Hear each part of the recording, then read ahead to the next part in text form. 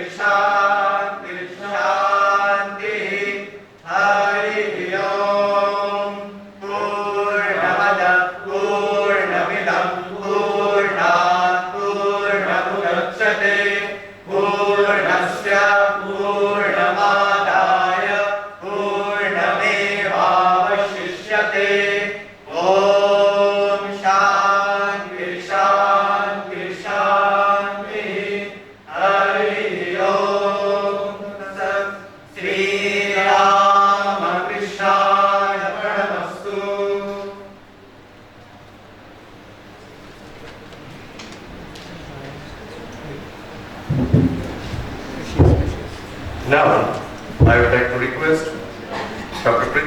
Vishwas, Head Departmental History, Ramakrishna Mission Vidyamandir, to deliver the welcome address. Dr. Vishwas.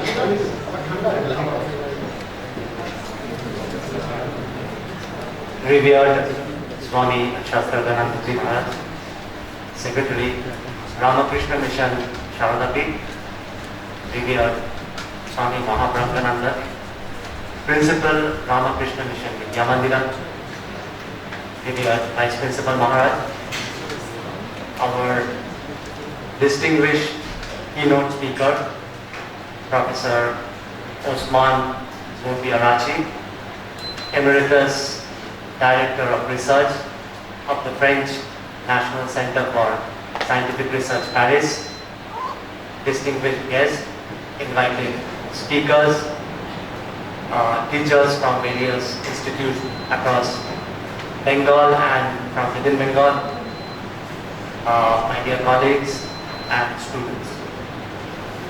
On behalf of Team History, I would like to extend a warm welcome to you as we host this two-day international seminar which will explore early India through multiple lenses.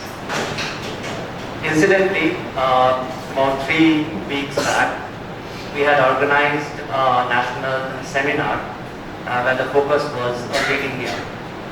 So, in a way, this seminar complements the earlier one. Actually, when we introduced our postgraduate program last year, we did not want to restrict our students' learning to merely classroom lectures. He wanted to expose them to seminars, symposiums, workshops. And to that end, we decided that we would be organizing a series of such seminars where the students would be exposed to the latest research. They would hear the experts speak and get a feel of how these seminars are conducted. And we also secretly nurtured that hope that they would in turn gain confidence to present papers themselves.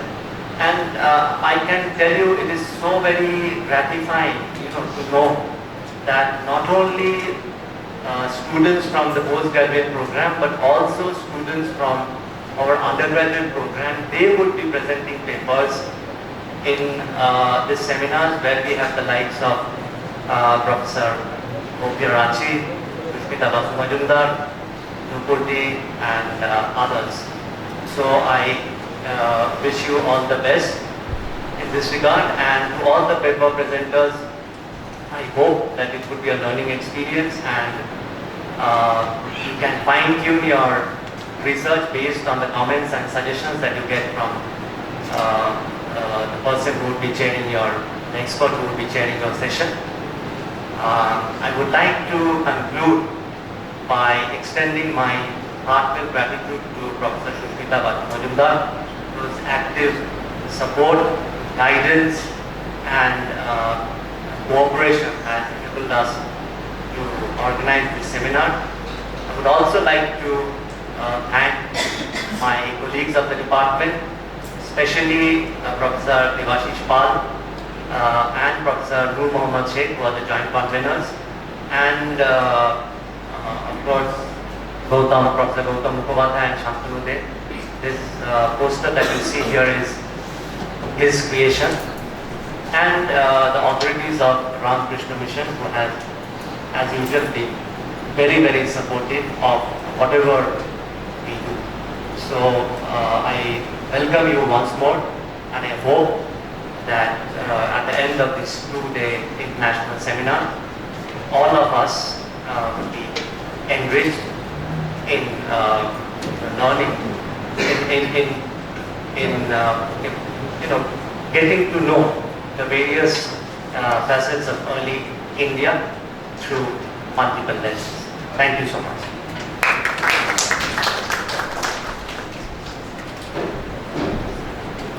Now I would like to request our Principal Maharaj, Vidya Swami Mahaprabhanandaji, to deliver some introductory remarks. Swami Mahaprabhanandaji Maharaj, Principal Ramakrishna Mission, Vidya Mandir.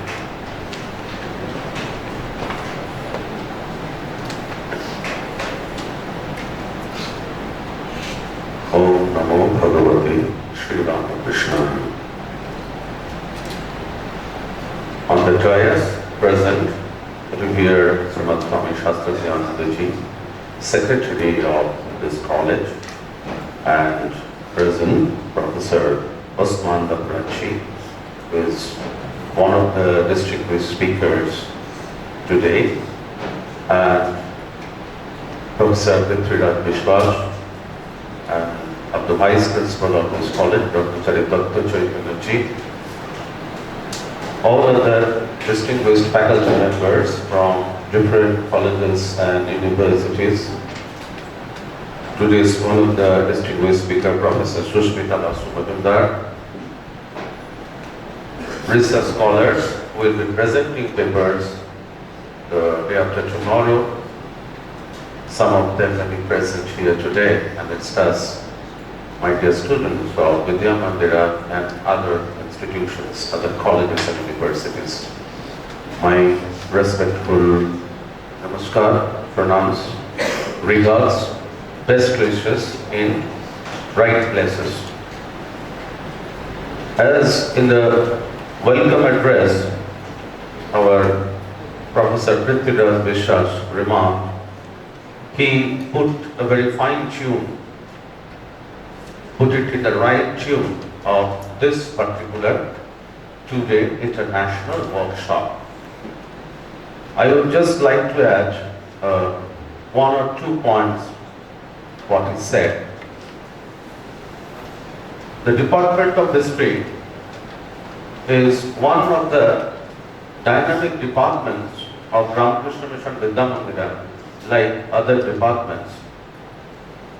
Even during COVID pandemic, many of you may know, I think many of you have joined also that time. This department organized a number of international seminar and workshops, even that time, online mode.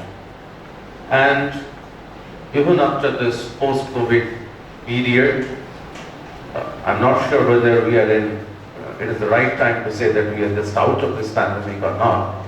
But even after in this post-COVID situation, these departments also tirelessly have been organizing a number of such initiatives. It includes few outreach programs, the seminars and workshops. Just a few days back, we also, this department also organized another workshop like that. Well, this very institute where you were here, I am very happy that the Department of History organized such 2-day international workshop, and I'm very happy to share with you. My joy knows no bound when I came to know that a number of research scholars, they are very much eager to present their papers in this international workshop. This is very, very encouraging to our students also and other student participants and all rather. The number of research scholars, they are presenting their papers in this international seminar, and we are very happy to have number of distinguished speakers. Professor Osman Barachi, Susmita Basu Majumdar, Professor Shalita Kshetri, Professor Nupur Das Gupta, Professor Rubendra Kumar Chattopadhyay, Professor Madhuparna Rai Choudhury, S.K. Bose, and so on. With one or two words, I'll conclude this talk. I'm not a right person to talk about this history, so you will all have very good opportunity to listen from experts who are here today. They will enlighten you all regarding the different aspects. You see, very wonderful topics are there, so you all will listen from them. As a non-technical person, I can say this, that history not only speaks of, especially ancient history, not only speaks of the ancient times.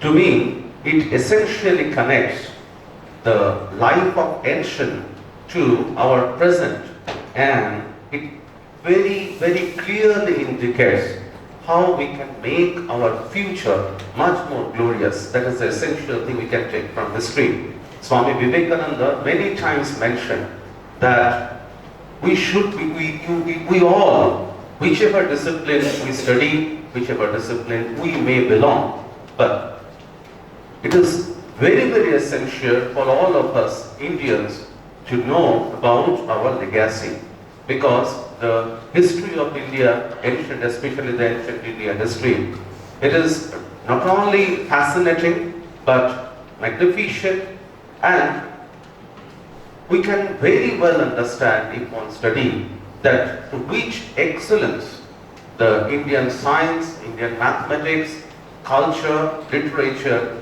went. So with this, I conclude my talk here, and I pray to the Holy Trial a very grand success of this 2-day international workshop. Welcome on behalf of Ramakrishna Mission Vidya Mandira Paribar once again to you all. Thank you.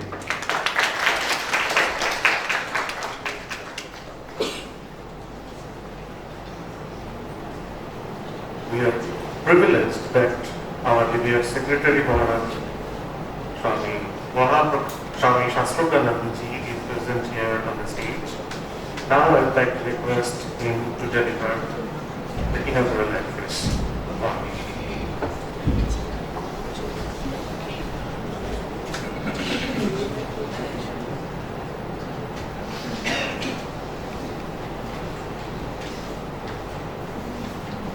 Om Namo Bhagavate Ramakrishna. Professor Osman Banerjee, Swami Mahapragyananda ji, Dr. Prithviraj Vishwas, Brahmachari Tattva Chaitanya Maharaj, Vice Principal of our college, Professor Shantanu Dey and Gautam Mukhopadhyay, Devashish Pal, Sukankar Maharaj, Noor Sheikh, Muhammad Sheikh, all the faculty members who are involved in organizing this seminar, and certainly Professor Sumita Basu Majumdar. I have come to know that she has been one of the main source of inspiration in organizing this seminar. Sukankar Maharaj has told this to me. First, he is your student.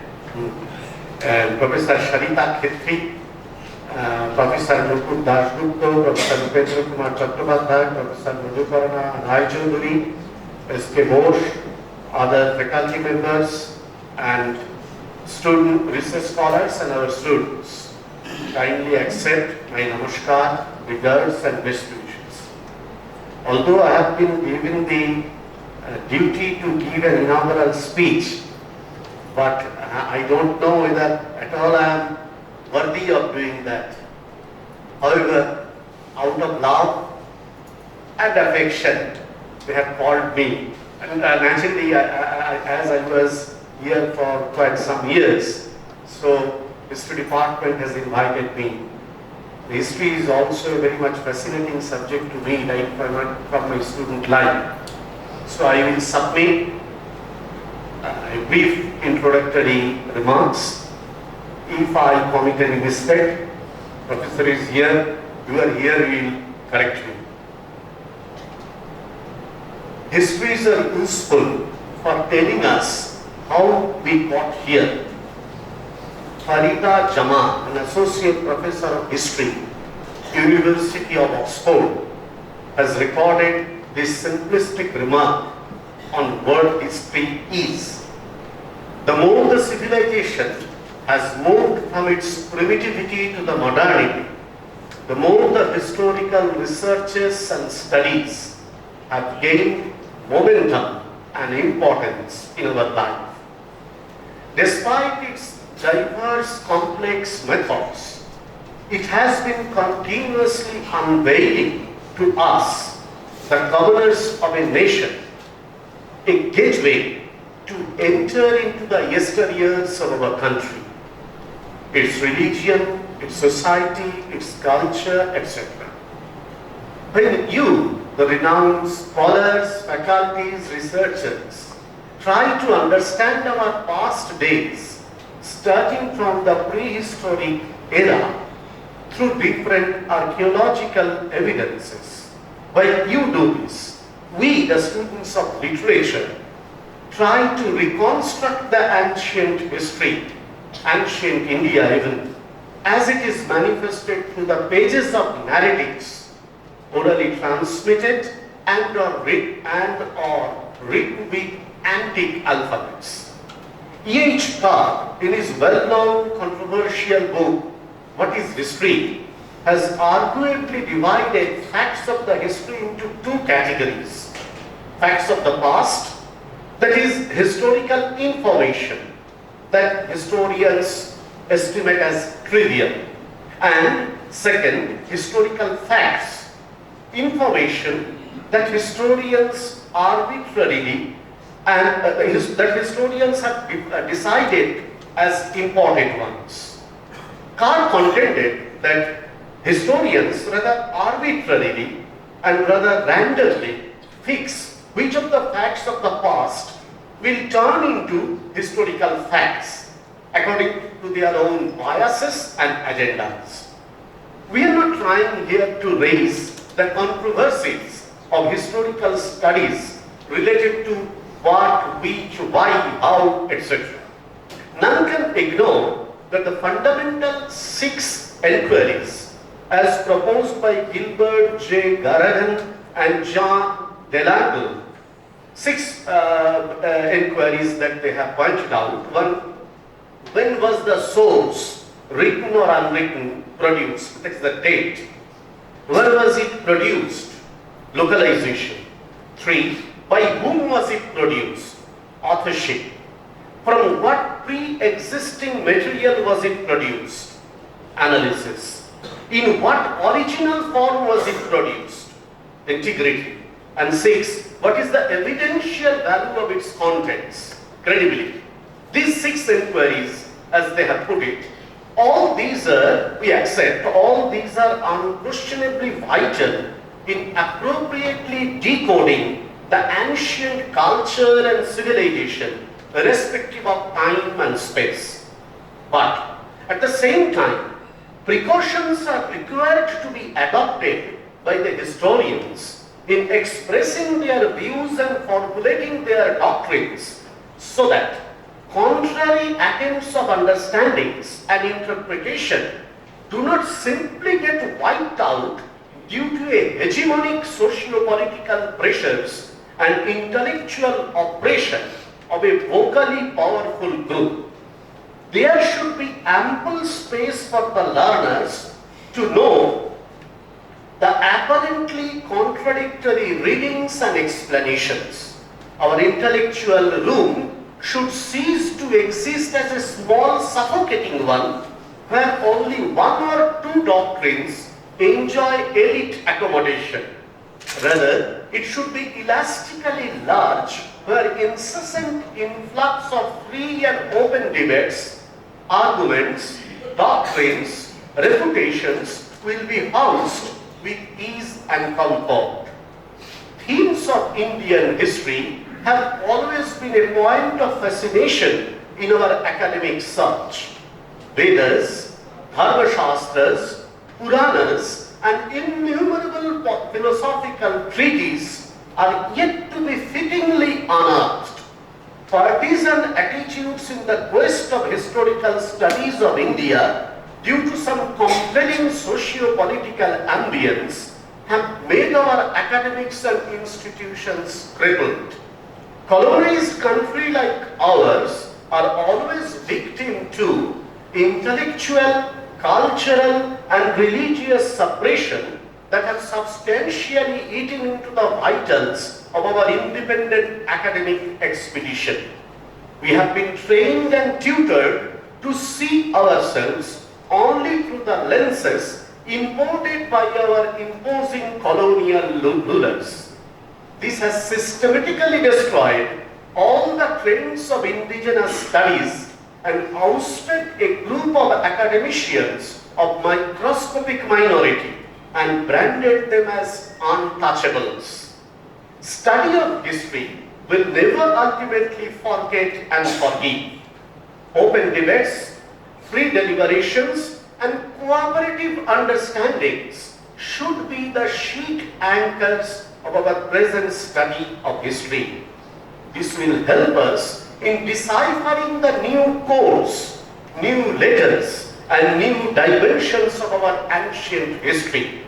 I fervently hope that in this seminar, our esteemed research persons, faculties, scholars, and students will fearlessly argue and smilingly dispute to keep alive the difference of ideas and beliefs, which will ultimately pave the way of writing the new pages of history, keeping aside any untoward influence on us. Thank you and namaskar.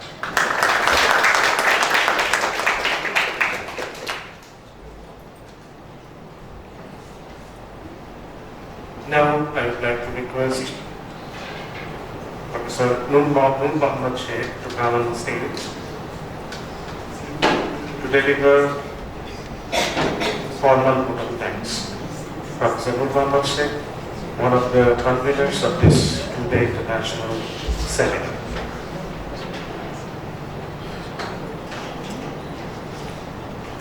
Namaskar.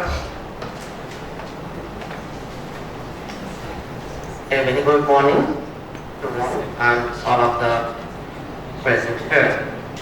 I extended my hardest gratitude on behalf of the team of history to the dear Secretary Maharaj, Shami Shastra and our Mr.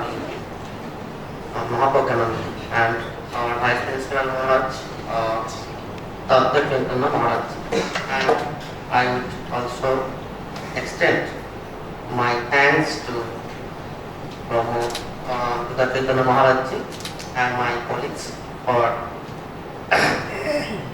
starting this session on this year's note.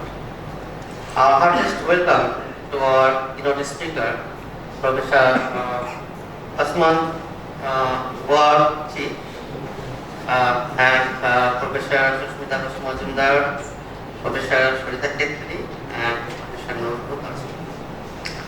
And last but not least, our dear students also who have always extended their enthusiasm at all times. Thank you.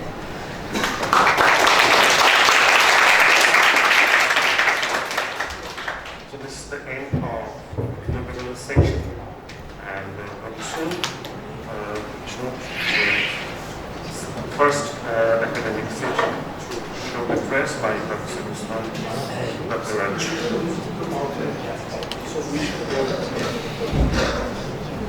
Before that,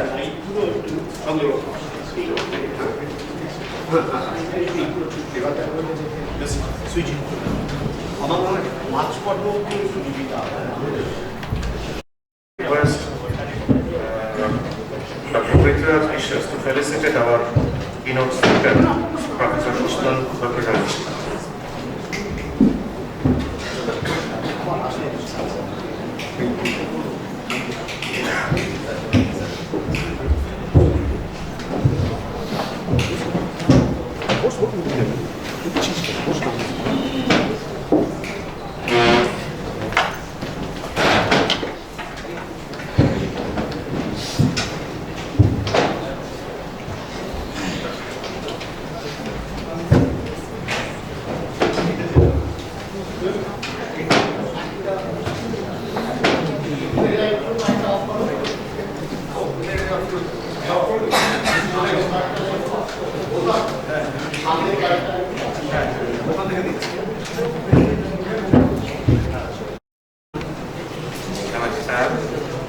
I'm very happy to be here for the first time in my life in the legendary Ramakrishna Mission in Vidya Mandir.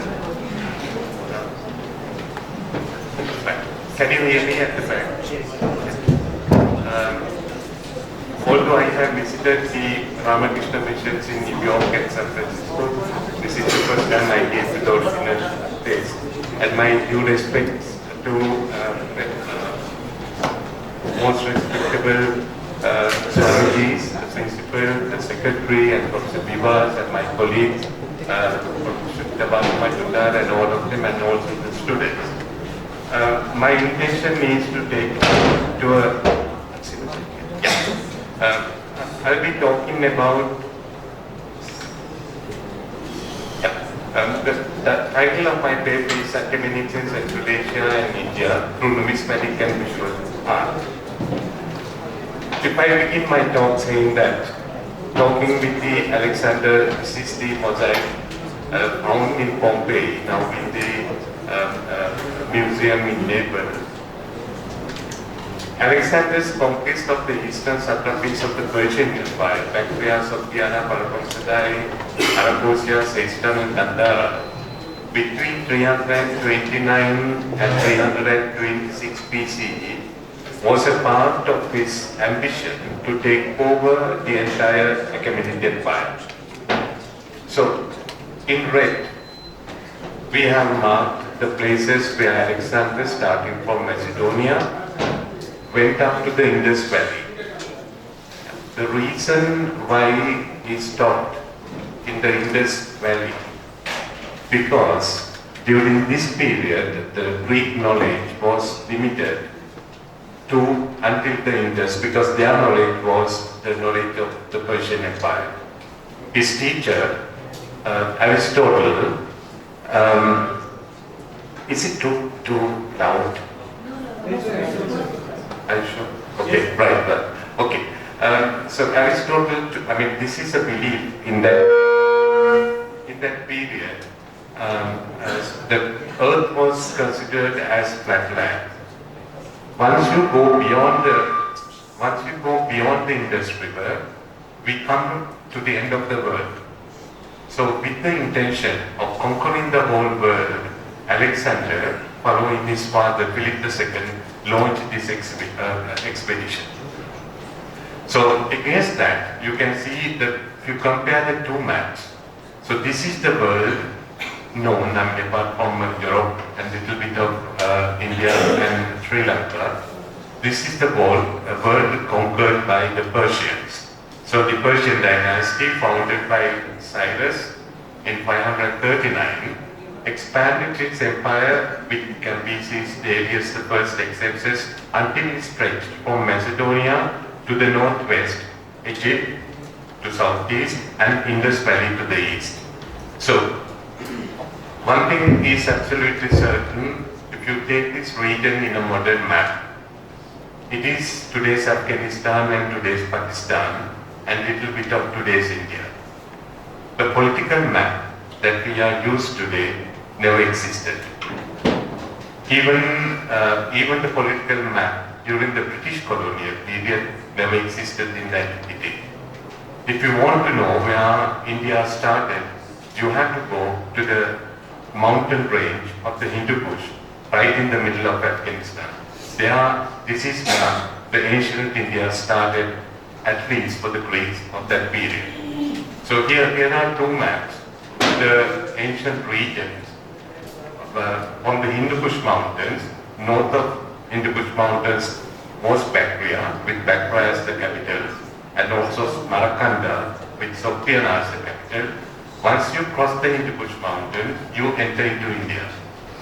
This is something most of the historians forget, from both sides, from Pakistan and also from Indian side. Indian history cannot be read, cannot be studied without considering the history of these regions. What are these? So here is the Hindu Kush mountain range. It is about 800 kilometers long, about 500 miles. And then the highest point is the Tirishmir, which is almost 8,000 meters, 25,000 feet high. It was a rampart which looks like this. The photographs I took from the Pakistan side, from Chitral, where you can see it is almost like a rampart which divided India from Bactria. So the rampart was so difficult to cross. The India remained to a certain extent independent. I just took this photograph while I was going to Bamiyan with the Soviet tanks abandoned. So behind that you can see the Hindu Kush mountain range. The basic geographical characteristics of these two large zones help us to understand the settlement patterns of the various kingdoms in these regions. Bactria and Sogdiana are dominated by the mountain ranges of Pamir, Hindu Kush, where are constantly covered in snow. They are characterized, like most regions in Central Asia, by impressive mountains, high plateaus, dark deserts, and narrow valleys, where human settlements tend to be concentrated to exploit few fertile strips of cultivable land. As you can see on this photograph, on the mountains there are no vegetation, it's completely devoid of vegetation. You can cultivate the land if there is irrigation, because Bactria was known for irrigation work even from the Bronze Age. And so these are the strips of land which are cultivated in north of the Hindu Kush mountains. In southeast Afghanistan and today's Pakistan and yesterday's India, by the slopes of the Hindu Kush and the Himalayas, the very narrow but extremely fertile valleys of Unsa, Chitral, and especially Swat offered ideal locations for human settlements. Unlike the regions to the north, the areas south of the Hindu Kush are characterized by the large basins and broad plains of Banu and Peshawar, and by presence of rivers like Indus and Swat. The Great Plain of Punjab, the country of 5 rivers, are the richest of all the regions of Pakistan. meaning ancient India. So this was a photograph I took after the destruction of the Banyan Buddhas. As you can see in front, people cultivate potatoes. So it's a semi-fertile land. Photograph was taken from Alexandria of Caucasus, the city founded by Alexander the Great, looking at the ramparts of the Kushan period. So here we are in background. These are if you go towards north of Pakistan, going towards the Himalayan mountains, this is the beginning of the Indus River. So very narrow rivers and the very narrow valleys. So it gets larger and larger. And here are the strips of cultivable land. Wherever in Pakistan, with little bit of irrigation, they don't need any artificial lakes or reservoirs. With the river water from the 5 rivers of Punjab, they can cultivate. It was the cannery of Asia at that period. The photograph, just for the curiosity, the blue color is the Indus River from the smelting snow, and on the left-hand side, this is the Kabul River, which is going through Kabul with a lot of dust. So you can see the photograph is taken from the bridge from Adok in Pakistan. So when you come to Jhelum, this is the place where Alexander crossed the Jhelum, which is about 2 kilometers large, and then went to the other side to meet with Poles. So coming back to the Persians or the Achaemenids, Herodotus, the Greek historians of the 5th century BC, wrote that the territory is situated on both sides of the Hindu paid tribute to the Persian kings or supplied troops. Among the delegations portrayed on the staircase of the Abadana in Persepolis, the capital of the Persian kingdom, Bactrian, Sogdians, Aragosians, Gandharans, and Indians of the eastern satrapies hold equal status. So here is the Abadana, the staircase. These are the delegations. So it's very clear from Herodotus the list of people making up Eastern Empire as amount of tribute demand for each. Among them, Bactrians paid 360 talents. So this is the Bactrian delegation with their characteristic animal, double hump camel, which is called the Bactrian camel. And then the Gandharans, which is today's Pakistan around Peshawar, their delegation with the Cebu, Ampul. And here is the delegation of the Indians. They are taking the tributes, mainly we will see in a moment, silver coins to the great king, Darius or others, over the kingdom of Persepolis. They also paid 360 talents. It's an enormous amount of coins.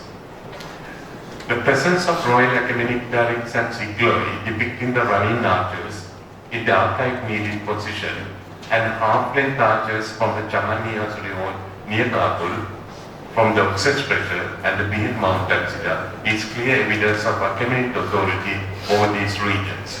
So I'll be leaving this PowerPoint with you in a PDF form, so you can you can distribute them on the students, so you no need to take notes. So Darius introduced a new thick gold coin, which is called Darik, which has standard weight of 8.4 grams, equaling value of 20 silver. So for one gold coin, the equivalent is 20 silver coins. So this is the chronological frame of these coins. The king shooting the arrow, so it's 505 to 480 BC, and then king running with the spear, mainly the middle of the 4th century BC, and then king running with a dagger, which is 375 to 340 BC. Sigloi, which is a silver coinage, so it's coming from the Greek word siglos, sigloi is the plural, is a silver coin of Achaemenid Persia, worth of 20th of a darik, weighing about 5.6 grams, which is extremely important, the weight standards, to understand the coinage of India. I'm referring to the Indus Valley of that period.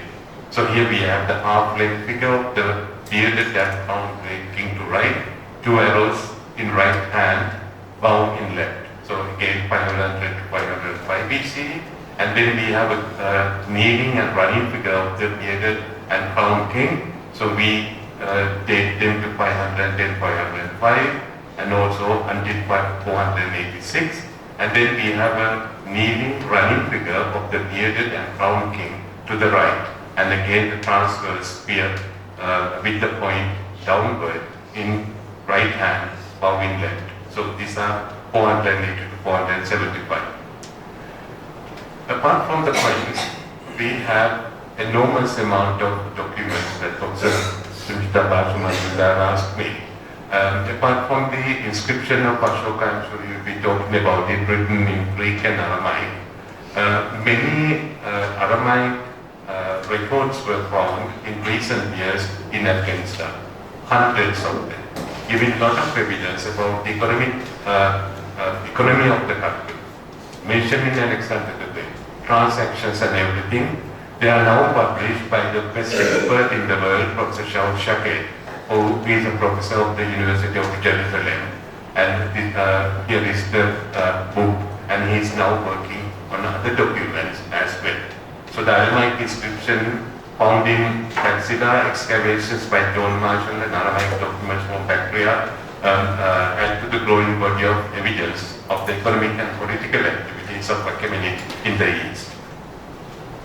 If you want to know more about the archaeological evidence about the presence of Persians, these are the recent work. I'm not referring to the former works, recent work you can consult.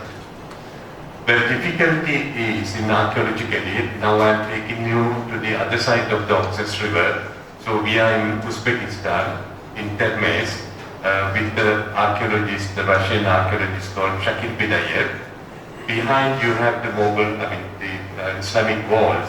So right in the middle of the citadel, he started excavating. He had to go down about 20 meters deep to find the Achaemenid layers.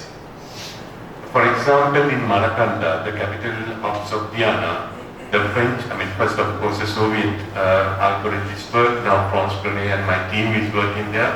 It's very difficult to find the Achaemenid layers because of the use of unbaked bricks. So it's very difficult to separate. There are archaeologists here, you will see how difficult it is to excavate such sites. The good thing is, in Pakistan, the Italian archaeological delegation is working very hard in Balikot, where we published coin hoard containing Hindu coins and Panchmark coins. Now they have reached the Achaemenid, Mauryan, Hindu and also the upper layers. So these are the layers of the Achaemenid period. So we are getting evidence, archaeological evidence from them. Then I am taking you to Jigit, the Karakorum highway,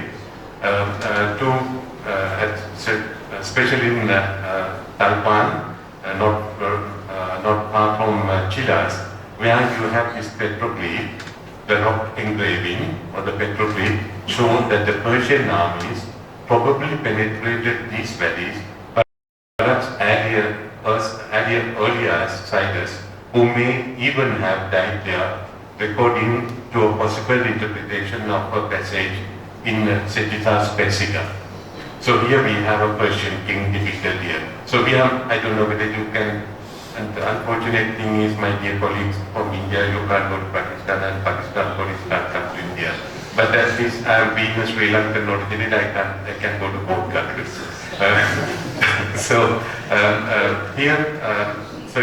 That's why it is extremely important to explore the petroglyph starting from Taxila, going up to the Karakorum highway up to China, where you get a lot of petroglyph depicting many centuries, different kinds of things.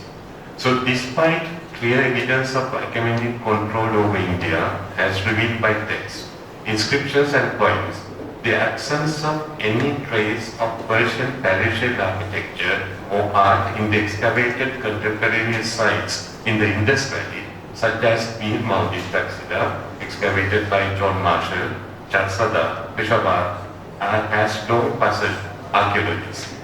Several excavations were carried out in Charsada since 1882, and for Samali I refer to Robin Cunningham's work. None of these excavations brought forth any impressive architectural elements belonging to the occupied layers attributed to the Achaemenid period. So This is Wheel Mount. After the excavations by John Marshall, the town plan of the Wheel Mount, for example, is characterized by very narrow streets with irregular residential ground plans and little evidence of city planning. Most of these streets are quite disorganized compared to the city plans of the contemporary Greek cities or major Persian cities, suggesting a certain level of autonomy and local identity of the eastern provinces. So these are some photographs in Taxila. This is a place, of course, the Achaemenid occupations were, and this is the place where Alexander came in Taxila, not in Sitsu. So here is the aerial photograph of the site. Shinglov writes, I quote him, in the Wheel Mound, the oldest settlement in Taxila, approximately 12,000 square meters, was cleared, revealing the opposite of a well-planned settlement. The city plan shows twisting streets and alleys and frequently end at small places as cul-de-sac. This is a French word with no end. In front of houses, the layout of these streets is just as unplanned as of houses, and often it is impossible to determine where one house stops and the next begins. The autonomy revealed by urban settlements in Persian satrapies situated south of the Hindu Mountains can be also seen in their monetary policy. While the whole empire accepted the Achaemenid tariffs and Sigloi as the legal tender, Indian satraps issued their own coinage consisting of curved and punch-marked pen bars. I have shown elsewhere that these coins are the same of those used in Indian ruler Omphri, later known as Taxiles, the prince of Taxila, to pay tribute to Alexander so that he would not destroy his kingdom. Quintus Curtius noted that in the spring of 327 BCE, while Alexander was moving towards Taxila, Omphri let the conqueror know through a messenger that he was prepared to offer him his kingdom. Alexander, satisfied with the attitude of the Indian king, assured him of his rights, titles and functions. We learn that later Taxiles or Omphri offered Alexander 80 talents of coin silver, which is called in Latin signati argenti. So signatum argentum in singular, that means signed or stamped silver. So it is not just a piece of pen bar, but it is a stamped coin. So the argentum signatum to which Curtius alludes most certainly have been the pen bars. So let's do some calculations. I know you learn mathematics here. So the Attic talent, it was paid in Attic talent. The talent of Alexander, also known as the Athenian talent or Greek talent, talentum, where the word in English comes from, you have a lot of talents, is an ancient unit mass equal to 26 kilograms, as well as a unit value of equal to this amount of pure silver. So if you do the calculation, Omphri or Taxiles paid 2 tons of coins. That means 2,080 kilograms of coins to Alexander, asking him not to invade this satrapy or the kingdom. So this is a huge tribute. And also, Professor Shushmita Bhattacharya would correct me if I say something wrong. And it is extremely important to understand the Mahajanapadas. I mean, this is the time when Alexander conquered India, there were Mahajanapadas. As I told you, when he came to Indus, he thought Indus is the end of the world, and after that the sea will fall down, and that was it. But he learned, although Porus had an army of elephants, the Indian kings of the Mahajanapadas can raise an army of 2,500 more elephants. So he wanted to go. He wanted to go and conquer all of India. But his generals like Ptolemy and Seleucus and Ecumbertus, Demetrius and all of them, so no, Lysimachus, we are going back. So this is what we, beginning of I'm not talking about the industrialization, but the historical period or second urbanization, the history of India during the Achaemenid period. So Mahajanapadas, the great realm or foothold of people, were 16 kingdoms of oligarchic republics that existed in ancient India from the 6th to the 4th centuries BCE during the second urbanization period. The 6th, 5th centuries BC is often regarded as a major turning point in early Indian history. During this period, India's first large cities arose after the demise of the Indus Valley civilization, which we call the first urbanization, and we will into Professor B.D. Chattopadhyay's work on this. Asian Buddhist texts like the Anguttara Nikaya, which is a Pali text found in Sri Lanka, we have all the names of the Janapadas like Magadhans, Kashis, Kosala, Mallas, all Gandharas, and Cambodia. This is very interesting. So if you look at the coinage, which is, thanks to the work done by Sushmita Basumajumdar, Wilfred Pieper, and also Alan and others. So we have the Saki Janapada. These are different series of coinage. So present day Nepal and northern India near the Himalayas. So, and then we have the Magadha Janapada with these punch symbols on them. Especially we have the symbol of the square with the four compartments, the elephant wheel in a square. And here of course we are now standing. And the Vanga Janapada located in southern Bengal with the core region including present-day southern West Bengal. So you have the characteristic ships on it. And then we have the Ashpaka Janapada with these coins on them. And then Kuntala Janapada with this very the pulley design at the center with two extensions. And then we have Avanti Janapada, which is typical coin, roughly corresponds to the present day Malabar region. And then we have Matsya Janapada with this symbol, right? One composite single geometrical symbol. It's roughly corresponds to the former state of Jaipur with Rajasthan. So then we have Kuru Janapada. And then we come to Gandhara. So all what I said up to now was not known to the Persians or to the Greeks, nor to Aristotle, Alexander's teacher.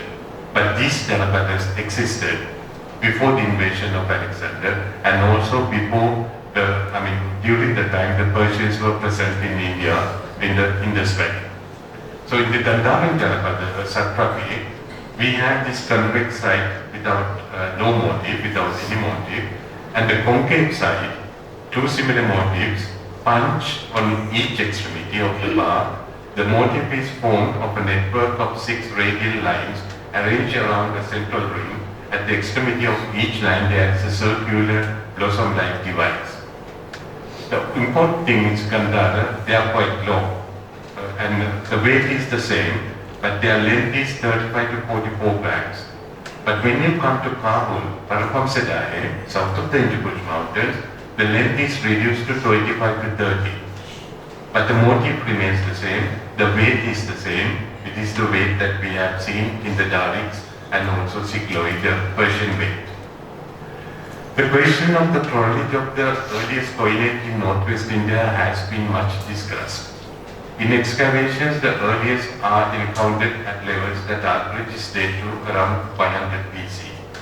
For historical reasons, some numismatists do not hesitate to date their origin to as early as the 800 BC. Much ink has spilled over the question of when the first monetary issues appeared in northwest India. Since the discovery of a coin note in 1924 on the ancient site of Beer Mount in Taxila, consisting 1,167 pen bars, numismatists have considered these types of coins to be the first issues of the region dated the burial of the Beer Mound to the 5th or the 4th century BC, basing their arguments on the 3 foreign coins that are part of the whole. The presence of the 2 coins of Alexander the Great and the coins of Philip assassinated in 317 BC, older tree in mint state, as well as much worn Persian signals allow them to justify this dating. You can ask me plenty of questions and both of us will be very happy to answer. How do you date a hole? You look at the most recent coin, so which is the coin of Philip III, so which is almost in the mint condition. This is why it was dated somewhere around the 350 BC. The coin note unearthed by chance in 1933 at the place called Chamani Hasuri in the eastern part of Kabul is very important in this respect. 15 years after the discovery, Daniel Schlumberger published a number of these pieces that were in the Kabul Museum. The part of the treasure that Schlumberger made known included 30 coins of various Greek cities, a batch of 34 of Athens, including a barbarian imitation, 8 Royal Achaemenid silver coins, Sigloi, and 14 Benbas, and 29 coins of New Type. So Schlumberger published them in black and white photographs. Most of these coins were stolen, and they, when the Kabul Museum was destroyed in early 1990s with the bombing, and they appeared in the Pakistani Bazaar, which I could take photographs. And these coins were fortunately in the central bank in Kabul, where I received the photographs from Sahib. So these are the city-state, 30 coins of various cities. So first you have a turtle from Aegina, which is an island, and then we have the city of Milos, and then you have Orkira, and again out circling the car, and then we have Acanthus, Pseudotetragram 16 grams, lying in a bull, and from Samos, again a tetragram, that means 4 times the unit, facing landscape. So these are the city-states in the same hole. Apart from that, there were 33 coins of Athenian owl. So as you know, there are, before the conquest of Philip II and the foundation of Hellenistic Empire by Alexander the Great, every city issued their own coinage. In Athens, which was the most powerful city, they issued these coins. On the obverse, you have the head of Athena, the goddess of war, the daughter of Zeus.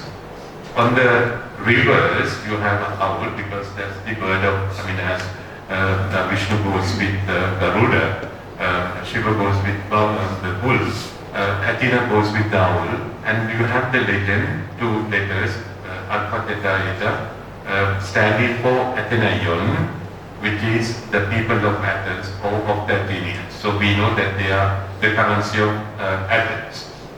So in this hole, there was this later imitation of Athenian owl. So without, this is what Schlumberger wrote, without the presence in the hold of the coin, number 64, this is number 64, we would have placed the burial around 400. But the set piece, which is a copy with blunted letter of an Athenian tetragram, obliged us to lower the estimate somewhat. The style, the eye, the profile of the goddess indicate a model later than 392 to 93.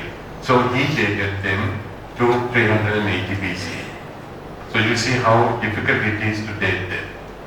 And in this there were 8 Royal Achaemenid with the Nereid archer that I showed you first. It can be dated to 490 to 480 until 475. And there were short Benbas, like the ones in the Kabul. There were 14 of them. And then 29 coins of a new kind, because these coins were not known at that time. This is the first time these coins were found, which I republished in the book that I co-signed with Amanur Rahman. Fortunately, I had these coins in my hand. As I told you, these coins were in the Kabul Museum. They were stolen, and they came to Pakistan, and I could photograph them.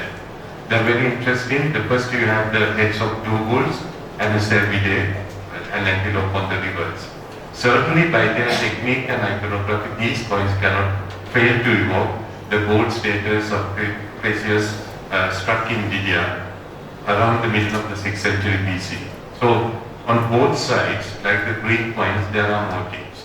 And then it is reduced to a geometrical pattern on one side, a fish or a beetle on the second series.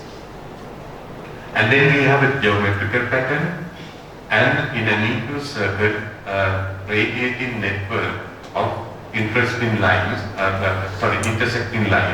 This is what becomes the symbol of the pen bars.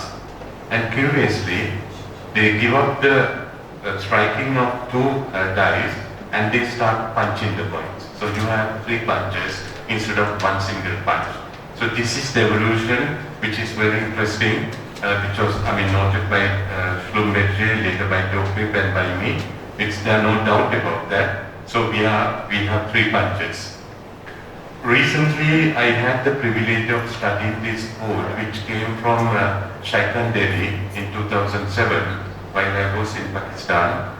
It was composed of pen bars and the coins that Schlumberger called coin of a new type or new time, as well as virgin flags.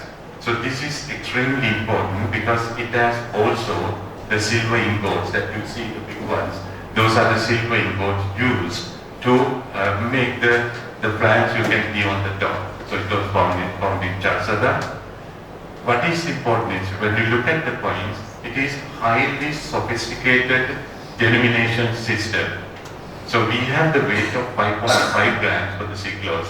Then we have the double sigloi, that is 11 grams. And then you come to half siglos, quarter of a siglos, 1/6 of a siglos, 1/8 of a siglos, and 1/20th of siglos, and 1/40th of the siglos.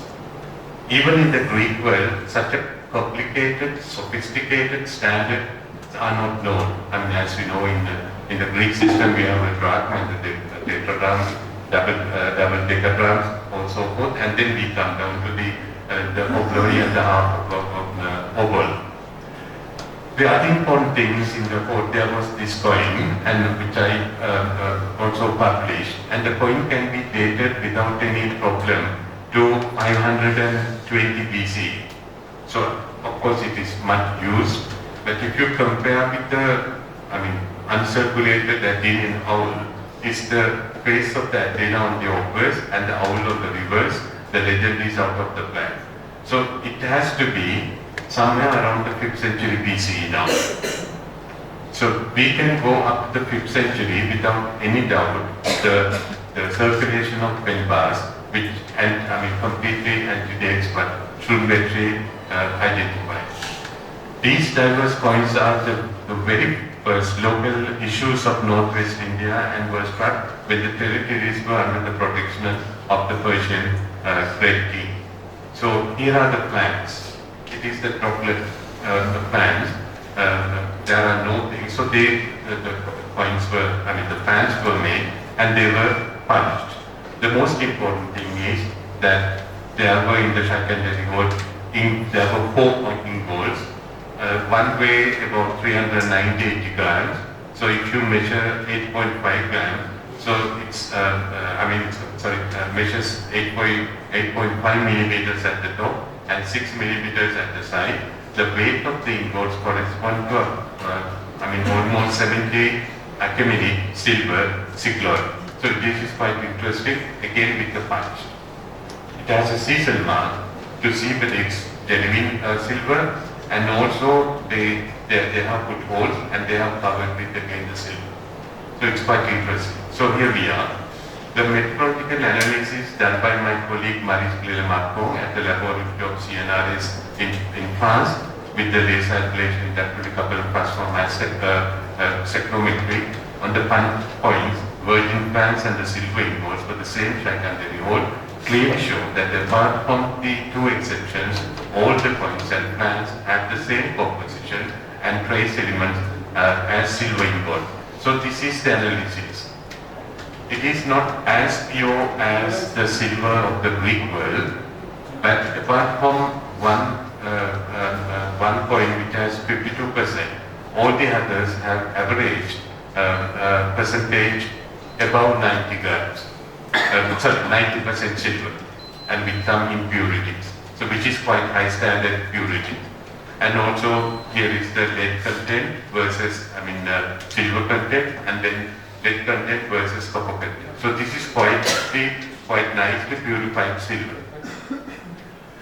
In Meshaka in 1947, French excavators Raoul Curiel and Marc Lebert, the architect, they did an excavation because they heard that the fort was found. Number of these fractions of the punchmark bar circulated in circulation was certainly large, because in the first deposit of Meshaka alone, there were 560 specimens. So these photographs are taken during the excavation in Meshaka, and here is the place where they were found. Raoul Curiel could not continue the excavations because of the pressure from the people. French archaeologists had to leave the place and go, as I did some 40 years after. So the second Meshaka deposit, which I came to know completely by accident, had hundreds of them, if not thousands of them. This is a place where it was found in Afghanistan, and this is a place when I went there with my colleagues and also from the Departmental Archaeology in Afghanistan and a French journalist in that. So they were found in a well. There were 4 tons of coins, 4,000 kilograms of coins in this. Not only coins, I'll show you, also the objects. In 1994, when I was beautiful and young, so I went to Peshawar Bazaar, and people said, we found this treasure. Of course, it was excavated illicitly by the Mujahideen, and they started pouring these sacks in front of me. Each sack had 50 kilograms of coin. This is the reason why I say with a lot of responsibility there were 4 tons of coins, because good enough to count the sacks. So here we are. I have never seen so many coins in my life. So they started pouring me. At one point I have to say no, because I couldn't do anything. So they were pouring these coins one after the other. So you can see in the yellow frame, these are the bell bars. So they point there were Achaemenid bell bars, and then Bactrian, Indo-Greek, Indo-Scythian, Indo-Parthian, Kushans, and it stopped with Vasudeva the first. And these are some of the bell bars, and the coins came to the London market, and also, of course this is a long story that I'm not going to tell you because I don't have time, but at least 3.5 kilograms in Basel in Switzerland. It's interesting, the objects from the Meshaka vault was sold by a Japanese dealer to the Mio Museum, saying that they came from Oxus. And I don't know whether you have heard about the Oxus treasure. Partly there are some objects which are in the British Museum, and we are talking about the Alexander Cunningham times. They started appearing in the Rawalpindi. And then the dealer said, this is also the part of the Oxus treasure, until I did my own investigations. In the second Meshaka deposit, which I saw with my own eyes, there were writings. These are the these are writings, that you drink, you put alcohol in it, and then you drink holding like this. That's why there is a hole. And these are typical of the Persian period. And also the line gripping, and again we know it is Persian, and also the harness hose. Again, these are all the objects that were found in the Meshaka deposit, along with the coins. And again, this winged human head bull in it. And also there were hundreds of gold. This is not plated gold, this is solid gold of the Achaemenid period, which can be dated 6th to 5th century BC. And I'm showing you some of them. It's impossible to show all of them. There were hundreds and hundreds of bracelets. And also, importantly, there were Zoroastrian plants. An image of Zoroastrian priest walking to the right is incised on a rectangular gold sheet. His arms are bent at the elbow as he holds flowers, punched with small circle in his right hand, and 6 balsams, right? Balsams in his left hand, held slightly lower. The priest is shown wearing a soft felt hat, what you call the kibasis, and the ribbons hang down on the back of the wall. Beneath the kibasis, his face is shown covered with the mask, which we call the bashli. So this is a typical Zoroastrian mask for the fire Agni ceremonies. These are offering flags. Normally as we hang flags in the banyan tree. They were hanging with these are the Zoroastrian priests, and in the same hall, like in Oxford structure, there were these statues. These are old Persian culture. So it's quite important. We are still talking about India. These things were found south of the Hindukush mountains, which was ancient India. So it shows the importance of the Zoroastrian religion in this region. So the things have been changed. What happened after the presence of Achaemenid, what I call the afterlife of Achaemenid art. So as we know, Alexander the Great, he didn't go beyond the Indus. He was very, feeble, and he was sick, and he started, he made rafters and put down from the Indus, went up to Patala, and then he started walking and went to Babylon. On the 10th of June 323, he died. After him, we know the story. Seleucus, one of his generals, officially, theoretically, conquered the Indian territories came under him. But for a long time, he couldn't come to India, and he couldn't come to south of the Hindukush mountains because he was in war with Ptolemy, Antigonbadadas, and all the others, Lysimachus. Only when he tried to come to India and get hold of the territories, then he came to know there was a king called Chandragupta. So this is the beginning of the Mauryan Empire. There are no more Janapada series, although there are the traces which I don't want to talk in. But this is the time that Chandragupta founded the Mauryan Empire. So Seleucus knew that he can't fight against Chandragupta, and he got 500 more elephants, and he gave the territory south of the Hindukush. That's why I say it is India. It was India, and it is India in that period. It was India that period. We know the history. I'm sure Professor Majumdar will talk about it. Then we have Bindusara, and then his successor, Ashoka. What is important in the Ashokan period is the appearance of epigraphy, stone sculptures, and with motifs inspired by Persian and Greek, and its architecture mainly stupas. As Frederick Ashe pointed out, it was during the reign of Ashoka we see the reappearance of Indian art after a period of some 1600 years. That is from the end of the Indus civilization. Ashoka's reign marks the formation of and origin of Indian Buddhist art as a whole. So we know the discussion looking at the borrowing from the Persian art in early stone Buddhist monuments, 19th and 20th century. Scholars such as John Marshall, Mortimer Wheeler, Percy Brown, and Roy proposed the so-called refugee theory, proposing that the Persian master craftsmen came to India and were the teachers of early Indian sculptors and builders in stone. The other schools, such as V.S. Agrawala, John Irvine, Devotee, and have held that the early stonework was designed by Indians without any external influence. However, the inspiration of Persian art on early Indian art forms is to some extent a reality, and that is what we wish to examine now briefly. So, S.P. Gupta, in his book, only weakness in his book was he was not taking into consideration what was happening in Pakistan. This is one of the biggest problems we have with the Indian historians, never to recognize Pakistan as a part of Indian history. So if you look at the capital of Pataliputra, so we have this design which is inspired by the Phalmid design in Greece and also in places like Ekbatana, Petsupalis. I'm showing you what is in blue. So in these we have the Menander. Menander is the river with a lot of zigzags, and then the rosette and the bead and wheel border and waves and stylized plain palmate. So the inspiration is evident. It is there.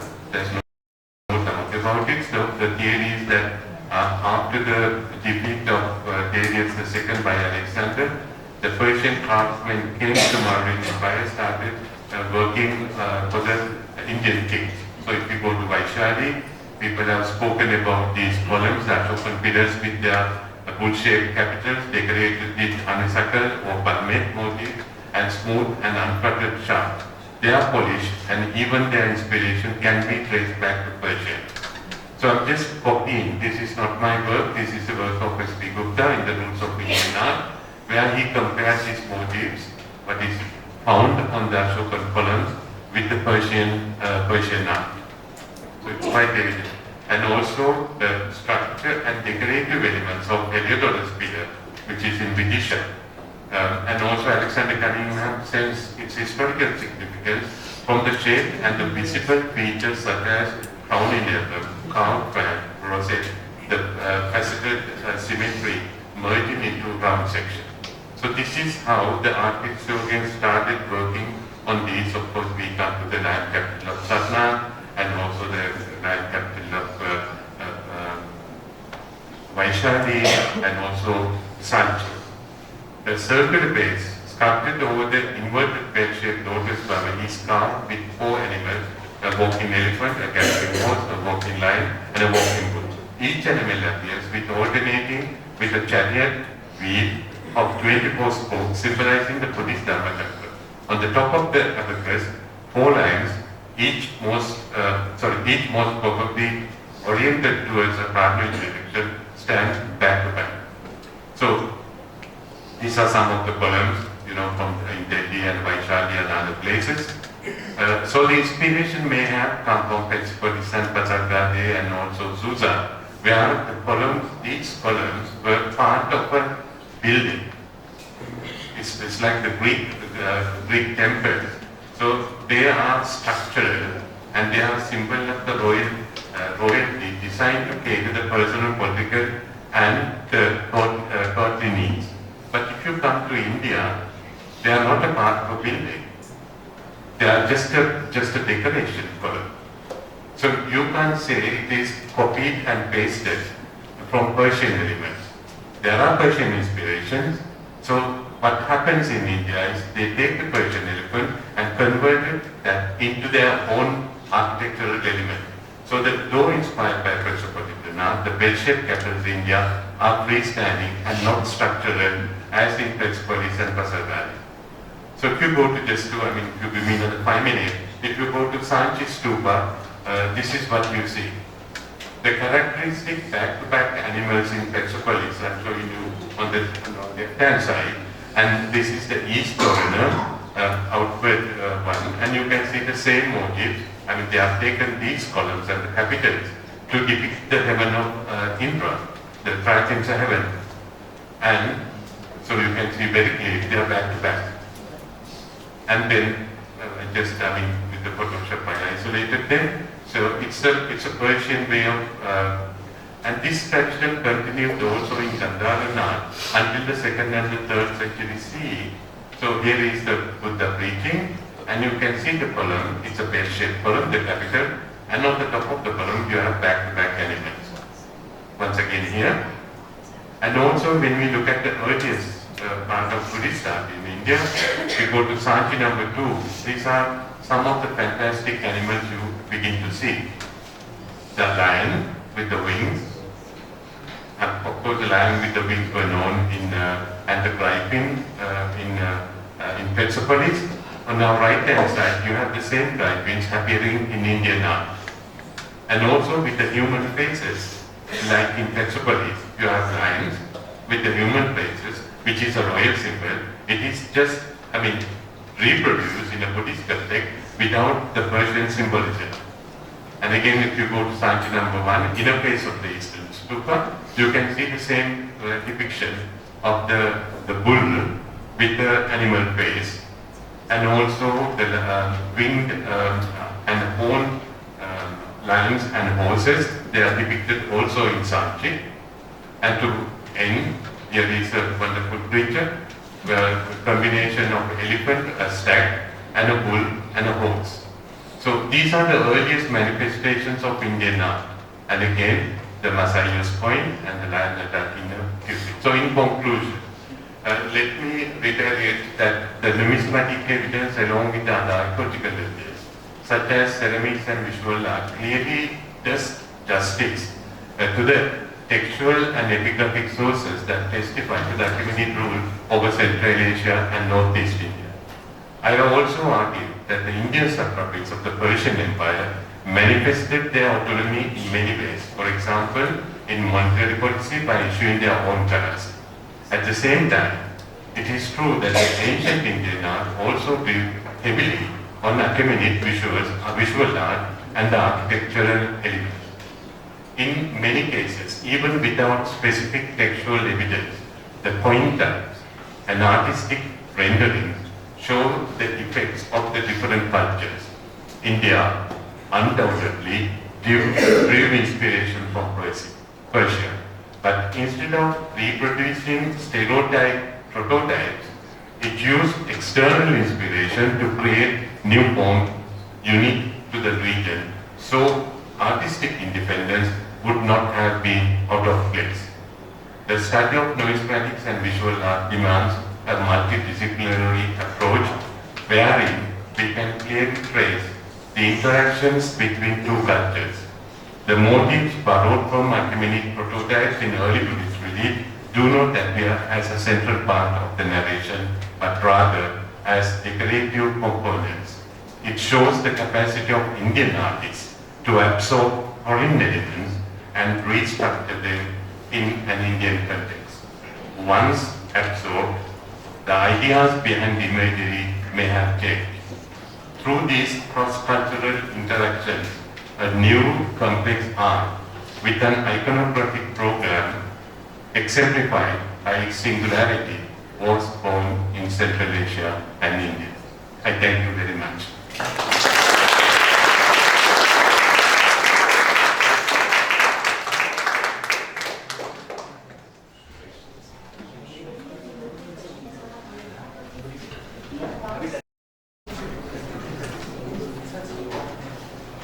If there is any question, আপনারা যে কেউ প্রশ্ন করতে পারেন, ছাত্ররা করতে পারেন। ওনার ক্ষেত্রে আমরা একটু চেঞ্জ করছি, এখনই কোয়েশ্চেন আনসার সেশনটা, ইন্টারাকশন সেশনটা হইবে। এখানে মাইকটা একটু দাম চলে আসুন।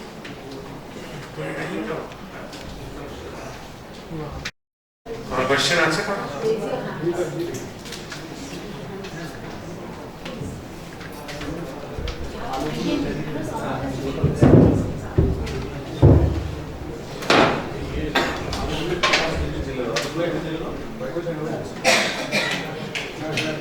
Hello. First of all, thank you very much for such an illuminating lecture. Sir, just a few queries. Sir, one is how can it be possible? I mean, typological progression is possible in the case of paint bar points. Typological progression is possible in the case of paint bar points. I mean, how can it be that this earlier? Progression of the device. The progression of the device. The continuity. Of paint bar points. The paint bar points. Oh, okay. Yeah, sorry, yes. Yeah, quite You have already mentioned, sir, but even the elaboration actually. Yeah. And sir, what are the dimensions of talents? I mean, if you please reflect on talent, the conversion of talent and any other attic or any standard. I will answer the second question first because it's much easier. In the Greek world, there was no empire such as the Hellenistic Empire, which was founded partly by his father Philip II and Alexander the Great. So they had the city-states. Each city was independent. They were not dependent on others. When there was a war, they got together and fought against the Persians or anybody, but they called the barbarians, the Greek word barbarian is just a foreigner. That's the only moment they got together. So each city has its own standard. dependent. So the standard starts from a drachma, which is a unit, and then you multiply it to know four. Tetra means 4, so tetradrachms. And then we can go up to double decadrachms, 10 times and all that. So for the conversion for each site, each city is different because the weight standard is different. For example, Attic tetradrachm is 17 grams in Athens, but it is much less in Aegina. Same thing with the Persian Empire. The Persian standard was 5.6 grams, right? But for the Athenians, it should have been about 6.5 grams. So it's almost like, not like today. If you go about 25 years back, before the introduction of euro, it was the same thing in Europe. So you have to convert it. So the French people go with their French francs and they convert that into Deutschmark, and if you go to Italy, you convert that into lira. So there is always a standing. The only difference between today and that time is that the metal value, the symbolic, it had a symbolic value. It's like dollars today or euros today. The Athenian coins had a value better than any other city-state. But apart from that, they had the silver or the gold value, what we call the metallic value. So for the metallic value, they circulated, we had discussed it with Professor Sushmita Basumatudar, the bi-Roman coins were accepted in India. It's not because they loved the Roman emperors, because because they liked the gold was much pure. Even compared to Kushan gold, which we did some analysis. So the talent is the bigger form of weight, where you calculate the talent. Of course, the word talent, you have talents, came from that word, from the Greek, but it is the basic weight standard for each city. The Athenian talent is different from the Persian talent, it is different from the talent. So that's the basic difference. And then we come to the question of Ben bars. The reason why I showed those coins, from the Chamani Asuri hold, there would have been more. Unfortunately, when Shukmedji published 15 years after, most of the coins have disappeared. But now my base is the coin note that I published from Charsada, because the whole board was saved. So you can see they follow to a certain extent the Achaemenid style. The Achaemenid coins, the difference between the Achaemenid coins and the Greek coins, the Greek coins were struck with two dies, the obverse and the reverse die. On the Achaemenid coins, only one side is struck. Other side has no, it has something like the plank mark, but it is not a thing. But with the coins found in Chamania Suri and the board that I published, there you get an evolution from the the die strike coin into the punch coin. So all the bed bars are punched. All the bed bars are punched. Punched with the, not with the die, but with the punch, like I'm sure Professor Basumatudar will talk about that more than I do. He's the best expert in the world today. And the punching system was introduced there. So it is why it is extremely important for us to study the evolution of coinage, thanks to the Shamanias road and the work of Charsada that I published. Thank you very much for your patience. Professor Babaji, for this excellent and enlightening presentation. We are just, and it's not a question, but a comment, especially there are so many students here. So I would like to mention that it is Professor Babaji who first wrote about the Psychotherapy board and the different denominations. It is from him that I learned about the different denominations of the signoids which are present, which is such a complex system that it cannot evolve overnight. When you have different denominations, it at least takes a long span to evolve. And this very point pushes the beginning of the Indian coinage much earlier than what is being argued by the Western historians. Not to say quote-unquote Western, but some of the numismatics. Now, another very important thing, which actually he was asking about the different conversions from Tamils to others. We do not actually get any textual support for this, what will be the conversion. But of course, numismatists like him who have so much of experience and other numismatists as well, they have prepared a kind of a conversion chart, like this is the real weight of the coin, so what will be the different denominations and the different conversions. But here I would like to draw your attention, it's a comment that, and you can say in a daily term, that here comes the role of the money changes. And that is the only reason why the money changes occurred so early, in the days. Because the money changing came out as a very coveted profession. Because there is so much of change and so much of exchanges going on of different weights and different currencies. So even in case of the Indian part also, you find the presence of the money changers who are changing the currencies. So they know it very well what will be the weight of each coin and what will be the conversion rate of the coins. And here, if I'm taking too long, just I'll finish with this.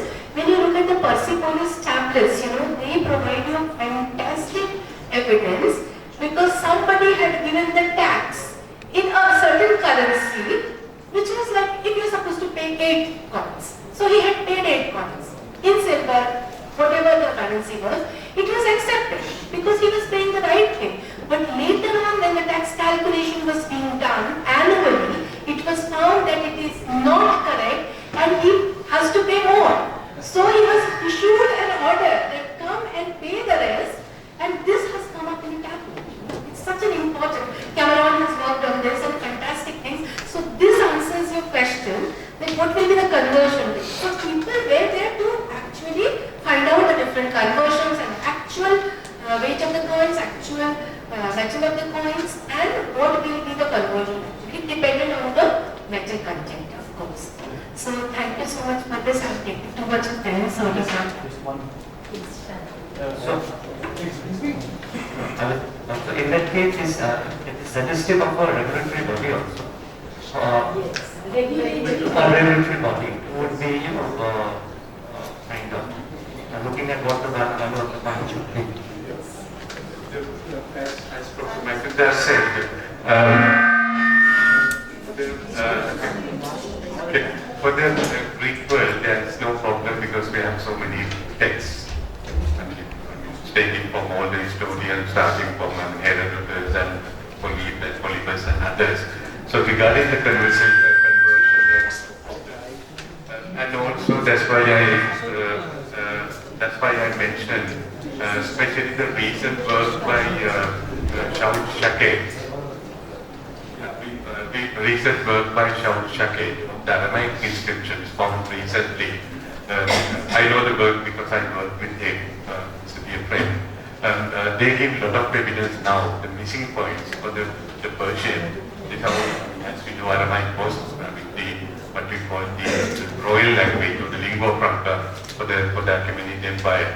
So we are getting very good ideas. Although from Indian side it's a little difficult, but from the Greek side and the Persian side we are getting more and more evidence about the conversions, about the functioning of the monetary system and all that.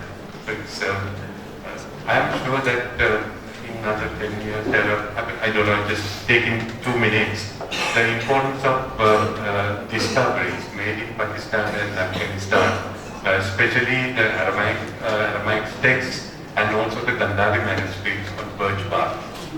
It changes completely our notion of Buddhism, which has been noted in the tomorrow and the day after tomorrow in Shantiniketan. It is completely changed in our vision of history. These texts were not found before, now they are found. And world experts like Richard Solomon, Mark Allen, Timothy Lenz, and they are working on them. I'm sure in another 10 years we will know more about the Indian history and Persian history and Ashokan history. So we are, as Richard Solomon said, we are living in a golden era and we are very fortunate. I have just one Query. on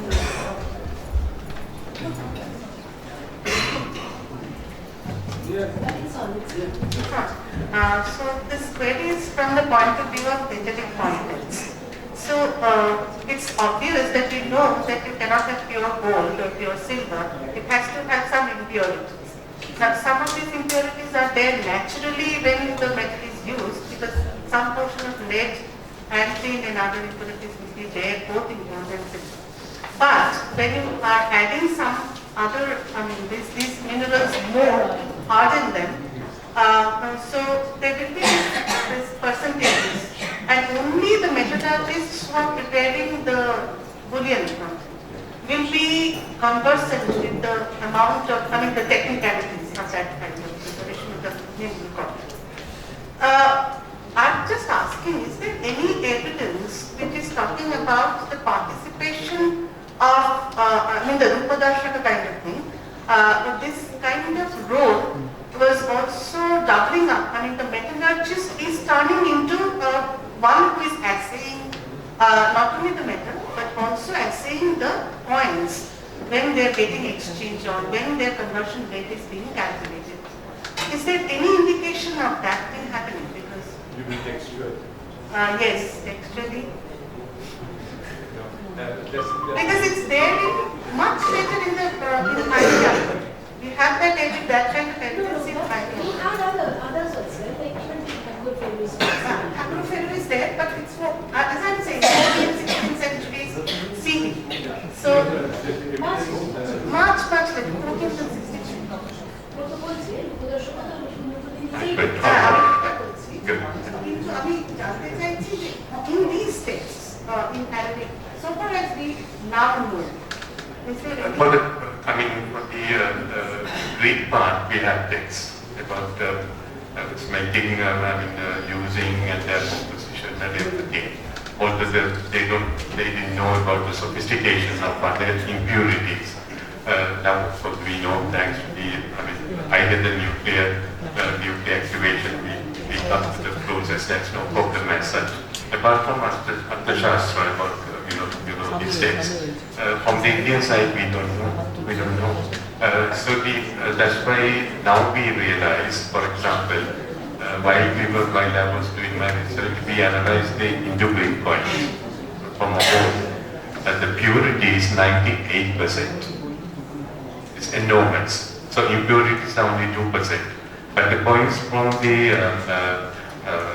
Charsada hole, which Sushmita was there when we were doing that work, it's only about 90 to 92. So that means there's a huge gap of 8%. So I'm not going to make any remarks or anything like that. Greeks knew better than the Indians, at least at that time, about getting the pure silver out of it. To eliminate the impurities. So they had a better technique. But same thing with the gold. Roman gold is absolutely pure. Sometimes they some gold was found in India also, in the Roman Empire, it's about 99%. But the Kushan gold is about 92, 96%.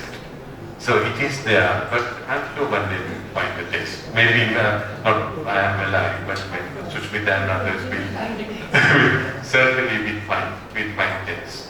The only thing that we have to bear in mind is sophistication that we had about impurities.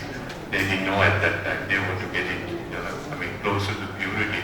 So they have been working on that. But the other thing that we need to bear in mind is the production in India. So can you imagine 4 tons of coins? And also, when you do a dye study, right? From a reverse dye, you can go up to 10 to 20,000 coins, and with the reverse dye, 5 to 10,000. So if you do a dye study for Menandip, I ended up with about 1,000 different dyes. So to multiply that 1,000 by 20,000, how many? So it's an enormous production. So they didn't have time to purify it that much. So it's a huge production. You can't imagine how big it was. If only gave 2,000 kilograms of coins to Alexander, he should have given everything he had. So this is the part of the treasure he had. So its production was enormous in India. Yeah, exactly. Okay, I should not monopolize.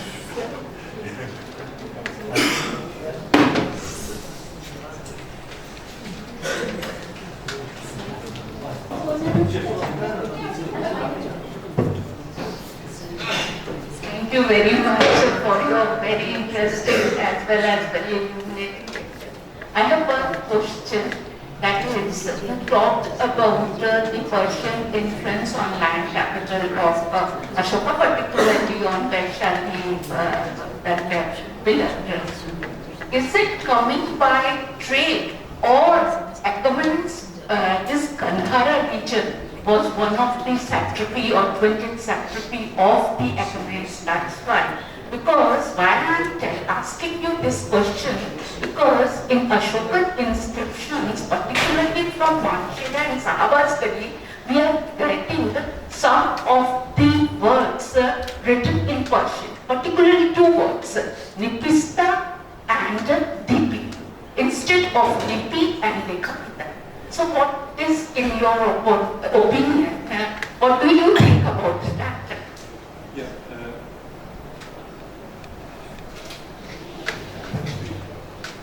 Sushmita, you want to answer?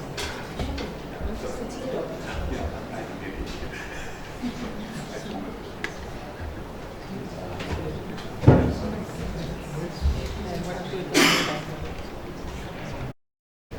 Shall I give you? Yeah. I didn't use the word influence. I never used this. I said inspiration.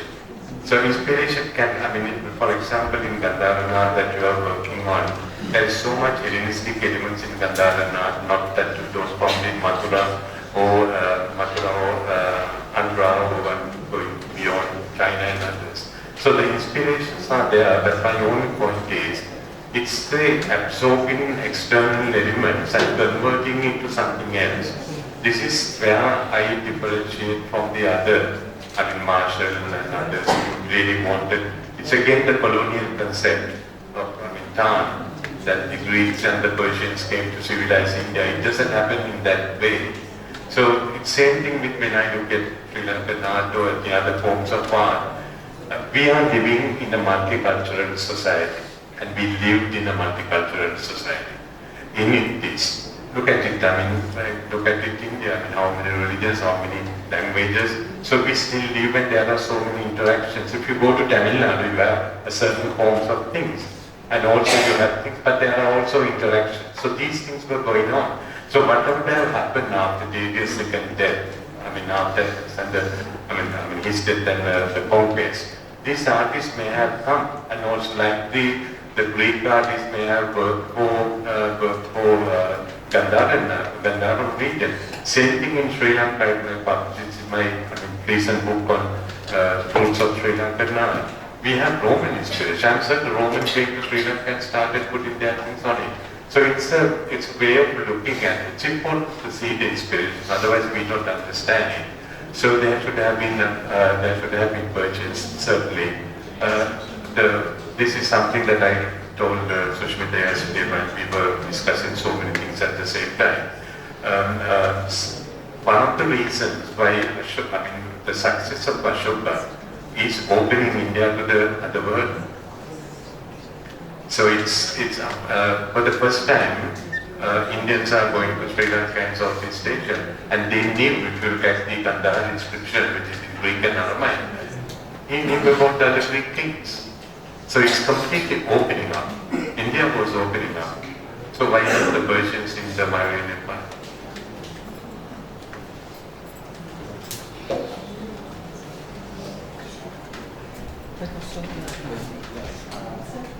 Sir.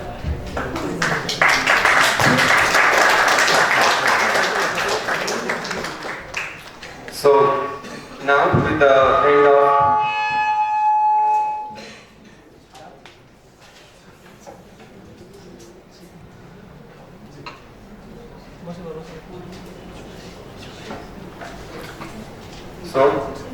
end of our interactive session, we will move on to our next speaker. But before moving on to our next speaker, I would like to thank Professor Osman Bokarachi for delivering such a wonderful and enlightening lecture on Achaemenid presence in India through numismatic and visual arts. We would like to congratulate him to taking out some time from his busy schedule and delivering such an enlightening lecture. Thank you, sir. Now, I would like to ask our next speaker, Professor Susmita Basu Majumdar, Professor, Department of Ancient History and Culture, University of Calcutta, to deliver her lecture.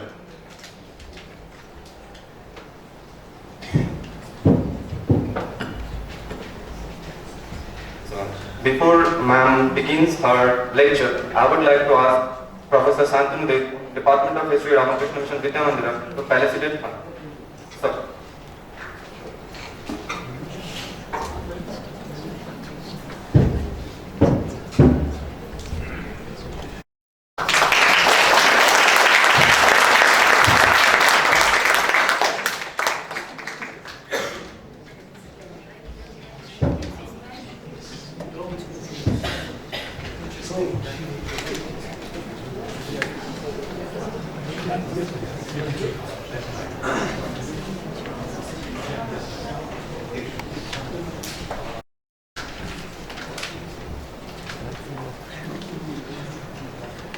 Good afternoon, everyone.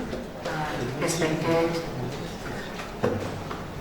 Principal Maharaj, Secretary Maharaj, Vice Principal, in absentia, all of them, and my students who come here, and all my colleagues, Professor Prithviraj, Professor Shantanu, Professor Gautam, Professor Noor, and getting the So all of them, and of course Professor Osman Bambarechi, who has been my mentor, and also my inspiration, as you say.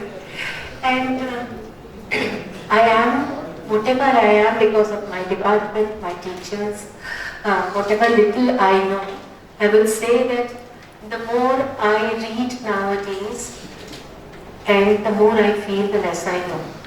So I do not know, the knowledge level is gradually going down, probably due to the age. And Professor Nupur Das Gupta, my dear friend, Professor Sarita Kepri, all my dear students, it's really, and everyone else who is also present here, who is not a student of mine. It is indeed a great pleasure to be here speaking today and sharing the dais with Professor Osman Bambarechi, Professor Nupur Das Gupta, and Sarita. It's my proud privilege to speak here and to speak whatever little I have learned, or say it's a kind of an unlearning process which I am going through right now. I would like to share that.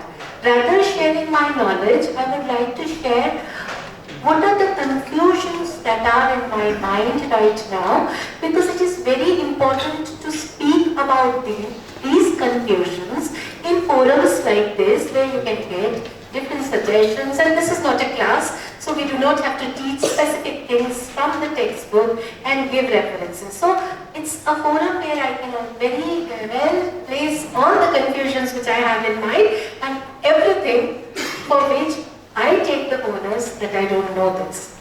So today I will be actually revisiting the modern history, and it's been a long time that I've been working on the Mauryas, and thanks to Professor Bambarechi, who gave me the first opportunity to work on the Mauryan coins. Because I had read a lot on the Mauryan coins, I had read Gupta Hardekar and others on John Allen and everything what was available in India while I was studying numismatics.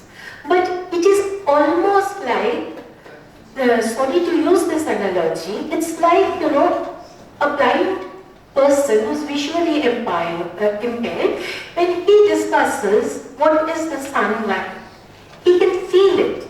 He can just feel the sunlight, the warmth, and this is a day, that is a night. But it's just like that, reading the text, reading numismatics from texts and handling the coins. When you get the coins, you think, oh, they look like this.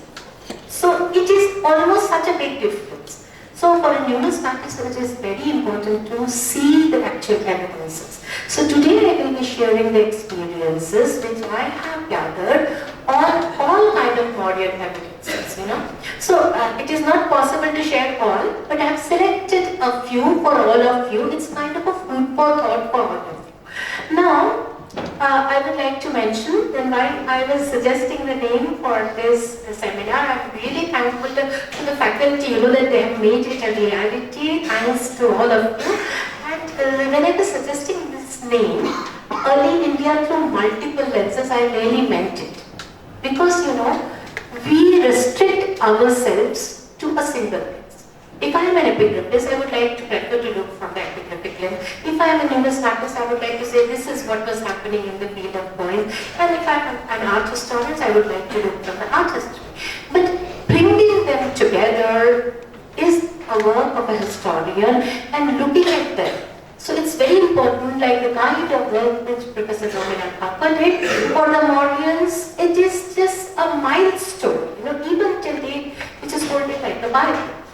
But at the same time, I would say that such works also should be read with a pinch of salt, because question the sources and see the site, visit the place, and then finally we come to conclusions. It will be much better. So it is not to say that I know this part better or we know this part better, but every time, whichever source is in hand, I think we should actually question and then actually give. And I was inspired by Professor Operecci's one of the presentations where he put the title, More Questions and Less Answers. If you remember, it was in Oxford, 2005. So it's almost like that, Today I have more questions and less answers, but it is very important in research to raise questions.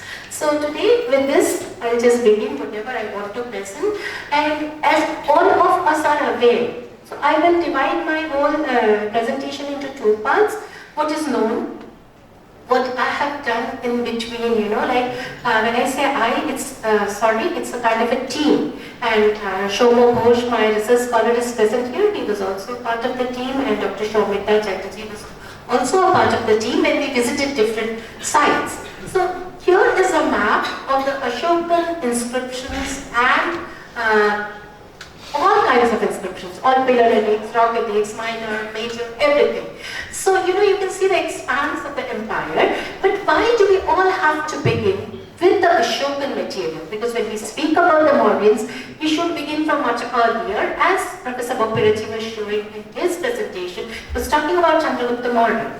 But, the voluminous sources which come from the Ashokan sources is huge. So, I will begin with the early works and try to bring to you the latest one which has been done.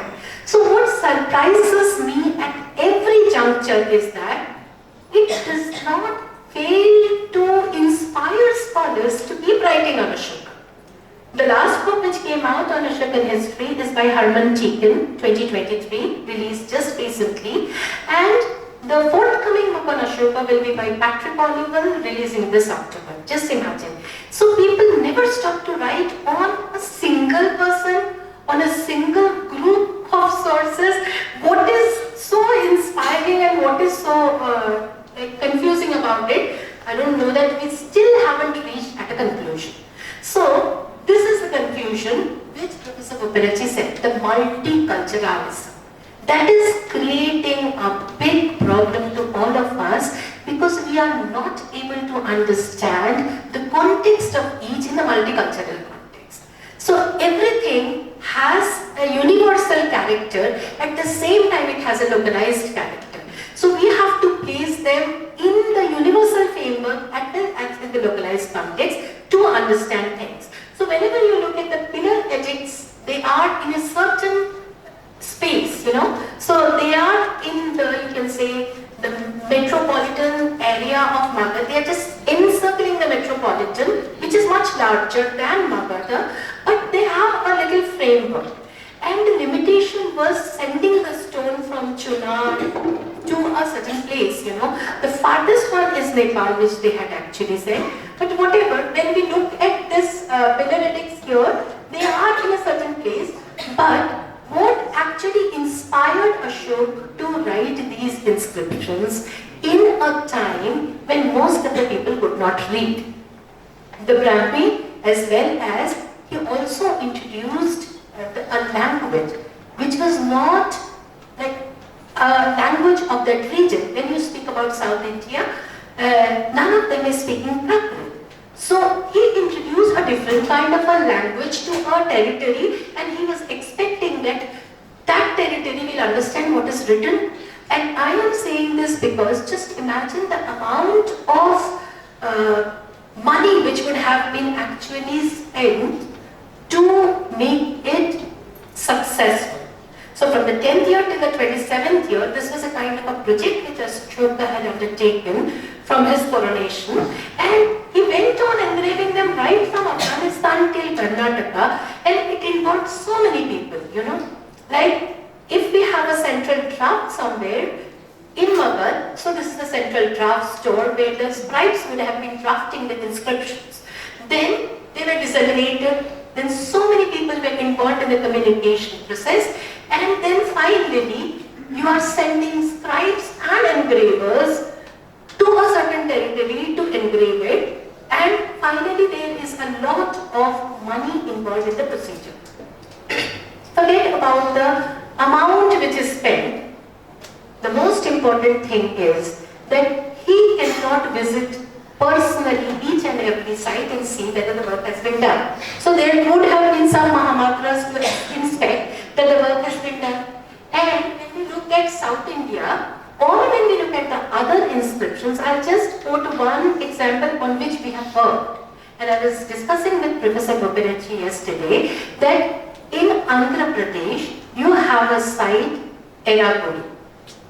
So, Eragudi is a place where you get the minor rock edicts as well as the major rock edicts. So, to tell you exactly to tell the students what it is all about, Ashoka sent same texts and similar texts which were duplicated at different places. Very quickly, just basic information.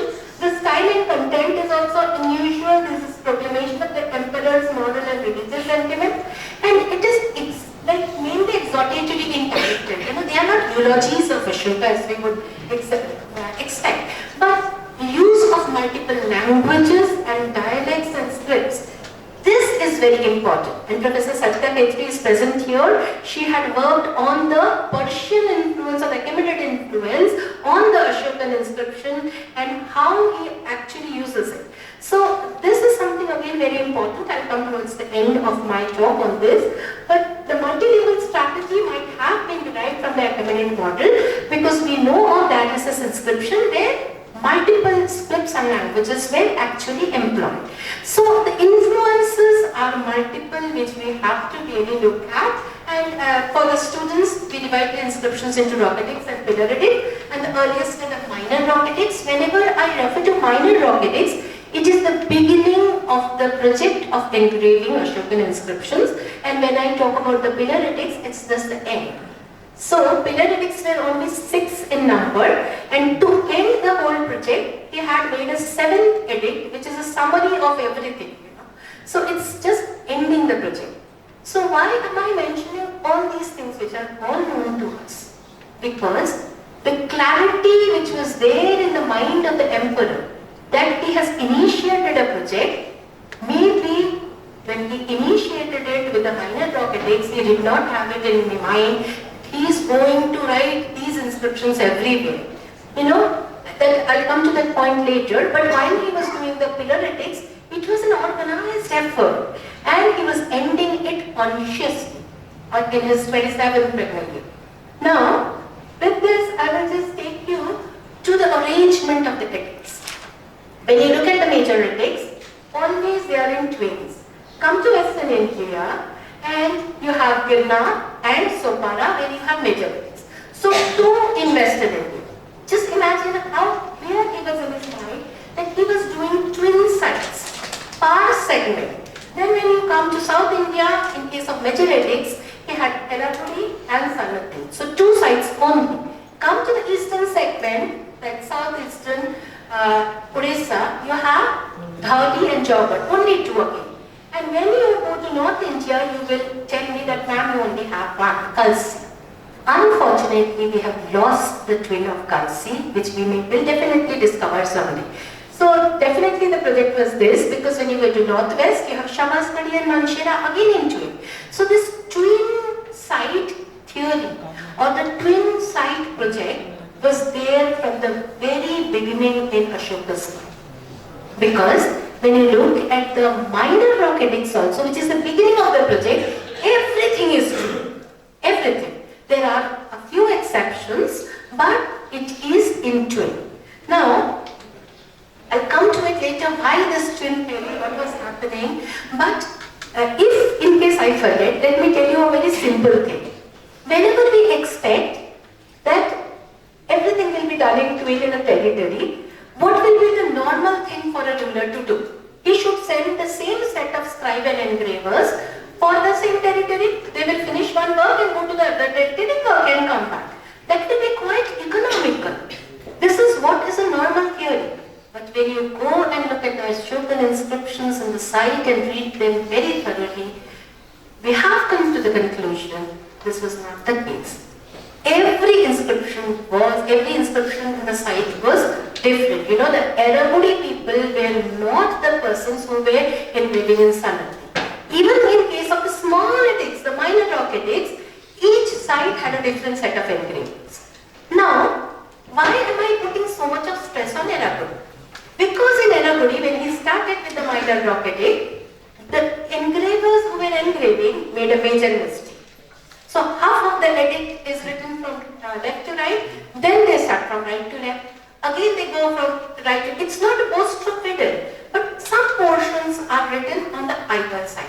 So why this mistake was happening, that's a long debate once again, but we have come to a conclusion that the group of engravers who might be illiterate, semi-literate, were used to engrave inscriptions from right to left, like Urdu, like Arabic Persian, like Kharoshti, like other things. So I'm just going back in time. So definitely they would have come from that territory in Northeast because they were used to do this. So whenever they finish the first line, their supervisor is gone, and now they are they are perplexed.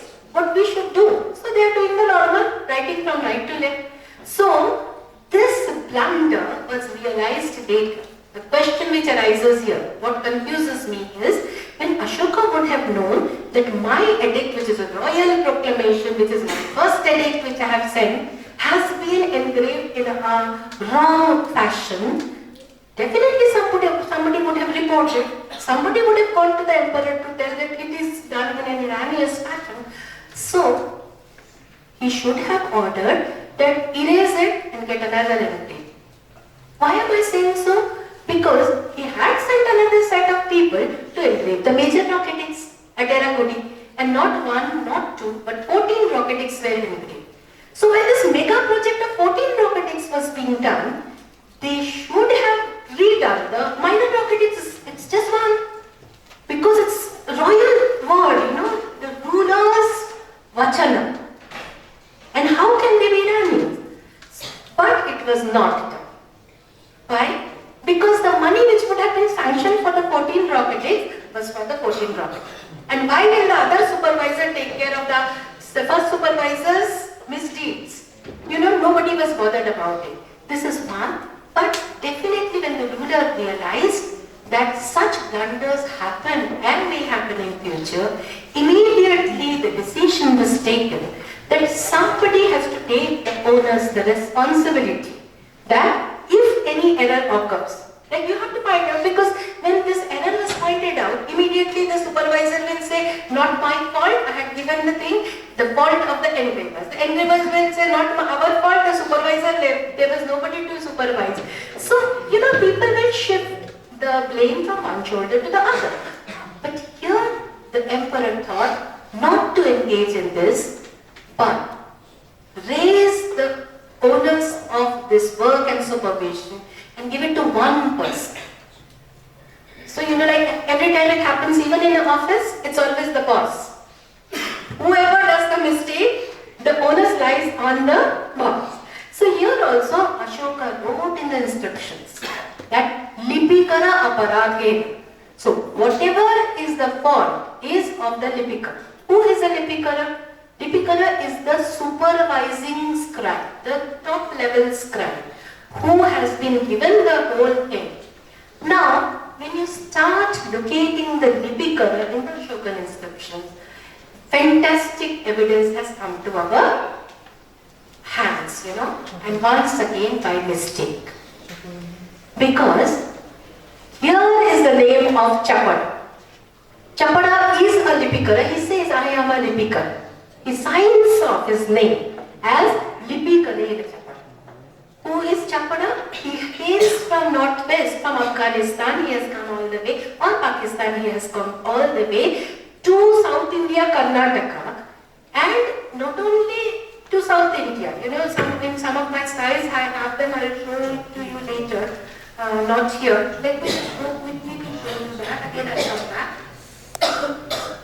Yeah, this is the segment which I will be, like I thought I'll talk later, but now let me just contextualize. This is the site of Jatinga Rameshwar. It's in Karnataka. Here in Jatinga Rameshwar, you have the minor rock edict of Ashoka, and this is the edict which I want to share. It's a normal minor rock edict. At the end, there is a whole clause where Chapada signs in Brahmi, and after that he again signs in Kharosthi. Why has he signed in both? I say signed because it is it's authenticating. I have drafted this. He's a lipicker. He has drafted this. And how do we know this? We know this because someone has asked him for this advice. Because who is this someone? This is Ashoka's son, the heir apparent, who is posted in Suvarnagiri, the site of Suvarnagiri. He is posted, and he wants to know that when the Janapada Nivesha is being done, when the extension of the territory is being done, and the new territory of Isila is there, he wants to engrave the inscriptions there in the Isila territory, and this is not Suvarnagiri, where he is stationed. This is Isila. Jatinga Rameshwar, then Brahmagiri, and Siddhapur. These are the three sites in Isila where this inscription is found. Now, in all these three, you get the name of Chapada, and this is in the same way signed, like Lipikkara Chapada. Now, what happened is that when he was actually giving instructions, go to the Mahamatra of Isila, greet them, ask them about their good health, and then say, Devanang Piyapiyadasi Raja has sent these edicts. So see how things were actually disseminated. It's a kind of a letter which comes from the center, written by a person who hails from northwest, and he frames this. So the initial portion is a instruction given to Aryaputra, that is Ashoka's heir apparent, that do this. And then after that say Devanampiya has said this, and then the edict comes, and end of the edict he authenticates, written by Chapada. And just imagine, after writing in Brahmi, he feels that this is not my script, not my language, let me sign in my own. Like when you see Professor Bapparajji's signature, it's in Sinhalese. So he also thought that let me also write in my own script. He wrote that.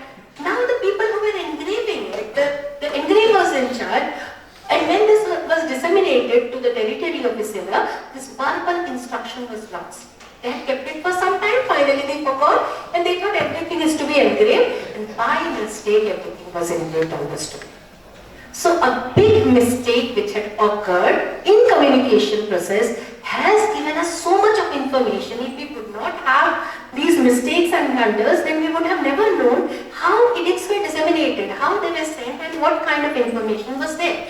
Now, this is something which had actually digressed, But before that, I would really like to go back to this. And when I read the book by Harman Teakin which is published in 2023, I was really sad, because some of the things which we are writing here in India, like Professor Bapparajji said, that the Indian writings are not reaching Pakistan, the Pakistan writings are not reaching us, so we do not have a kind of a collaborative effort to write the history of India. In a similar way, it seems that whatever we are producing in India is not being taken seriously by the scholars in the West.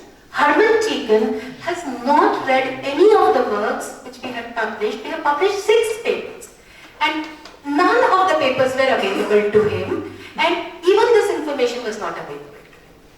Now, when I talk about the name Ashoka, I always say this is an old research of mine, but I would like to mention it here that we have to rethink, because when you look at the location of the edicts, you only get this name at 4 places. 3 in Karnataka, 1 in Madhya Pradesh. So, at the very early stage of his life in the minor rock edicts, like when he was engraving his minor rock edict, he had put his name as Ashoka. But in rest of the places, everywhere he used his name. Every edict has his name, but we are not looking at it. You know, we are just overlooking. This is the first site of Maski, where for the first time we got the name Ashoka, and before that everybody thought, all scholars had read Devanam Piya Piyadasi Raja and thought that this belongs to a particular dynasty where all the rulers would have used this epithet. Now, when you go to the site of Panguradaya in Madhya Pradesh, you get this inscription. But before that, let me tell you that there are 2 inscriptions in Panguradaya, one here, and the other is much above here. Thanks to my student Smita Haldar who had taken this photograph. So 2 inscriptions, you can see 2 different locations or exact spots. Are these same? Do these belong to Ashoka? When they were published, everybody is taking them together as a single edict. But the top portion reads, Piyadasi Namaraja Kumara Samba Anema Deshe Upalita Viharayakaya. Now there are multiple problems with this. Because here the name of the king is Piyadasi. Clearly mentioned, Piyadasi Namaraja. The name is Piyadasi. So, definitely his first name was not Ashoka.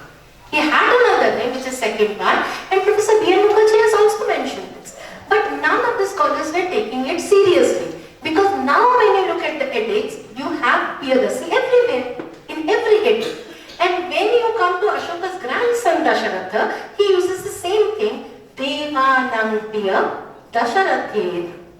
So Devanampiya is the epithet, a very simple epithet, and instead of Piyadasi, he uses Dasharathed. So if Dasharatha is his name, if we are agreeing to this, then Piyadasi is also the name of the ruler. So in that case, we should actually stop calling him Ashoka. And the name Ashoka was popularized because of the Ashoka Vada. Now, there are many more evidences which I can keep on citing, but I am not citing this. But the problem with this is that he is saying in the inscription that Ashoka has come for a Vihara Yatra. Why? Because Ashoka was not propagating Vihara Yatra. We know in the inscriptions he says one should stop Vihara Yatra, pleasure tours, and one should take Dhamma Yatra. And he has already undertaken a Dhamma Yatra. Why will he ask? They say that I have come for a Vihara Yatra here. Because that is the end of his 256-night journey which he had undertaken as a pilgrimage, and he decided to write the edicts engraved, and it was end of his journey. He was in his son's territory, again a Kumara, and there he was on pleasure tour. Now to mark the end of the Dharma Yatra and the beginning of the pleasure tour, the word Vihara Yatra comes, but not used by Ashoka himself. Definitely this edict would have been engraved by his son Kumara Samba, that my father has arrived here for the pilgrimage tour. And now there are many more readings, I am not going into this, but Harifar gives a very strange kind of a translation of this or interpretation of this. He says, of the same edict I am talking, the king who now after consecration is called Piyadasi, he says, after consecration is called Piyadasi, once came to this place on a pleasure tour, Vihayatya, while he was still a ruling prince, living together with his unwedded consort. We do not have this concept in India. And this will never be engraved, you know. Like, how does he get the whole idea of having an unwedded consort and engraving it? It's really very, very strange. So what I am trying to say is that one should know the cultural locale of the inscription, the possible interpretation, and many more things to interpret. Now when we look at this Panduraria edit, I'll just quickly skip this. Even in Buddha thing, it is mentioned that his name was Fearless. Now, I have a lot more to say, so I'm skipping a few and coming to the minor rock edits. In North India, you have very few. In South India, you have a major concentration of the edits here, and only Sanati and Eragudi have the major edits. The red ones are the minor rock edits. This I'm skipping right now, and coming to the next segment which I want to speak because I'm running out of time probably. So this part I'm skipping. I would like to place before you the new book by Harvanti. This is the latest, published in 2023. Harvanti is a fine scholar who knows the language very well, and of course he has read all the inscriptions, has analyzed them quite well, but Deacon's basic argument, let me just introduce it very, in a very short fashion. What does he say? The Ashokan inscriptions were engraved long after Ashoka had died. This is his basic argument. How is this possible? Because Ashoka himself says that in my 10th year I did this, in my 27th year I did this. And who will undertake a project, of such a mega project after Ashoka is dead? Where do we have his successors? This Dasharatha is the only one who is there, and he has managed to get only 3 inscriptions engraved, that too a donation of the caves to the Ajivicals. And we are actually arguing that Ashokan inscriptions were engraved later, after his death. I don't think it is possible. Then, incised by his descendants, of course, this contradicts some of the statements in the inscription themselves about Ashoka wanting his letters to be engraved. So this part I have quoted because Patrick Oliver says this. Again, he is also of the opinion that how is it possible, and I would like to quote one of his personal communications which I found very interesting and very important. Patrick says, in history, as in life, everything is possible. So this is fascinating, In history, as in life, everything is possible. Not everything is plausible, This theory is not plausible. So, at times we have to distinguish, what exactly is plausible. So, Deacon's work is fantastic, but not plausible. With this, I'll come to the last segment, which is the recent work which we have done, the Mahasthan inscription. As you are all aware that Indian Museum had displayed it on their centenary, and I was able to inspect it. But why am I talking about the Mahasthan inscription here? Because pick up any book on Ashoka, on the Mauryans, come to the Bengal segment, and you will only find Mahasthan and nothing else. The Mahasthan inscription possibly is Mauryan, and the loan was extended, and that's all what is given about Bengal. Now, just imagine the map. The map where I had shown all the major rock edicts, it ended in the southeastern segment with Dhauli and Jaugarh, which is in Kalinga. If Bengal was a part of the territory, part of the Ashokan territory, then why didn't he engrave 2 edicts in Bengal? He should have engraved because he was marking the boundaries of the extent of his empire. We definitely should get 2 edicts. But the problem with Bengal is that we don't have such huge rocks which can be engraved. And the territory of Bengal was posing a lot of problem to the Mauryan Empire. Because, because of the landscape, because of the seascape. And the territory has a lot of rivers, it's a land of rivers. So, the communication is difficult to manage, and this territory also would have been a little difficult to manage, but it was within the territory of the Mauryans, definitely. So, a reinterpretation of this inscription, thanks to Indian Museum Calcutta, they had displayed it, which actually gave us so many new points. The inscription is this small, such tiny thing, and so is the Sogoda record, which, why am I talking about Sogoda and Mahasthan together? Because both these inscriptions mention about an atiyayika, an emergency situation, and how to deal with an emergency. So when you look at Sogoda, it is combating an emergency which has not arrived. It's a pre-relief kind of a situation. But when you look at Mahasthan, already the emergency situation has arrived, it's a flood. And Now there should be a relief measure. বাংলায় যদি বলি তোমাদের সহজ করার জন্য বলা হয় ঋণ দেওয়া হয়েছে, কোনো ঋণ দেওয়া হয়নি। এটা একটা অনুদান। অনুদান আর ঋণের মধ্যে অনেক তফাৎ আছে। So just for the students aligned in mechanic, sorry about that. So this is a very tiny record, you know. So I'm not going into the detail of the Mahasthan record, but very few things I would like to tell you that for the first time we could see what is at the back of the record, what is at the sides of the record. We had never seen it. But when you look at the sides, here you can see this is the glossy portion. It is the end. So the whole inscription was polished, the base of the stone was polished nicely, even the edges were polished, and with like you reconstruct potteries, in the same fashion you can reconstruct the size of the inscription from this. And the inscription reads like this. I'm not going into the detail of this, but very small important points I will highlight. It is like the word, it begins with anena or vajanena, so by the oral order or by this order.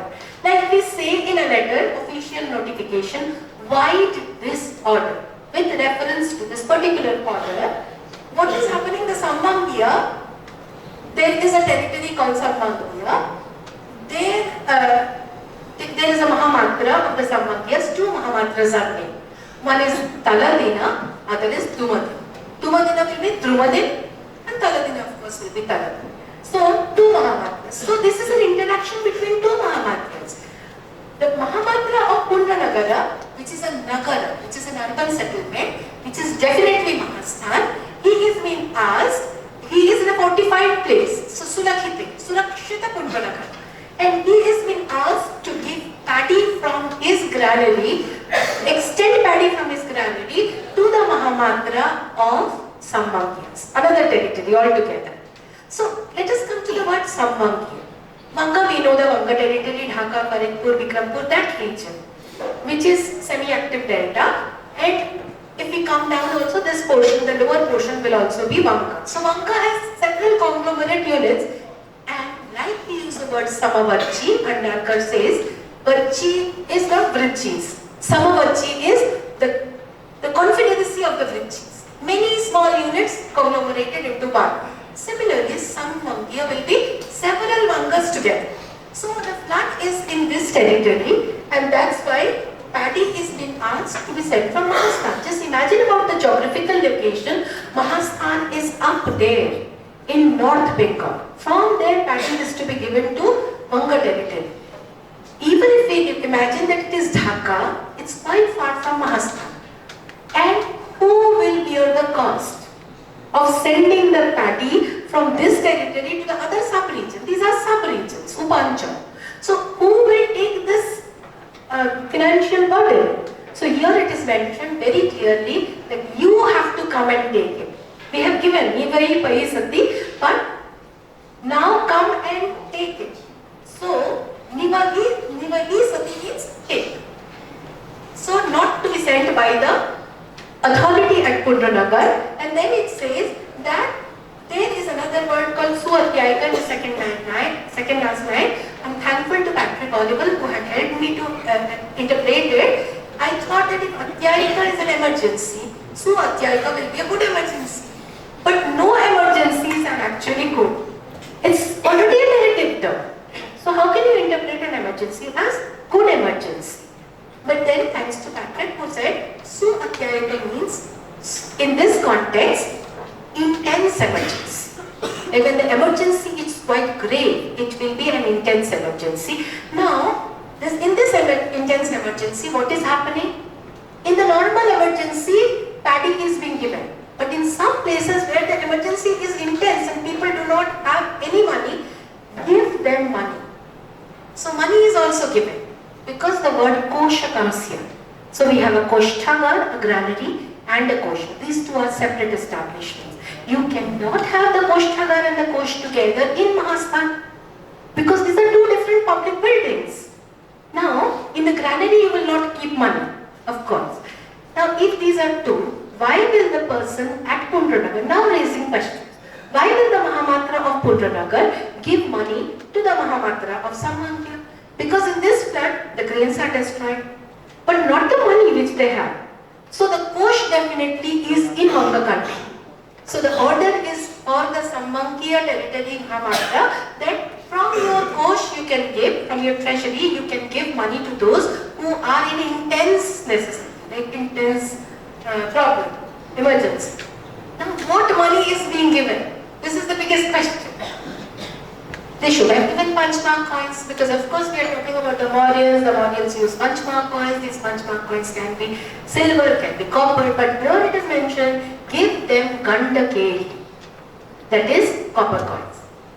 So not lot money was given, all petty money was given to them and these might be the copper punchmark coins or cast coins of the Mauryans, definitely, because the cast coins were also copper coins, the copper punchmark coins were also copper coins. So very petty money was given to support. Suppose you are an agriculturist and you do not have any money, you have been given the paddy, but you need more money to cultivate your land. So that extra money is provided. The whole issue was that of revenue. The Mauryan Empire was not bothered about the floods in Bengal. They were only bothered about the revenue which is supposed to come to the Mauryan treasury. Because if they do not sow the seeds in time, the revenue they will not be able to pay. And when you look at Arthashastra says that when you are doing Janapada Nivesh, when you are extending your territory in a new territory, the ruler should help the subjects with different kinds of things. He should take care of giving dhanya, even giving hiranya, and also giving them cattle, pashu. These are the three things he should take care of. Here no pashu is being given.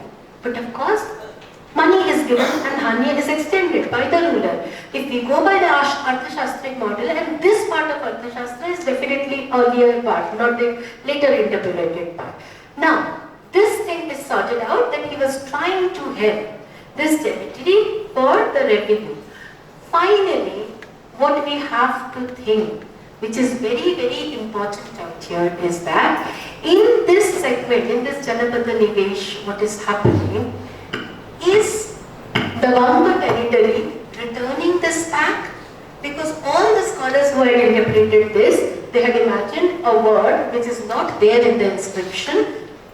May it be DC Sarkar, may it be Bhandakar or anybody else, they had imagined, reconstructed a word called Paripurnay or Bharaniye, that is, give them back, replenish the treasury with the money back.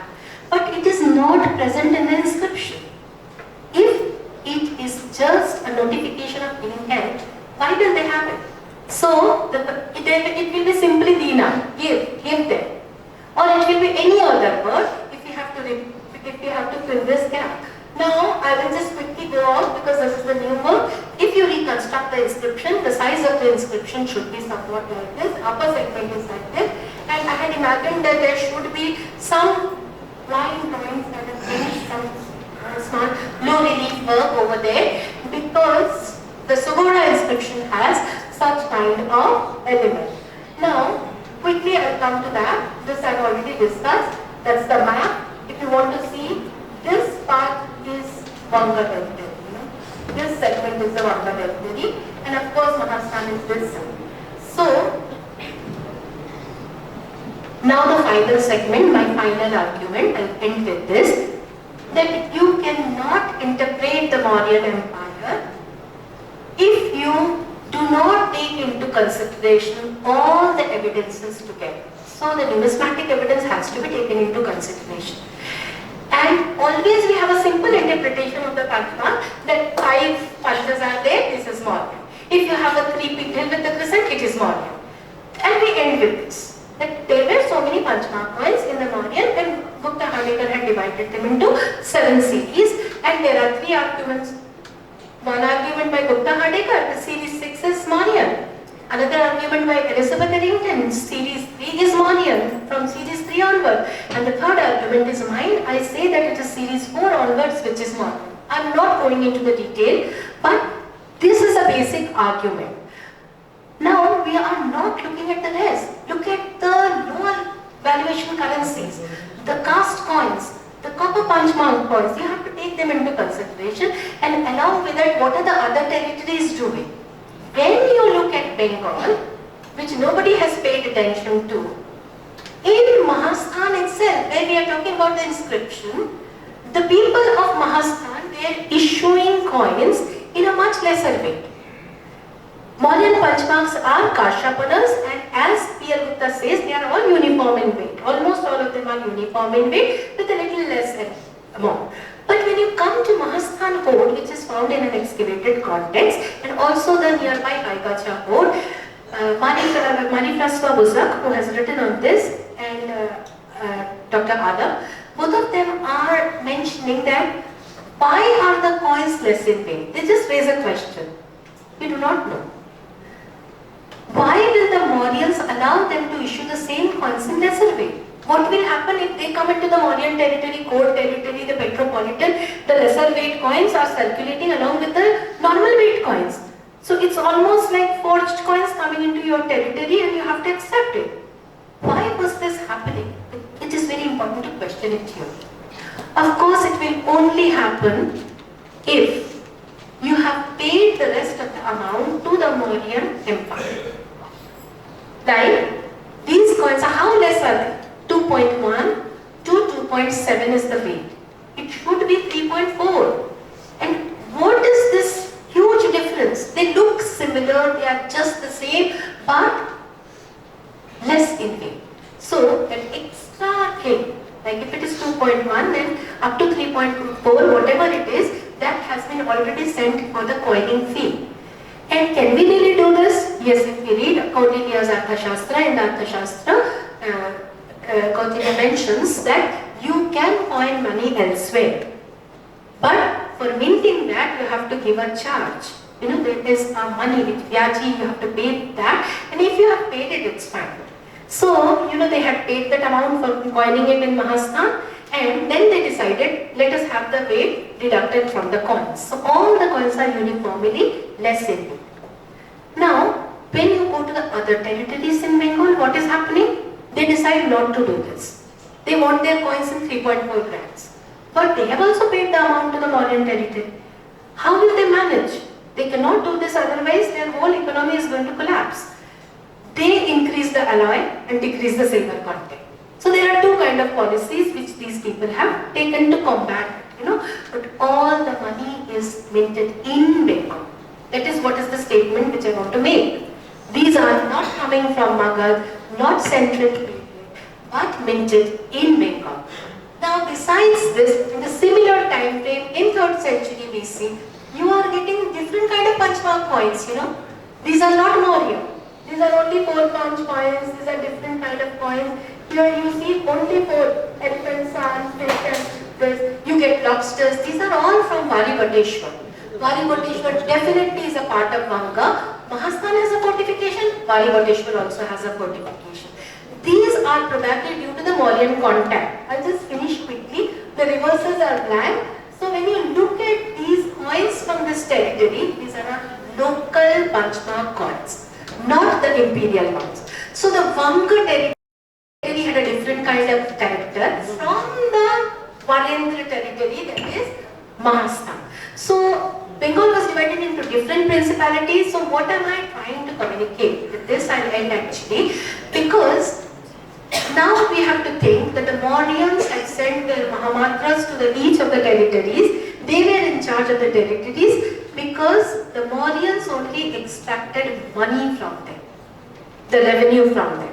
And now, with this, this is the Sogoda from which I got the inspiration, that on the top of the Mahasthan inscription also we will have this, because you know it begins with a very beginning statement like "Wide this token," which should be a very initial statement. You cannot have many lines above "Wide this token." So you have a blank space and it will be filled by this. And very quickly I'll just go through this. I'm just skipping this part, but if I don't show this, I'll do an injustice. Because how did they get the inspiration to give this kind of a small tablet? It all came from Persepolis tablets, you know. These are all such tablets where taxes are being given. This person, the one which I was mentioning after Professor Gopinachi's talk, is from this. In Persepolis, you have 2 segments, one from the fortification wall and the other from the citadel. Now, this is another work. Hearing that, like just with this I'll end, as I said, sorry, Santali's work, where she has actually shown how the Persian inspiration was taken and why that, like when you say Daddy is the king of kings, this kind of expression is not used by Ashoka, but the rest of the thing is inspired by the Persian inscription. This I should actually end because I've really taken too much of time. So I was actually giving you these things about this territory. There you get the inscription. It's the Behistun inscription of dialects. Basic argument is that in the Behistun inscription, you do not have the inscription order. You have three languages, of course, Elamite, Akkadian and Old Persian, but apart from this theory of having multiple languages, you find that the Elamite is present. How many people really understand Elamite there? It's very difficult. Cameron says that the Elamites were actually making these tablets. They were very good in calculation, and that's the reason why we are getting the Elamite version in the Behistun inscription. Now, just imagine what was the most important component of the Behistun inscription. Was it the inscription? No. The scholars mentioned that it was not the Behistun inscription, but the sculpture which was there. It was exotic. People came and saw the sculpture and then they thought of reading the inscription. So it was the sculpture which was actually inspiring the people to read the inscription, not the inscription itself. If this is so, if Ashoka was so much inspired by it, he should have also used this technique of having low relief sculptures everywhere, wherever the inscription is there. But they are very simple, they are very different, and of course it's a eulogy of Darius. And Ashoka never uses the eulogy set. So that part we have to understand, the whole, there can be a little inspiration. So even Ashoka was one of the governors in Taxila, then he would have heard about it, but he would have never seen the inscription. If he would have seen it, he would have used the art element in his inscription also, but the other people who had come down from there, the Achaemenid Empire, they would have given the information to him that we have such kind of inscriptions and you can use this. So this is one of the possibilities which I am actually saying, and this is just an explanation, but I'll just skip all these and thank you all for listening to this. It's a long presentation, and here I visited several Ashokan sites, but I put this photograph because we have lost Professor Sahu, who was with me, and I visited Maski and Samati as well, and this is a site of Maski. So in his memory, I'll just put this as the kind of slide. Thank you everyone for this patient listening. I don't have to face questions.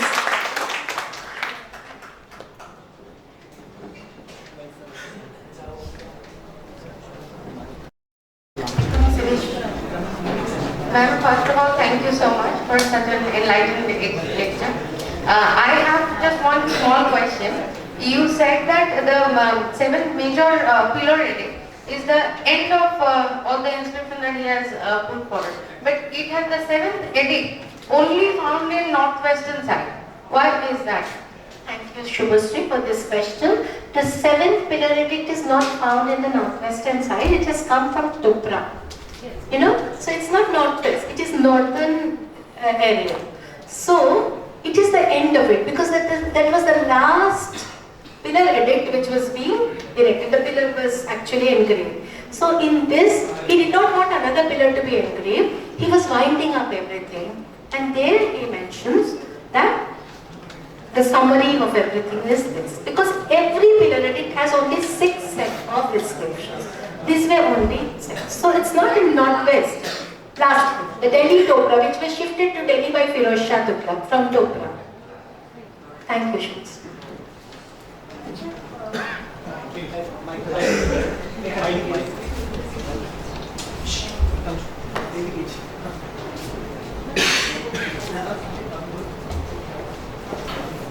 Sushmita, both the papers were a learning experience for me, and you have traversed such a wide area, you covered so many things, looked at it from so many angles. Really thank you to you.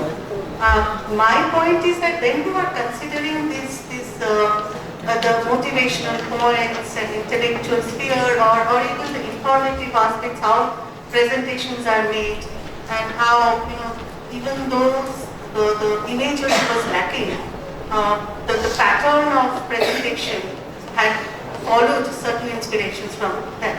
This is absolutely clear, very clear. I have just 2 points to make. I think it is also available, this use of 2 different languages and scripts is also available in Antiochus, the first inscription. And the other is that, do you think, in your pattern of looking at this whole problem of the voice of the do you think that there is also, because I have worked on that from that point of view, that there is a largely overarching influence of Buddhistic way of presenting the messages, which also Patrick Oliver takes into consideration. So that is what had kept the emperor, or whoever, Piyadasi or from going for such flamboyant tone that Darius uses in his inscription, and also from using too much of these visual icons or such things. The capitals are there. The capitals are there. But apart from that, the simple way of representation and the messages which are more oriented towards technical norms, do you think that it is possible that actually it's Buddhist ideas? Thank you so much, Nupurni, for this wonderful comments. First of all, it's not, as I say, the inspiration for your first point. As I say, the inspiration would have come from the Northwest and academic environment. We have to take into consideration the engravers. As Professor Muperji said, that in art you have so much of accumulated. Now, our whole book can be written on the accumulated influences only. But take into consideration the people who were engraving. So the engravers were also from the Northwest, the scribe was also from the Northwest. So many people from the Northwest were here, and when you look at the inscription, he says that every 5 years, every 3 years, people will travel from Taxila. The Mahamatras will travel for inspection too. So the interaction was very much there, the fluidity has to be taken into consideration. And along with that, when you mentioned this, the Buddhist overtone which we have, at least for the minor dramatics, would have humbled him in a march. And so, the whole concept of having the edicts written and these are messages. In my last segment when I missed, I wanted to mention the double tone of the edicts. Double tone means one part is from the emperor, but when we say Devanampiya Piyadasi says thus, it is someone else saying. It is not Devanampiya saying. So there are 2 voices. You have to hear the voice of the scribe, who is saying Devanampiya Piyadasi, that says thus, and then comes in the first person. So you can separate them right now. Rather than reading multiple voices, at least the double voices are very, very clear here, which we have to read. And the Buddhist overtone is more in the minor dramatics, but later on, these were basically orders, which he had formulated over the years, and every year he would have actually started one. And then they were combined together and sent for engraving. Not done in the very first thing. Every order was not sent. But it will be a long argument which I have to put, so I can just discuss this with you personally. But of course, the Buddhist angle which Patrick Oliver discusses is definitely the central theme of the minor dramatics. I agree with him completely. And the success of the minor dramatics would have inspired the student to maintain the same tone for his testimonies. So that should be taken into consideration, of course. And there is one more question. If he may be able.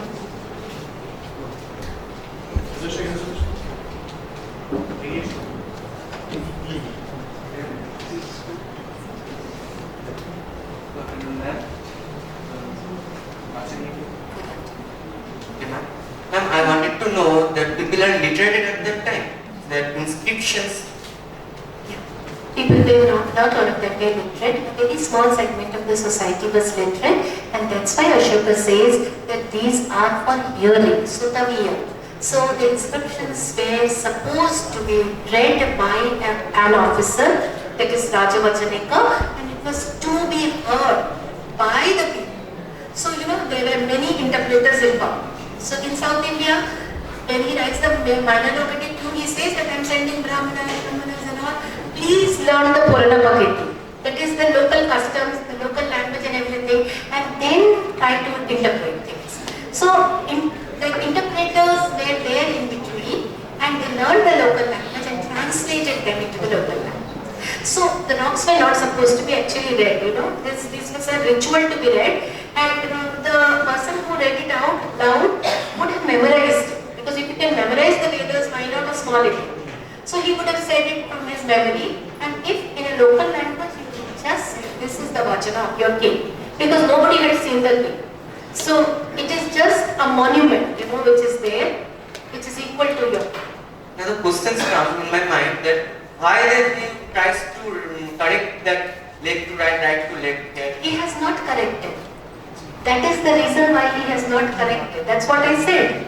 No need, because it will be read in a correct fashion. Thank you for this.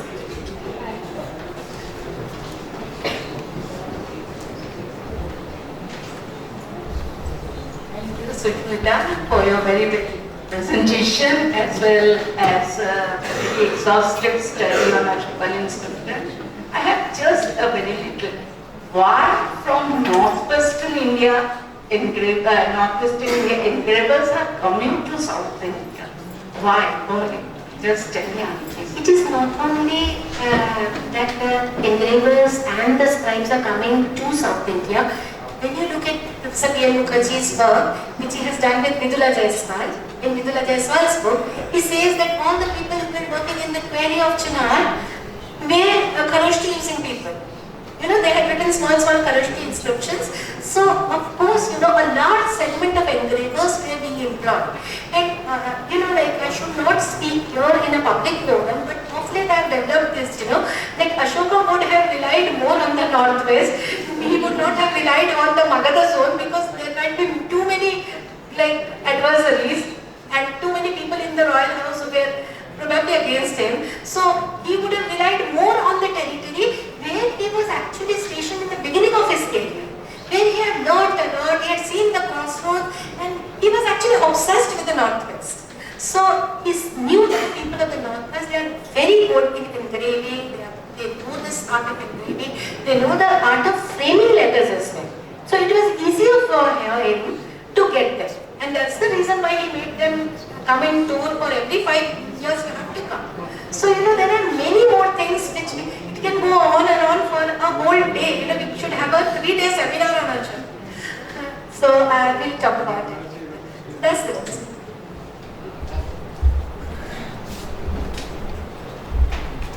Good afternoon, ma'am. Ma'am, I had a question regarding the Ashtan pillar at Sarnath. When I went to the Sarnath Archaeological Museum, I observed that on the pillar, on the abacus there are dharma chakras with 24 spokes. But originally there was a larger chakra which was supported by the lions that had 32 spokes. So which one is the actual dharma chakra and what does the larger chakra symbolize? All of them are dharma chakras. All of them. Whatever chakras you have are all dharma chakras, But it depends which larger chakra was placed on. Is the larger chakra placed on that pillar? That we have to do it with a 3D effect. And we have to understand, that technology has not come to India. This is being used by so many scholars abroad nowadays who are actually creating 3D images of the things and trying to juxtapose them and then make the whole thing. So right now it is very difficult to say whether larger chakra was placed on this or not, because there will be a huge balance problem if it was placed. But of course, was found separately, not found together on the column or together. But all of them are dharma chakras. Thank you.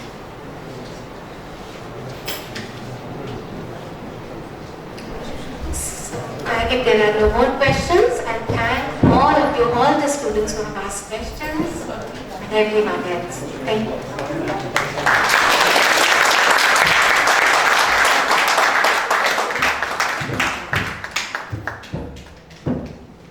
আমরা এখন lunch ব্রেকে যাব আমাদের speech volunteers are there to help you and will be coming back around 2 p.m. if it is possible.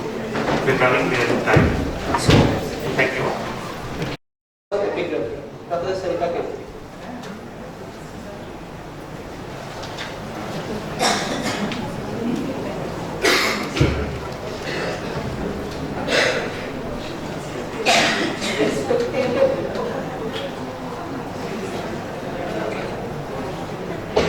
Distinguished guests, Professor Osman, Gopiarati, Nubuddin and Shushmita, and Head of the Department of History. It's a great opportunity for me and to deliver a lecture here, and I am thankful to the authorities for giving me this kind of opportunity. The topic of my paper is popular Buddhism in the Northwest through the lens of epigraphy. The period which I have chosen is circa 3rd century BC to 3rd century CE. This is the map of northwestern India, and I have taken this map from the book Crossroads at the Asia, that is by Elizabeth Eric Kettner. And the area which I am covering is northwestern part of the Indian subcontinent, which includes the northwest frontier province, Sindh and Balochistan, then Jammu Kashmir, parts of Jammu Kashmir, and then the Indian subcontinent and the Himachal Pradesh and Punjab of Indian subcontinent. This is the map of northwestern India. And here I would like to say that since Susmita has recommended this major theme, that is early India through multiple lenses, and I am taken this area and epigraphy because this area is situated at the crossroads of Asia, and it is a melting point of many cultures from ancient time. And the epigraphy, mainly I have taken the Kharoshti inscriptions which were found in the northwestern part of the Indian subcontinent from the circa 3rd century BC to 3rd century CE.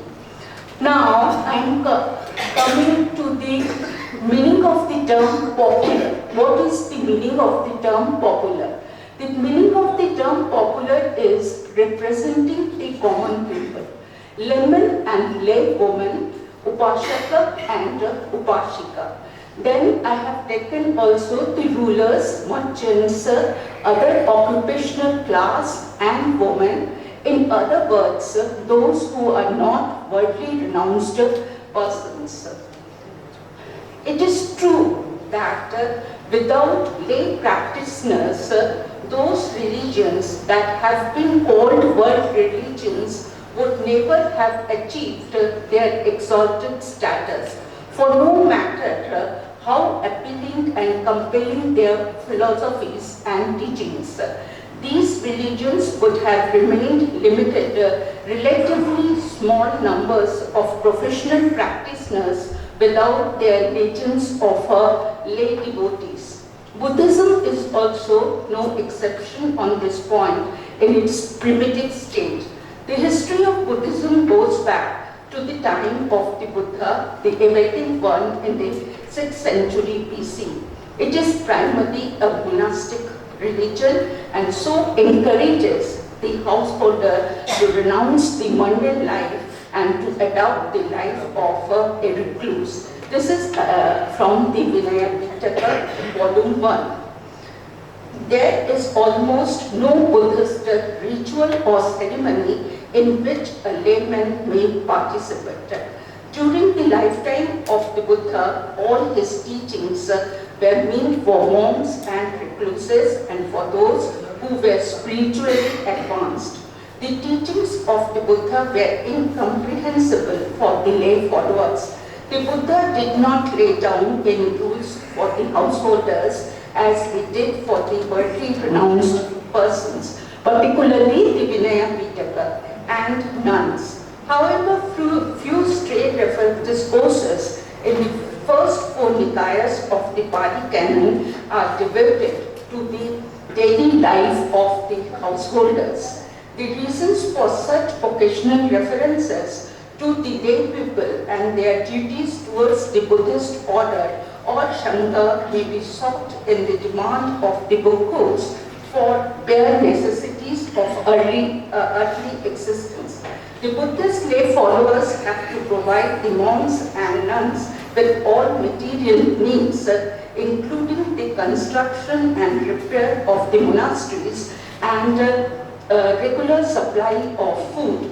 Without such pious activities as enjoined by the Nikayas, the Sangha cannot exist because the bhikkhus are not allowed to take part in the agriculture and in commercial pursuits and in manual labor. Reference to few directions for the guidance of the laity by the Buddha is found in the Pali Canon, particularly in the Digha Nikaya. The Buddha's teaching for the lay followers, that is a reference to few directions for the guidance of the laity by the Buddha are found in Digha Nikaya. A lay follower should take refuge in the Trisharana. He should listen to the religious discourses on the Uposatha days. He should follow the first 5 of the 10 silas, that is moral duties. He should offer robes to the monks on certain occasions, like at the end of a savasa. He should visit the 4 places of pilgrimage.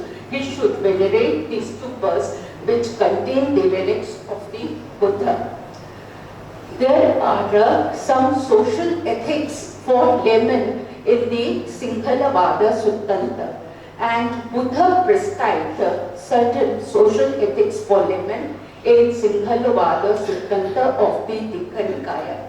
He states that a householder should worship the 6 quarters, namely parents as the east, teachers as the south, wife and children as the west, friends and companions as the north, servants and work pupiller as the nadi, religious teachers and brahmanas as the tenet.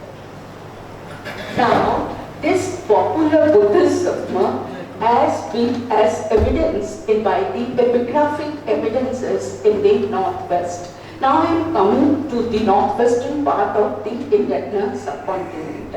We have many literary and epigraphic reference that Buddhism reached the northwestern part of the Indian subcontinent by the time of Ashoka or in the 3rd century BC. I am not going into detail of that. But from this area, we are having a large number of inscriptions written in Granthari Prakrit and Kharoshti script were discovered from different parts of northwestern India.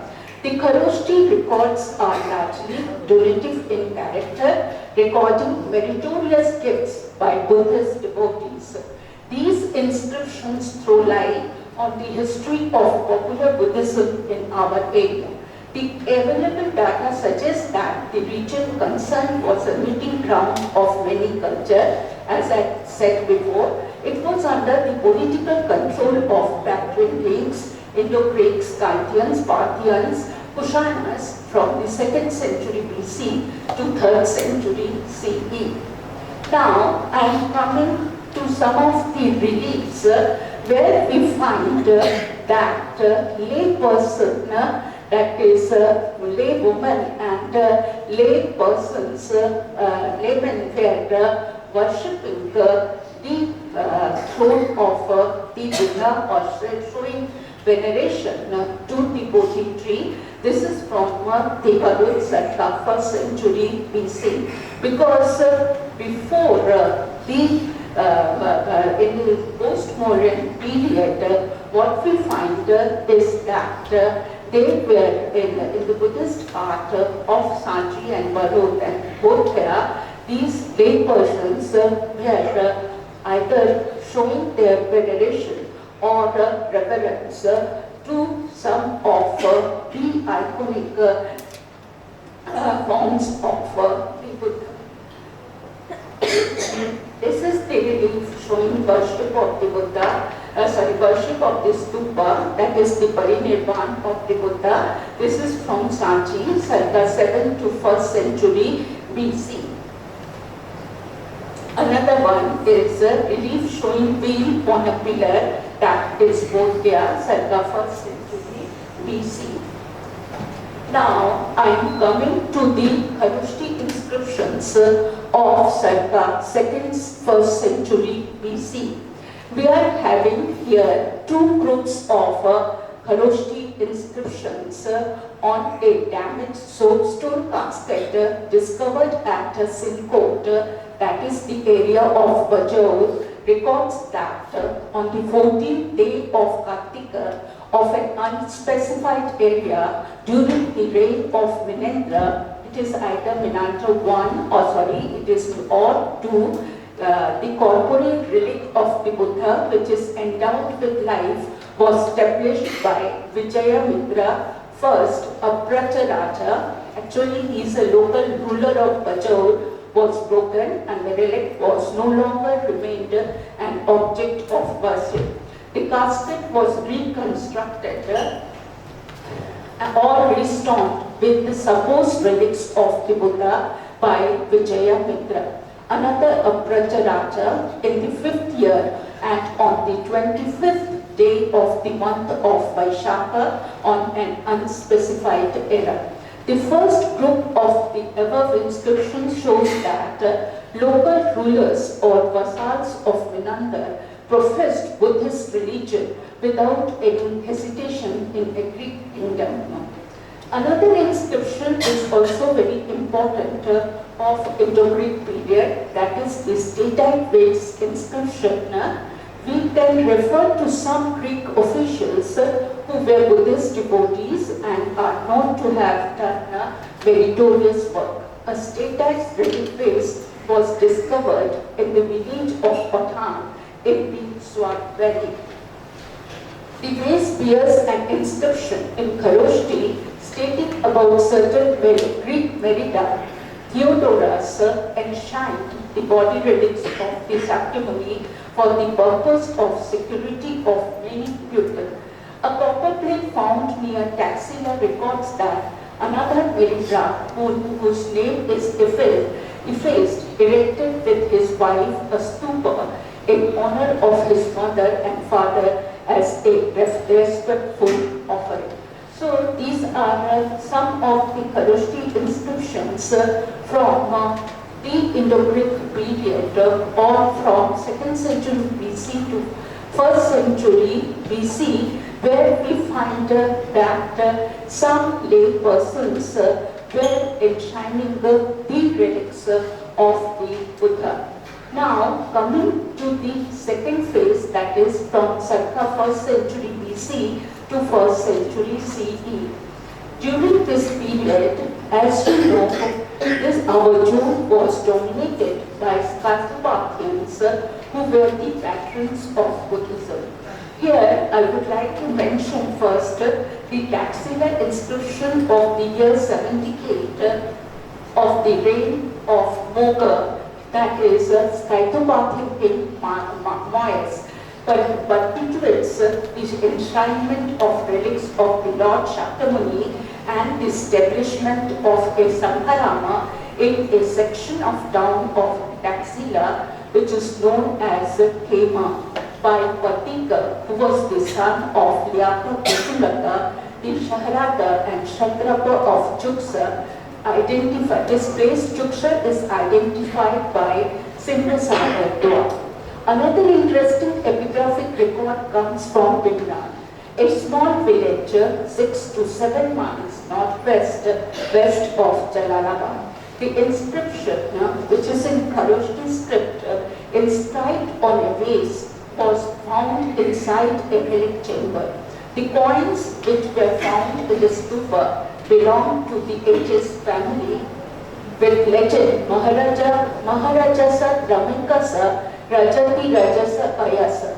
On the basis of this numismatic evidence, it is usually implied that the vase was deposited in the days of H's first or H's two.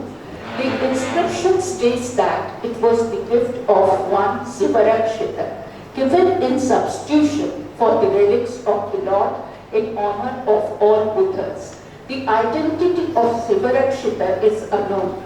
We know a person of the same name from Sahabadu in the inscription. The name Sivarakshita is found on a seal from that seal. Another Kharoshti inscription is found on the casket of soapstone, whose exact provenance is not known. It might have been found in northern Afghanistan. The inscription records that in the year 77 of the great King Aya, the relics of the Lord Shakyamuni were established by Matrava, the army commander, who was the son of Subutika and the nephew of the king of Avacha, in an area where such relics had not been established before at the village called Atha, in the establishment of in the acceptance of the Kashyapiya teachers.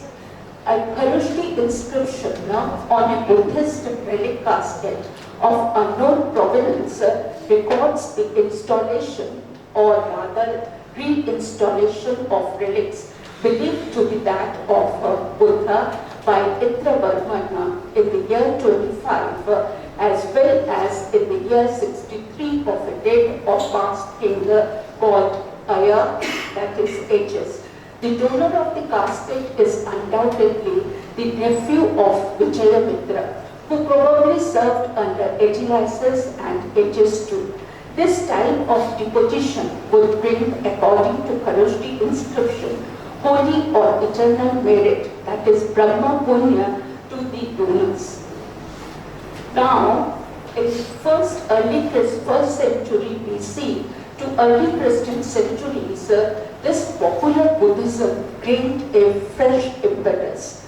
What we find is that the worship of the stupa by the common people, because you know that the stupa culture that gained popularity by the time of Ashoka.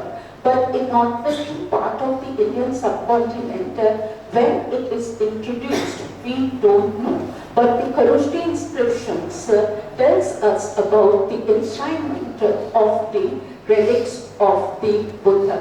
And in the early Christian centuries, another very important feature of this popular Buddhism was worship of the stupa by the common people, when puja or worship may be directed towards all the Buddhas, the Pratik Buddhas and Arhats. Then we are having several Mahayanic ideas such as belief in the concept of many Buddhas and Bodhisattvas, the image of the Buddha, the worship of the image of the Buddha, the theory of the Kaya and the concept of Dana. This concept of Dana is very much important because in Mahayana Buddhism, what we find that in place of the great merit or great emphasis on sila, that is moral discipline and restraint advocated by early Buddhism, this Mahayana Buddhism gave primacy to Dana. And this is the image of, rock carving or petroglyphs from the area of Chillers, and we find a large number of this type of rock carvings from the areas of Chillers, Hunza and Alambridge. But here I am showing just one rock carving where we find the worship of the stupa at Chillers, that is in northern Pakistan, that is the remote corner of northern Pakistan. This is again you can see reference shown to Buddhist stupa by soldiers at Chillers on the right. And on the left we find that stupa is given an anthropomorphic form at the Chillers. That is where we are having that means this stupa which is showing the parinirvana of the Buddha, that is given an anthropomorphic form of the Buddha. But this type of stupa or this type of worship of the stupa are not found in northwestern part of the main area of the northwestern part of the Indian subcontinent. Now I am coming to the image of the Buddha. The first image of the Buddha is found on the coin of Kanishka first, where you can very well see the image of the Buddha. Here we are also having the sculpture of the Buddha, which is perhaps possibly made from the corner of the Kanishka. Then we have the Bimran gold relic casket from the area of Bimran, Jalalabad in Afghanistan, where we can see the worship of the Buddha. Another very important feature of popular Buddhism. Here you can very well see the Buddha is standing in front, and on the other side you can see the image of the Brahma and on the other side one of the worshippers.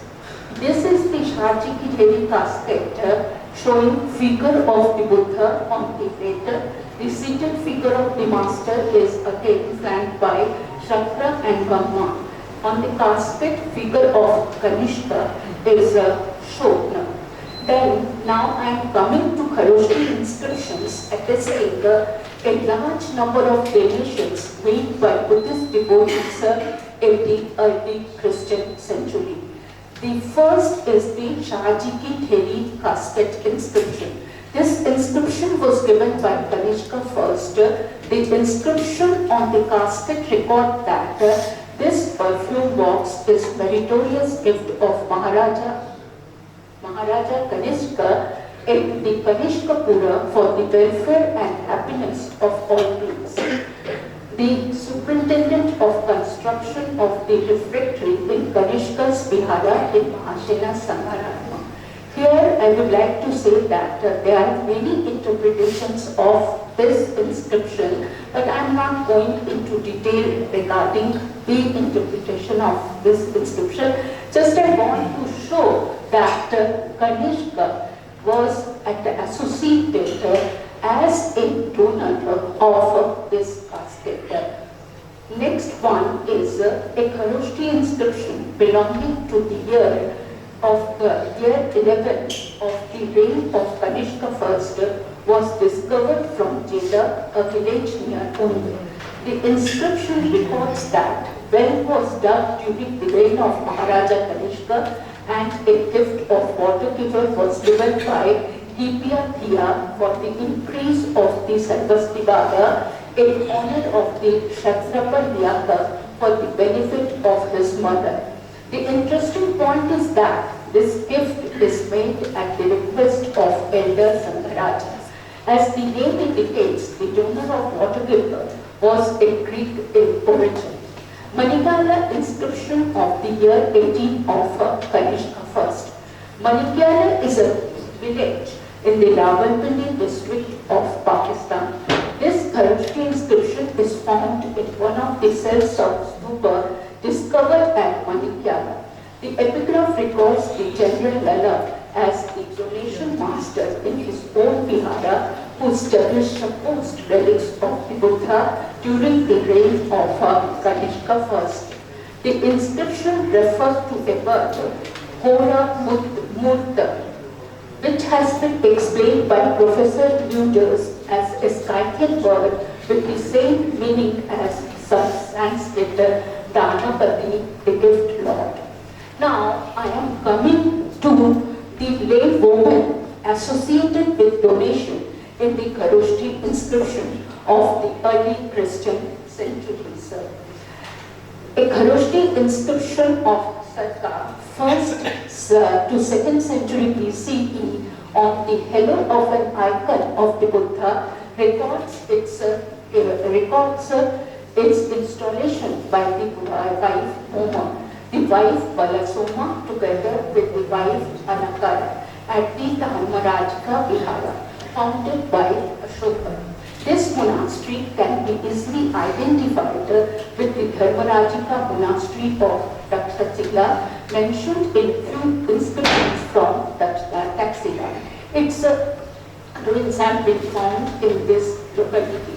Saint Tonu refers to another Kharoshti inscription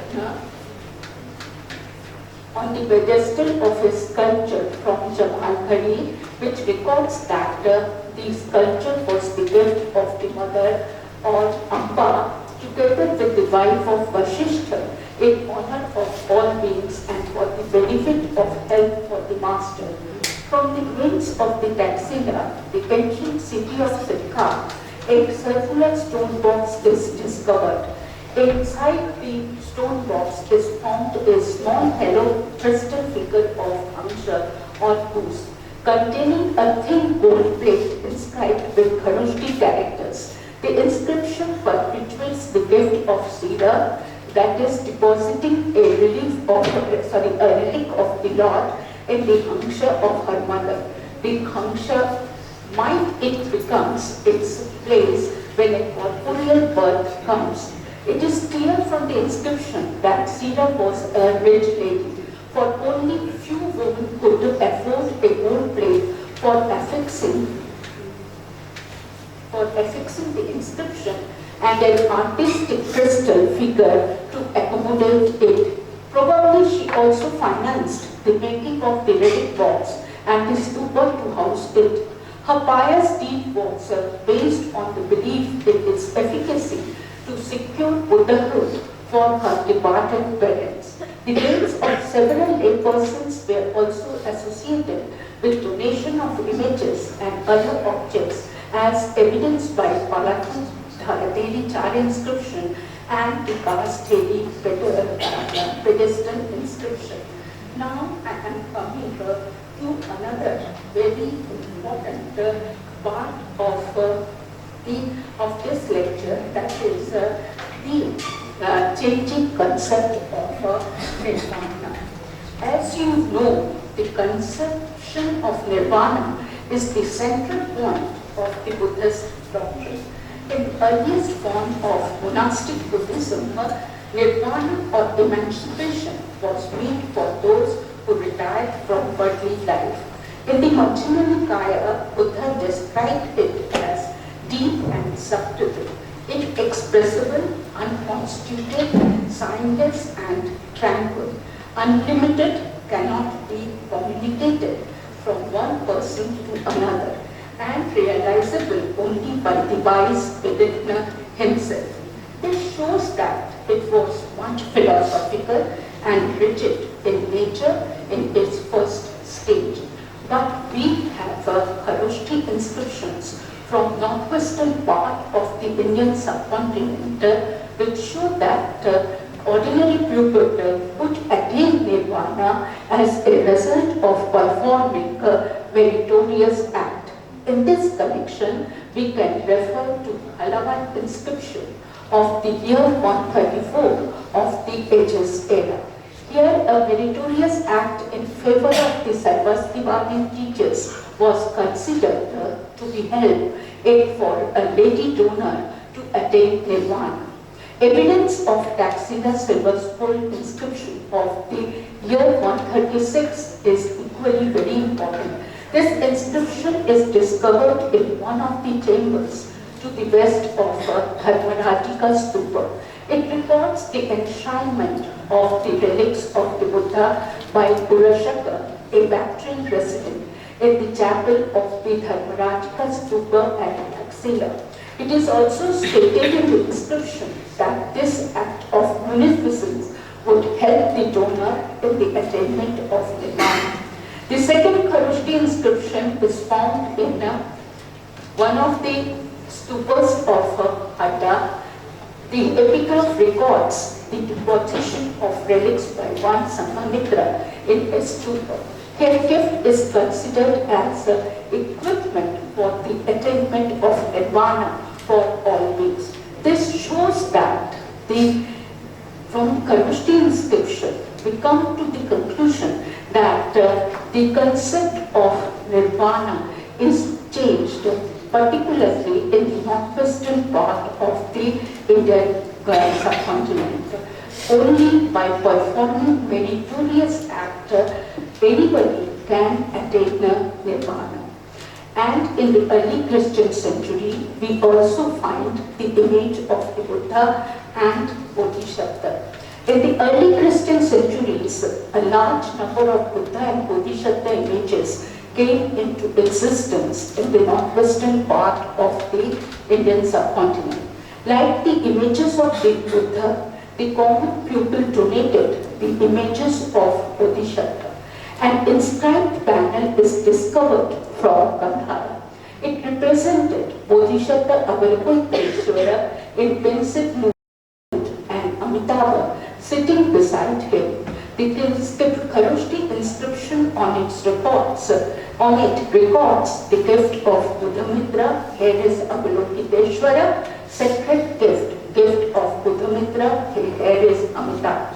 I am just showing some of the Bodhisattvas which came into existence in the first century CE in the northwestern part of the Indian subcontinent. That is the Avalokiteshvara or Padmapani. This image is from Budgaya, that is from the region of Swata, and it belonged to circa 1st century CE. Now, this is the seated Avalokiteshvara image from Gandhara, that is from 2nd to 3rd century CE.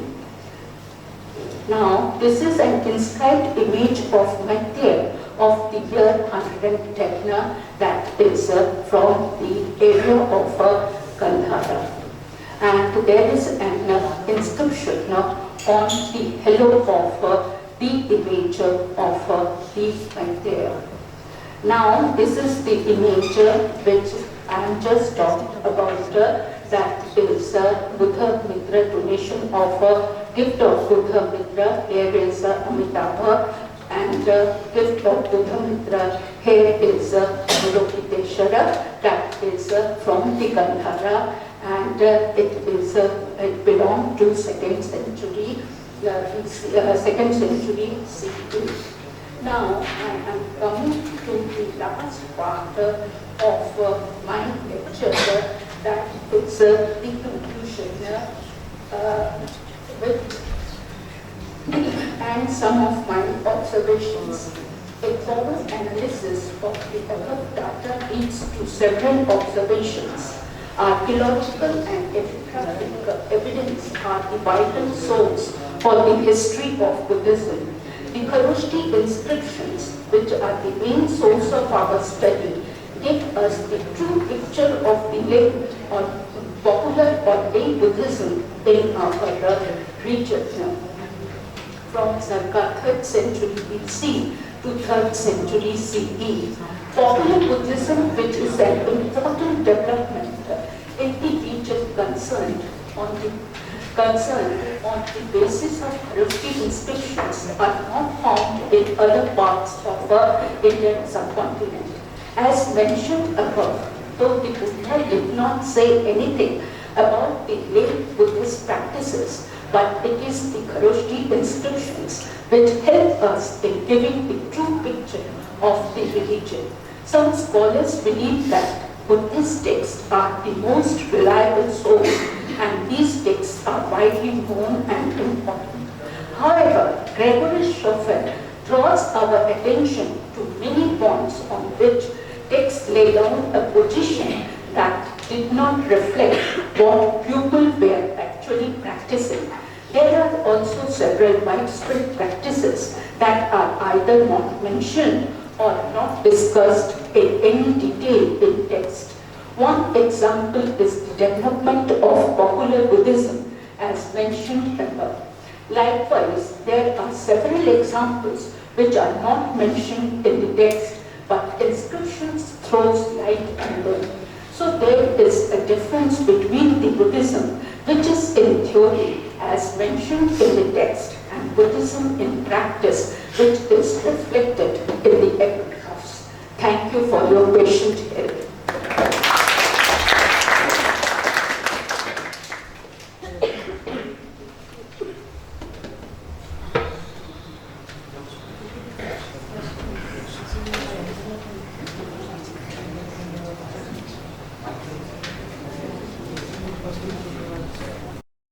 Please feel free to ask. Yeah.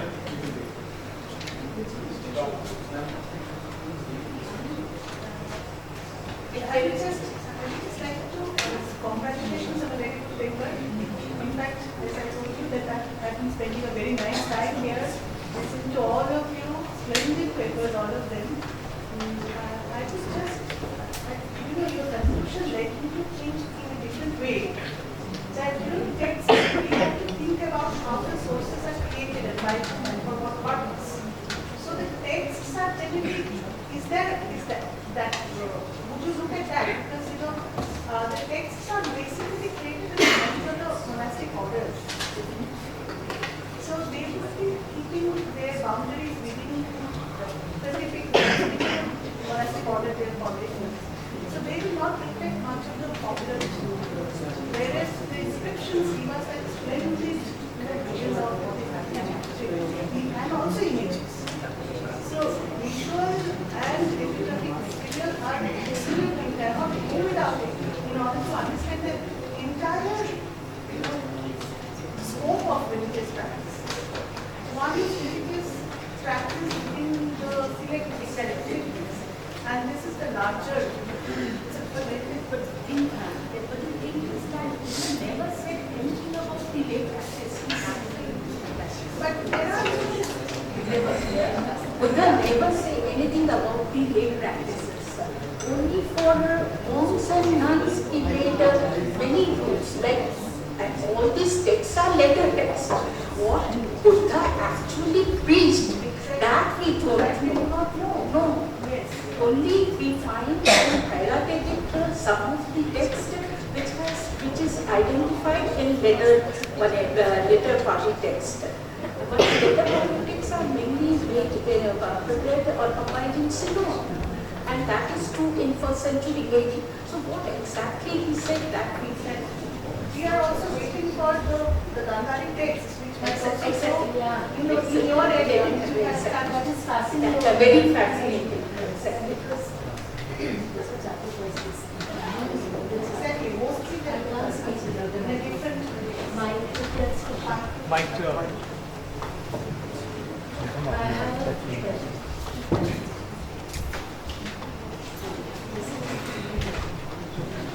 Thank you so much for this wonderful paper.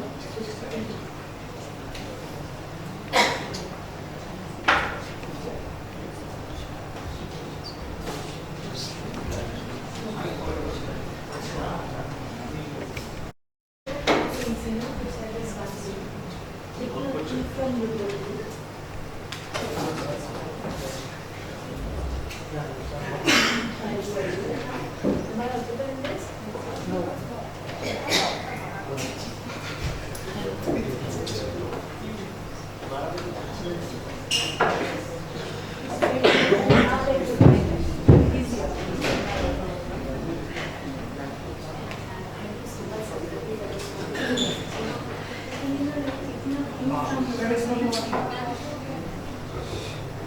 it's not working.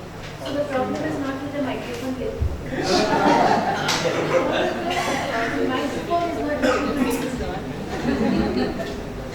Hello.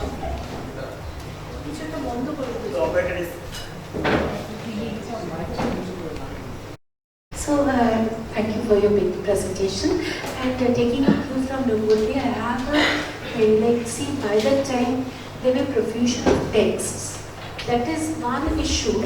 Was it leading them to select a few for a particular locality? Because, by 3rd century, we find this, that selections are being made, and for the monks, this is necessary. Why do we have to say that for the monks this is necessary? That means there are others which some people were preferring and engaging in. So you don't engage in those, at least these basics you have to study is an injunction.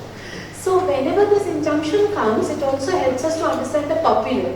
And taking your cue from this again, when you look at the Gandhar Jatakas, then why at all in Gandhar you have Jatakas? Jatakas are in the mainland, like in the Ganga Valley, you should have them. But the context of the Gandhari, this manuscript is fascinating. The localization gives you an insight into popular books. So what is practiced and what is normative is totally different. Like, it's according to the convenience, and it's as simple as this, that you have so many practices given as ideal for Lakshmi Puja. We only do whatever we feel good, what is convenient for us. So the practice is different, and what is actually prescribed is different. So the prescriptive and the practicing thing always had been different and will be different. And it's only the historian who can understand the context. So the localization again becomes a point, when you go to Southeast Asia, it's totally different. When you come to Bengal, it becomes different. So every area has its own localized notion of practicing Buddhism. Rather than popular, I would say practicing Buddhism, what is being practiced. Exactly. Thank you, sir. Yeah, I didn't want to monopolize the discussion. I came with the intention not to intervene. The question about the Buddha never preached for the ordinary people. That's certain. So it is only for the monks mainly and nuns less. Now the question, whole question is that how far we can trust what Gombrich calls the Buddha Vachana. So we don't have any text going back to if Buddha lived in the 5th century, we don't have any text going back to the 5th century. So either we get the earliest we know of the texts are the Gandhari manuscripts. Now they are dated, according to Solomon and Mark, to the 1st and 2nd century. I was telling during the lunch, you have Prajna Paramita and Sadhana Pundarika dated to the 1st century. So those are the earliest documents we have. Yeah, regarding the Pali text, this is a talk I'll be giving tomorrow tomorrow in Shantiniketan. Pali texts are not that much absurd in the sense, although they are dated to the Vidharkatha. And Vidharkatha is a complete story of the life of the Buddha revisited by Buddha Ghosha. So in the chronicle it says Buddha Ghosha translated something in Elu, in Sinhala, into Pali. So the work that I am doing in Sri Lanka with the mural paintings follow an earlier version which is even earlier than 5th century. The other, just to summarize something, now we know the inscriptions found in the sloka number 2 in Sanchi referring to the disciples of the monks who were sent to Himawat by Ashoka, right? And also we found the same inscriptions in Karaganahalli. The only place where you find these names is the Sri Lankan Chronicle. Chronicle has the full list of Ashokan delegations set there. So we need to look at these things once again with a very open eye. And the other thing is, thank you very much for the paper. My only problem is there are so many inscriptions coming up, right, every day. The things that Mark Allen and also Richard Solomon, they are all working on it. But do you think these inscriptions, apart from donations, do they say anything about the Buddhist practices of laymen? Yes, enshrinement of the relics of the Yeah, yes. that is the Yeah, that's the main purpose. changing concept. Yeah. Because now it is earlier it was very difficult. Yeah. Only monks and nuns can do it. But inscriptions are saying that even if you give some kind of donation or religious act, then only you will get. So it becomes a very easy inscriptions. Yeah, so that is something, it's a cliche thing. That means you have the donative inscriptions on all the boas, dinners, and also that is something very, I mean, it is almost, how do you say, there were people who were writing for them. My question is that you started your talk very intelligently saying that Buddha never preached for the ordinary people. Right? So we don't get that even from the Pali text or even until now the Gandhara text. How ordinary, what are the, I mean, if you go to the Buddhist countries like, Sri Lanka, Thailand, the monks don't intervene in any of the things. Only place the monks will come is the one when somebody is born for the funeral, and he will come and say how good he was, and he will attend Nirvana, that's it. So see, this is very important fact. I mean, if you look at the things, there are no mentions of practices. How whether the ordinary people came to the temple every day, what did they offer, how the veggies are offered. So as you said correctly, customs are accumulated in every religion. They come automatically. What we have is, now I'm sure we'll get more things, but for the moment that we are talking about, the inscriptions are very much limited. These are all donated inscriptions. So you put the name, even if Sancho Stupa very up there, nobody can see them. It is just for your merit. You put your name and see, especially in Kannada scripts that you are working on. So it's something that we really need to bear in mind. It doesn't mean that we should not look at them again, looking at every inscription found there. I mean, for the chronology and the ones that you mentioned on the Mitra and the Assist one and all the scriptures are very important. But how much knowledge we get out of that about Buddhist practices is another problem.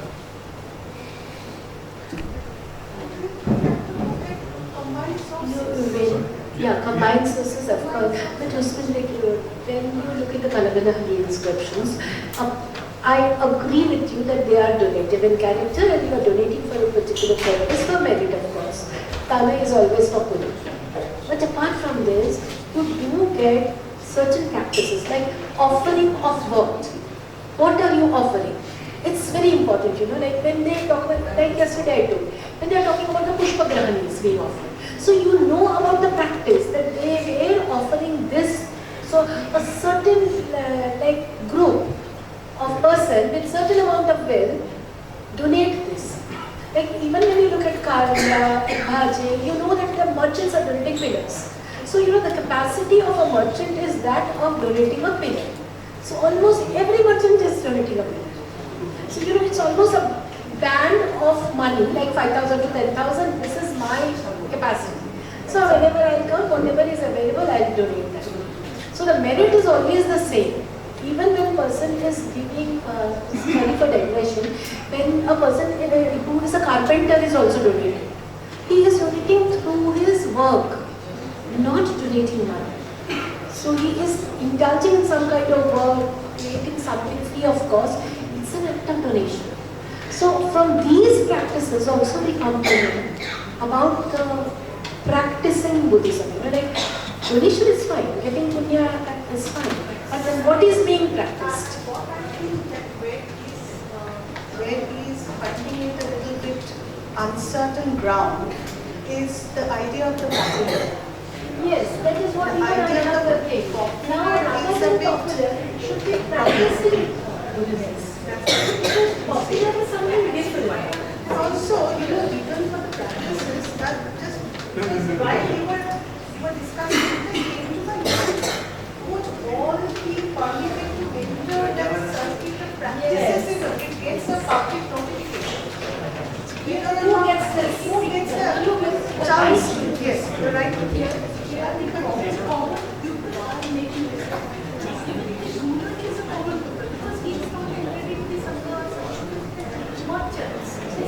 religious domain. You are outside the religious domain. So she came up with a wonderful point, saying it is from that point of view. Saitari came up with a wonderful point where she was segregating the religious from the profane. That's what the sacred and the profane is total different. I think I really need to make this point very clear. I'm working on the inscriptions, looking at the traders making donations. So that's one way of studying the trade relation. This is my talk in Nalanda University in coming days. What I mean to say is that even in a country like Sri Lanka, which was from the 3rd century onwards, there are no texts referring to the practices of ordinary Buddhists. What they do, what they should do. I mean, Pushpagani is fine. I mean, every day people go and put the flowers. It doesn't mean it's a ceremonial thing. Now, for example, if you look at the Greek religion, we know how people came in the procession to Parthenon and what they did there. So, in this context, we are really lost to a certain extent. I come back to the same point. Buddhism was, Buddha preached to the monks and this for the nuns. He was not interested in ordinary people.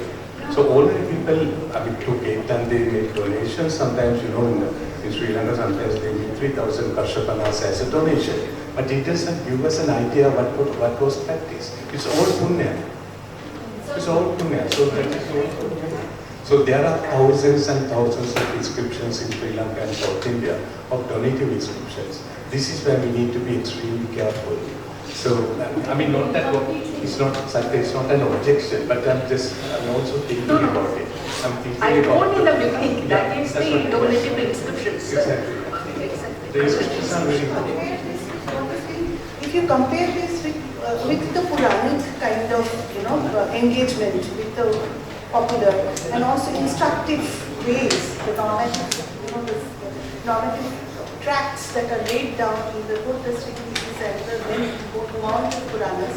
Perhaps in Brahmanism there is more of an engagement, whether it's a negative or positive, I'm not making a judgment. Yes, no, I'm saying that it's also there's a kind of a, hegemony in that kind of a role also. But beyond that, they are engaging much more with the ordinary people, controlling people's lives. Even in the Mahaparinirbhana Sutra, Buddha said, if you put garland on the stupa, this much only, then you will get the material. That is the That is the And in Ekottara Kama Sutra, so Pushman has done a lot of work on this. There also he is saying that text is very much related to the inscriptions. That if you donated this kind of things, you will get Brahma Punya. So this kind of thing is there. Only some texts are there who are saying this kind of thing. But main thing is lay Buddhism, participation of the laity in this kind of, that is reflected in the inscriptions. That is reflected in the You have to rely on the gifts. It's more on inscriptions than on text.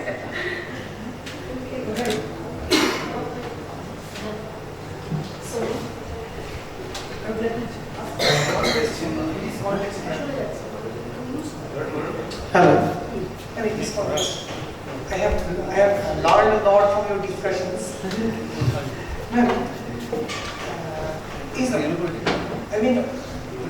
Those who are donating, can we say that he or she or they were lay Buddhist or Buddhist at all? Because I cannot specifically tell you the name of the site, but it's in the Western Ghat. We have found donation of a bomb in a donation of the bomb. Oh, Brahmana. Even here also. In the northwest also, there is a Garoshti inscription where Brahmana is donating a well. And in a Buddhist monastery. And in a Buddhist monastery, yes. And how can you say that all are Buddhist? No, I'm just not saying. Here, even ruler Kanishka, he is making a donation. So now he is a common people. He comes in the category of not a king, but as a common people. That That's what I'm saying. Even in Brahmacharya, I'm not categorizing anything that this is Buddhist, only Buddhist, lay Buddhist can make this kind of donation, or this. I'm putting all this, everybody in the lay category, in the lay, as a laity or common people. And there are two categories. One is sacred, profane, and the other is money. Those who are not entering the Sangha and making this kind of donations or this kind, what kind of picture is coming up from the institutions. That is totally different. Interjedi is this alluring you with punya and heaven.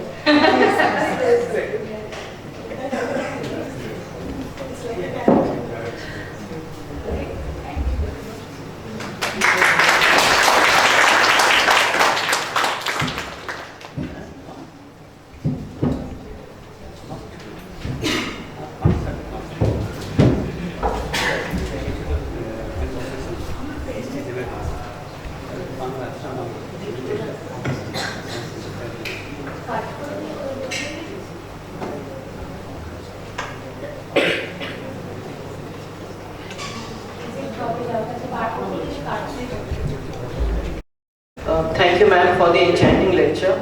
Now I would like to call Professor Nupur Dasgupta, Professor, Department of History, Jadavpur University.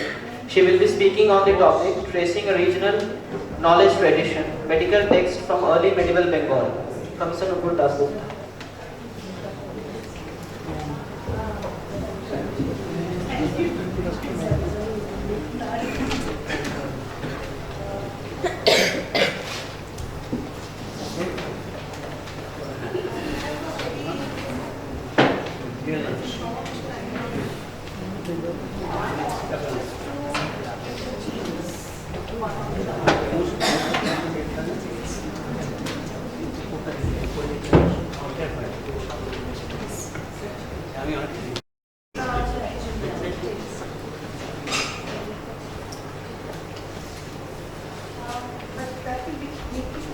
Continuous, so just one minute. Okay. On the click. Yeah, sure.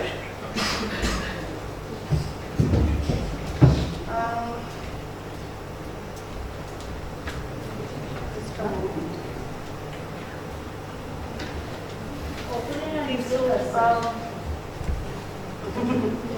It's not staying in one place, that's the problem. Thank you very much for inviting me here. I am so grateful to have made it here today. Actually, I have not been keeping well for a long time, and today I think it's after a very long time.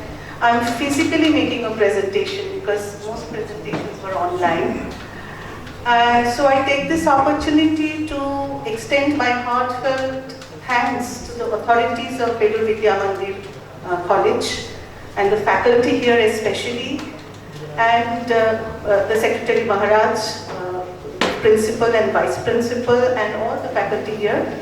And my friend Shushmita Boshu Majumdar, she kindly invited me here. I'm very thankful to her. And it's such a nice thing to meet you, Professor Osman Bobarachi. It's just an honor to meet you here and listen to your splendid talks. And Sarita, very nice to hear you. All the papers that have been presented since the morning have been fascinating for me, a great learning experience for me.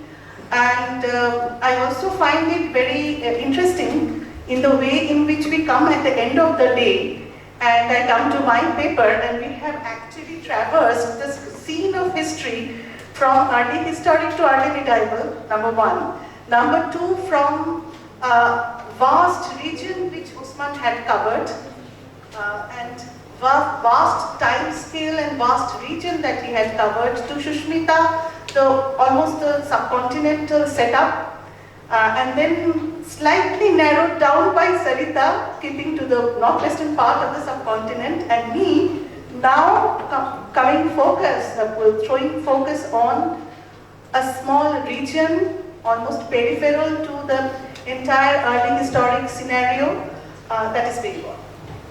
and coming to the later period in early medieval times.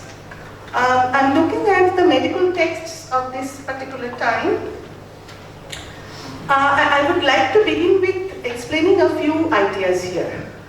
Number one, I am sure that all of you know about the concept of early medieval, this regionalism, which is developing in this period, and which has been emphasized from the point of view of cultural developments since N.R. Ray had first talked about it, and then elaborated on by Arish Sharma and Rajadulal Chattopadhyay in their different ways as how they saw it from different perspectives of the processes of state formation and the state and the economic processes, relationship of state and economy.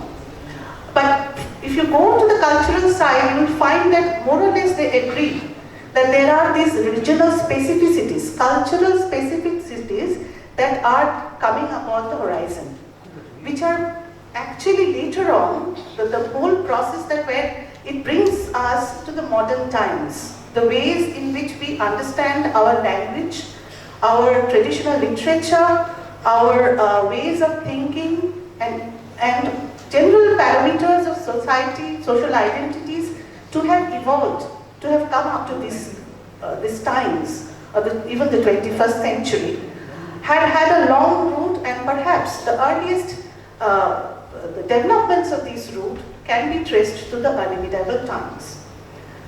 Now I have chosen to look at the tradition of medical writings in Bengal of the early medieval times from the point of view of the kind of developments, efflorescence in fact, that we see during the 18th and 19th centuries in Bengal in terms of medical literature. I wouldn't like to call it, especially in the context of early medieval, I wouldn't like to name this kind of medical developments as Ayurveda, because there have been lots of debates about this recently. Kenneth G. Zisk has spoken about this, and also Gerrit Jan Muhlenbelt had pointed out this. This has also been pointed out to a particular extent by Projit Buhari Mukherjee, who works with 19th century and early 20th century Bengal phenomena. So Ayurveda is a term which was actually brought under a particular umbrella and had been identified with the Brahmanical pattern of thinking throughout the medieval period maybe, but post 16th century I would say. I would say that begins from post Bhava Prakasha text, when it kind of overarches as a particular even way of looking at medical practices. But before that, there had been different schools of thought, different strands of medical cogitations, thinking, and experimentations which were laid out in the textual tradition. This textual tradition can be traced from the times of the Charaka Samhita. There are different layers of Charaka and the layers of Susruta, which have been very well analyzed by recent scholars like Gerrit Jan Muhlenbelt. We were talking about that. So I will not go into the pattern of dating, but I will just say that internal evidence from these texts, along with the commentaries, have allowed us to, and also putting together the kind of ways that they're speaking about the practices, the kind of medicinal ingredients that they are talking about. All these allow us to make certain basic assumptions about the times that the layers of the different phases of writings of the Charaka Samhita might have gone through. And the commentarial literature also comes. Now this is, and also with this paper, throughout the morning we have had discussions of how to handle epigraphic and visual sources and numismatic sources, and we know that they are the basic hard evidence for pursuing history. But finally at the end of the day, it is not without the texts. Texts are the fundamental resources for doing history, because otherwise especially for tracking knowledge traditions. We can have the hard evidence, in fact, for technology, advances made in technology and different kinds of practical sciences the archaeological materials do splendidly. But for general ideas of literacy, orality, general ideas about intellectual patterns, we cannot do without the text, even for social history. So finally we have to kind of deal with somehow these difficult texts. It's a very difficult task because dating of the text and where the text has gone through a long period of composition, it takes a lot of hard work to really find out the dating and the authorship and everything. There's a wonderful work done on the Arthashastra by Thomas Trotman that stands as a singular example of the kind of work that has to be done in order to kind of situate a text within its motivational orbit and temporal orbit. Now, I'm not going into those details, I'm just starting to say one thing. I'll just start by saying one thing, that basically this history, the history that I'm going to relate to you, basically I will go through the phases of developments in cogitations regarding diseases, knowledge of diseases and the medicinal preparations. That kind of, this kind of observations can be made through these texts. The textual and intertextual data has to be carefully analyzed in order to situate the texts in a chronological frame. Now for this, we have one or two commentaries from Bengal which generally come from about 12th century. They start coming from the 12th century CE, which have chronologically referred to some of the regional texts and their authors, which give us a very wonderful, it's really provide us with wonderful data about the different authors, medical authors from the region. So I'm basically following two scholars. One is P.V. Sharma, Priyabrat Sharma, and the other is Jelichand Muhlenberg, as well as the third author who had written a long time back in 1947 to be exact, D.C. Dinesh Chandra Bhattacharya. So these are the three authors mainly who have done a little bit of work on the texts that I'm going to deal with. Apart from that, singular texts had been worked upon by their editors when they came out.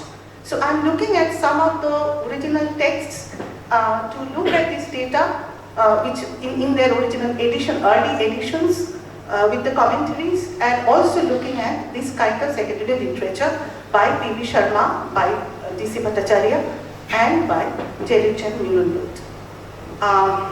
Now, we are trying to look at, trying to identify some of the texts that might have been authored here, and I'm also trying to look at how the different categories of medical practices were being taken up for perusal, for studies in the context of Bengal. Now here we come across certain very fascinating evidence. In the entire gamut of history of textual medicine, it is from Bengal that we see the first development of specialization in materia medica. Specific texts being written on materia medica and specific texts also being written on what I can say medical lexicon. That is, what should I say? Handbook of medicine, handbook of pharmaceutical preparations. So these are certain genres that are developing in Bengal, and they develop from the times, say about 8th, 9th century CE to 11th century CE. Besides that, we also have a development of therapeutic texts here, which take off from, say, about 9th century CE, flourish to the greatest extent in the 11th century CE, but later on, we see that there are the development of commentorial texts. At the beginning also, the beginning of medical engagements in textual format begins with commentorial literature. So at the beginning and at the end of this entire history, which ranges from 7th, 8th centuries to the 12th century, I'm not going beyond that, both these ends are being projected through commentorial literature, but with a difference. The earlier commentaries were so great, especially the commentaries on Susruta, that the greatest commentary writer, Dalhana, on the Susruta, which is still now followed as the best commentary on the Susruta, he had followed the commentaries that were written in Bengal, number one. Number two, at the end of the day, when we come to the later commentarial literature, we also find that these commentaries are now being written in such a manner that they are developing their own theories and thoughts, which make these commentaries as independent texts. They can stand outside the orbit of the text on which their commentary is on.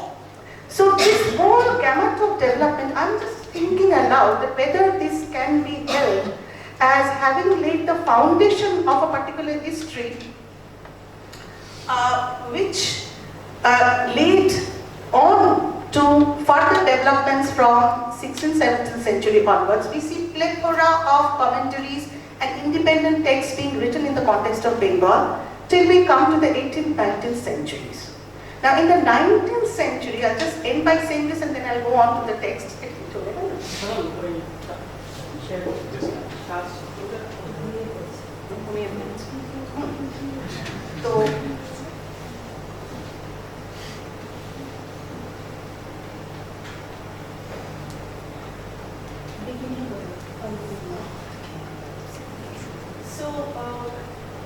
In the 19th century, when the early Western medical practitioners had come into Bengal, and they tried to look for medicinal ingredients, because bringing ingredients from the West by shipping was proving to be very, very costly, expensive, and also the medicinal items were getting destroyed in the journey, in the process of being navigated here. So they were searching for local ingredients, and also they were also kind of consulting the local practitioners. And in that orbit, we find that they had basically come upon certain centers of medical practices. In Bengal, Bengal was one of the major centers of indigenous medical practices, both the Persianate culture of Unani as well as in Ayurveda. Similarly, Punjab was another area where Ayurveda had really flourished to a great extent. UP, Delhi, Lucknow had also been very important for both Unani and Ayurveda, mostly Unani. And in South there was Siddha. So Bengal had made itself very, very conspicuous in the medical orbit, the knowledge orbit of medicine in the pre-colonial times, to the level that when the Western practitioners had come, they had found the Bengal repository of traditional knowledge to be have been very, very important. In fact, in the late 19th century, from the 1870s onwards, we shall find that one after the other, the Kavirajas, the families of Kavirajas, to have flourished here. And they have made good business, mind you. They had opened their own dawakhanas, they had opened their own pharmaceutical shops. They have been going splendidly side by side with the hugely successful Western medicine and their hospices. So this particular tradition, the knowledge tradition, had been built up from within in Bengal, and I would suggest that the foundations were laid in the early medieval times. Now I'm looking at this map. This is the map of Bangladesh, where I have pointed out certain areas here, mostly in the Sylhet region and in Dhaka, Faridpur region, here in Kumilla, and Narayanganj, Dhaka, Faridpur, Narayanganj, Kumilla, and Sylhet. Now it's very surprising to note that some of these places have yielded inscriptions which actually allude to certain elements which are associated with this kind of medical tradition. For example, in the 6th century records of Vainagupta, we do come across the number of Vaidyas, and also we come across such physicians in their capacity, in their professional capacity, receiving land donations in the Poschinbhag copper plate of Sri Chandra in 930 C, that is in the 10th century C. But these terms, Vaidya term, the point is that did this term specifically denote a group of professionals who were practicing medicine, or was there already a social identity that had been applied to them? There is a big question about that. In fact, we do come across the term Vaji Vaidya as well as Vaidya in the context of Gaya inscriptions coming from the mid-11th century CE during the time of Nayapala and Vigrahapala, where also we find that these Vaidyas were actually responsible for composing the elegies of the local rulers. So, how do we place this idea of the Vaidyas? Were they already been crystallized into a social identity on the family line? Because Vaidyakula is another term that we come across in a context in the Bhatera inscription later on from Samatata region. So throughout Bengal, we can say that we are getting this from the Samatata region, we are getting this from the Gaya region also. So the greater Bengal orbit under the Palas, and later on, not so much under the Senas, but under the Palas, we do understand from the early part of early medieval Bengal to the times of the Pala rulers, we see different inscriptions referring to the Vaidyas in different capacities. They might have functioned as physicians, they might have also functioned as royal officials, and sometimes the designation also indicate that this identity had been transformed into a family identity, Vaidyakula. So there is an officer who has been referred as Vaidyakula Pradeepa. So therefore that idea is there, but side by side we also come across certain terms like Antarango, Gaurabhesha, Antarango, Gayadasha. See, Gayadasha was one of the commentators, one of the most famous commentators on Sushruta before Dharmana comes in. Now, then do we understand this Antaranga term to be whether it's a kind of an official designation? Yes, we come across this official designation in some of the inscriptions, which range from once more from the 7th century to the 11th century times. Antaranga here, in the two cases, we come across the term in the context of the designation of Uparikas or governors of certain areas. One is from Baraka Mandala and the other is possibly from the Sylhet region.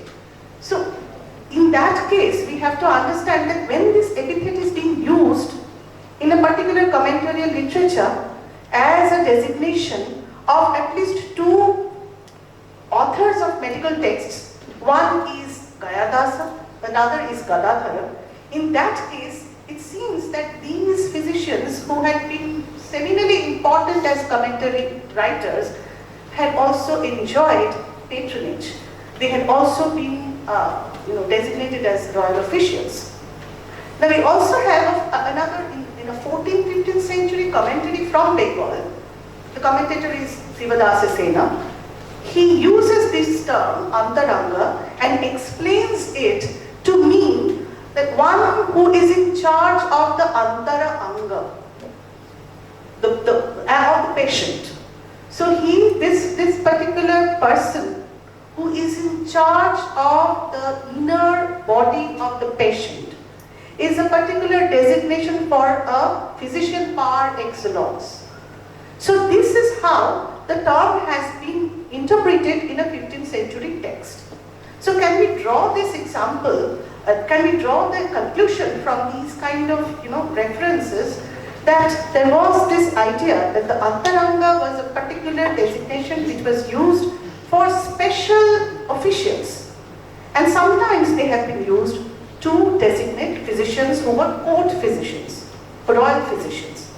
So these are certain external evidences which we get from our inscriptions, as well as which we can put together with the textual references and draw certain conclusions from them. I mean, these are not certain conclusions, we can just hypothesize. And so, but this is the way in which we have to track the very elusive history of these personages and their professional roles. Now, we see that, very early, in one of the 7th century great commentator of Charaka and Susruta, Jetchata. Jetchata is somebody who comes from the region of Kashmir. He had referred to different schools of medical thought. Schools of medical thought pertaining to the Charaka tradition and also pertaining to the Susruta tradition. And then he talks about certain regional schools like Kashmira, Saintava, and also Gouda. So as early as that time, that is early 7th century, he speaks about the Gouda school of medical thought, especially following the lines of Charaka. Now that set many people off, and I also pursued to find out what could have been the early tradition here in Bengal. Can we really find out certain things? So there is one particular reference to a commentator, well-known commentator, because he has been repeatedly referred in the later commentatorial literature on the Charaka. This is Ishwara Sena, and whose date, according to the commentatorial chronological order in the list which has been prepared by another scholar from Bengal in the 12th century CE, Nishchalakara, in his chronological list of commentatorial authorities, Ishwara Sena stands much before anybody else from the region. And also he stands immediately along Madhava of Madhava Nidana. And Madhava Nidana is a text which can be very, very clearly dated because it has been translated into Arabic from Persian. So the Sanskrit text has been translated into first Persian and then into Arabic by mid-9th century CE. So obviously a long period of gestation period should have gone before that, and so it has been dated by Jerry Middlebelt and others around early 8th century CE. So Ishwara Sena, coming before Madhavakara of Madhava Nidana, should be dated between late 7th and early 8th century CE. So it's my kind of hypothesis that is it possible, or question, that is it possible to locate Ishwara Sena in that particular group, at the end of a particular group which are, the remnants of which are no longer available to us, to have inspired Jethchata to have spoken about a Gouda school of interpretation of the Charaka Samhita. So the history starts from there maybe. The early nebulous history can be tracked to Ishwara Sena. Later on we have Gadadhara, who comes immediately after Ishwara Sena.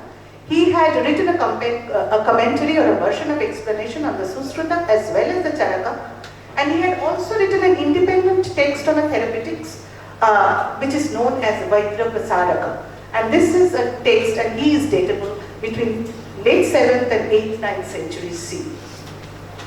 After that, we have another tradition. This is Kartika Kunda. Now, Kartika Kunda is also associated with another independent author of a therapeutic text from this region, which is Vrinda Kunda. Now, Vrinda Kunda is clearly situated in Bengal region, and there have been hypotheses extended by many scholars like Muhlenfeld and Sharma and Bhattacharya, placing Kartika Kunda as belonging to the same family of physicians in Bengal around the date 8th and 9th century CE. Now, interestingly enough, we also come across the title of Kunda in the Gujarati copperplate inscription of Samachara Deva. And that inscription does not, it just antecedates this Kartika Kunda's date by a few years, maybe 50 years. So, if we put together this kind of evidence that Kunda family, in fact there have been hypotheses put forward by D.C. Bhattacharya that Kunda family was a designated family for who had practiced medicine.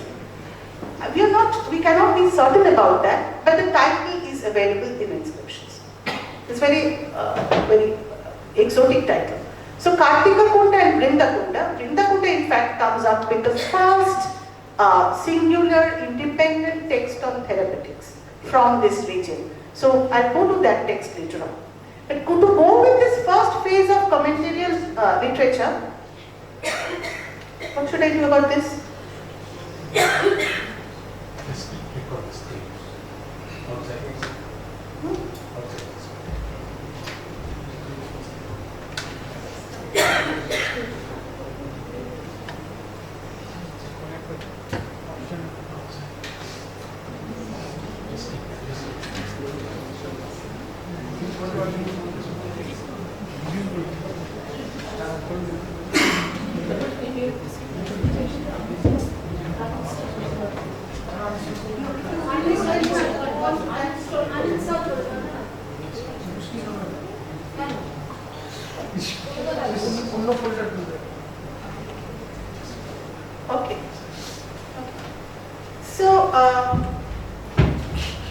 we come to after Kartika Kunda and go to Vrinda Kunda later on to go on with the commentarial literature, we go to the next commentator, that is Gayadasa, who had been designated as Gaureshwara Antaranga Sri Gayadasa. And his commentary, the Laya Chandrika, is available to us, and it had been edited by Jadavji Trikamji in the early 20th century. It's a wonderful commentary, and it gives its independent position on different aspects of Susruta.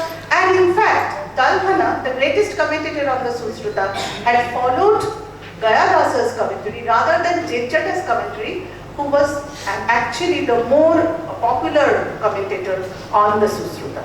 So there is this kind of a genesis of regional medical schools of thought already. We see the tradition coming from Gadadhara to Gayadasa and also Kartika Kunda, who all three of them had apparently written the commentaries on the Susruta Samhita. When it comes to the Charaka Samhita tradition, we have Ishvara Datta, followed by Ishana Deva, who also wrote a commentary on the Charaka Samhita, which comes around the early 11th century CE. And also Gadadhara before that, 8th, 9th century CE. So we find that at the end of this, almost between late 7th to in early 11th century, already the two major texts, one oriented towards pharmaceutical preparations, the other oriented towards surgical measures, both these very seminal texts on classic medicine had been written upon by the scholars from Bengal. So that actually lays the foundation. Now we come to the first phase independent works, where we see it starts with Gadadhara's Vaidya Prasaraka, which comes around 7th, 8th, 9th century CE, followed by Vrinda Kunda. Now Vrinda Kunda Siddha Yoga, it follows another very great text, that is the first of the Laghutrayi, that is Madhavanidana. Madhavanidana, I have talked about it, it has been composed around the late 7th century CE. Vrinda Kunda's work comes slightly before that, slightly after that in the 8th, 9th centuries. According to some authors, it comes around 10th century CE. But basically, we can talk about the 9th century CE work. Now, this is a very important work because it follows certain patterns given in an earlier book, which is Madhavanita, but it introduces new diseases. It also introduces new medicines and preparations. For the first time in the entire orbit of the classical medical text of these times, I am talking about all India context, Vrinda Kunda's book is the first to talk about iatrochemistry, that is use of more minerals in the preparation of medicines. He talks about the use of Parashika Javani. He talks about the use of mercury for the first time. He also talks about the use of a preparation of Kotjali, which was said to have been made by that great philosopher and iatrochemist, that is Nagarjuna, Buddhist Nagarjuna. Interestingly enough, Vrinda Kunda, this kind of the tradition that Vrinda Kunda represents, seems to belong to the Samataka region. And perhaps there is this tradition, the Buddhist tradition might have been borrowed, because we also find in his text, for the first time among all the writers in this region of Bengal, he actually consults one interesting text, that is Siddhasara, which was composed by Ravi Gupta, who belongs to the Sindh and Gandhar region. And in fact, it was shortly, that Siddhasara text had been shortly translated into Tibetan, and it was circulating in the Gandhar orbit and in Central Asia. That text had been for the first time repeatedly mentioned by Vrinda Kunda, number one. Number two, he also refers to certain formulae, medical formulae, which are also mentioned in the Bauer manuscript, the Navanitaka. Now this Bauer manuscript, if people don't know, that was one of the texts of these found among the 7 manuscripts which were put together in a bundle and brought back from the region of Kucha in Central Asia by one major power. He has nothing to do with history or medicine. But this was, he was a surveyor in that region. He had retrieved that document, bought it from a local person, and then it was this, the whole birchbark manuscripts were, read, edited and published. And I'm following the publication of A. Cornell. And according to the scholars who have studied these texts, the manuscripts belong to about 6th century CE, but possibly the actual content belongs to about 4th century CE or even earlier. So there is a relationship between the Power manuscript content with the Susruta and the Charaka and Vela Samhita, which are very early texts. And this tradition of knowledge was now found to be imbibed in a text which is being written in Bengal from the 9th century CE by Vrindakunda. Now this sets me wondering about the outreach of the Bengal scholars at the time. Not only were they looking at the classical medical texts which were already floating in different parts of the subcontinent, but they were also clearly looking at trying to retrieve knowledge from other texts. The Siddhasara, Ravigupta Siddhasara was not that popular in the internal zone of within the subcontinent. So that was one text that was being brought in. And we have to understand that Ravigupta belongs to the Buddhist orbit of medicine. And also we have this reference to the Power manuscript, the Navadvipaka Sutta. So it seems that these traditions were being imbibed, and there was a huge cauldron of cultural intermingling in terms of medical knowledge, exchange of medical knowledge, and internalization of medical knowledge from outside. So this is, I think this actually starts off the landmark period. Vrindakunda also seems to have written a kind of a glossary text which went by Vrindatika or Vrindatippani, which has been referred to by different commentators later on. And this is followed by one very seminal text. This is almost the same times in between 800 to 1000 BC, 1000 CE. We have this wonderful text specifically devoted to Dravya Guna, that is Materia Medica, which was said to have been authored by one Bishop Madhavakara, son of Indukara, at his homeland is also referred here, which is called to be Shilaranga. The place has been identified after lots of hypotheses and debates as somewhere near Vikramashila Vihara in Antichok. The text is Parjaya Ratnamala. It is extremely interesting. He refers to a number of medical ingredients, especially Pathavattu, that is food, therapeutic food. And among this, there's a long list of fishes that are prescribed as therapeutic food. So that, and also he refers to a number of plant ingredients in vernacular, local colloquial terms, not exactly vernacular because he's writing in Sanskrit, but the form of the terms are colloquially presented, which have not found any use outside the region of Bengal. So from a careful analysis of some of these plant names and other ingredients that have been mentioned, it is very clear that Parjaya Ratnamala is actually representing the Bengal recipes for medicine in a large way, in a big way. So therefore we can say that from many respects we are now looking at a garnering of different kinds of medical, actually observed empirical knowledge of medicinal practices, and also theoretical knowledge of medicine from different textual traditions, which are now brought together and being circulated, practiced, and also pondered upon by the medical professionals from the region. The second phase actually is once more shows us, there's a creation of commentarial literature as well as independent works. And here we see first inkling of a school, of a pedagogy, medical pedagogy, that is Guru Shishya Parampara, that we find in the context of Chakrapani Datta, the famous medical author and professional from the region, his preceptor Naradatta. And Narodatto has been referred by several scholars following him after early 11th century CE as a famous commentator on Charaka, and he also wrote an independent work which is Brihad Tantra Pradipad.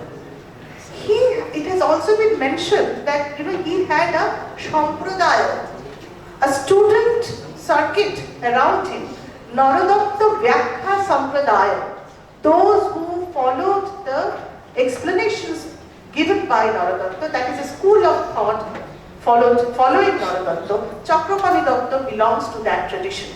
In fact, he refers to his preceptor repeatedly in his commentaries, that is Ayurveda Dipika, which is on Charaka, and Bhanumati, which is on Susrita.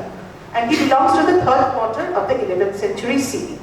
Now, Chakrapani Datta is supposed to be a very prolific author, medical author. He also wrote independent works, which is Chikitsa Sangraha or Chakradatta Sangraha. And another scholar, I'll talk about him later, who perhaps belongs to the same period, that is Vangasena. He wrote the Chikitsa Sara Sangraha. They belong almost to the same period. Maybe Vangasena preceded a little Chakrapani Datta's times. But as I am going on with Chakrapani Datta, I find him to be a prolific scholar. He has also written on Dravya, that is Dravya Sangraha, which is one of the seminal texts on Materia Medica coming from this region.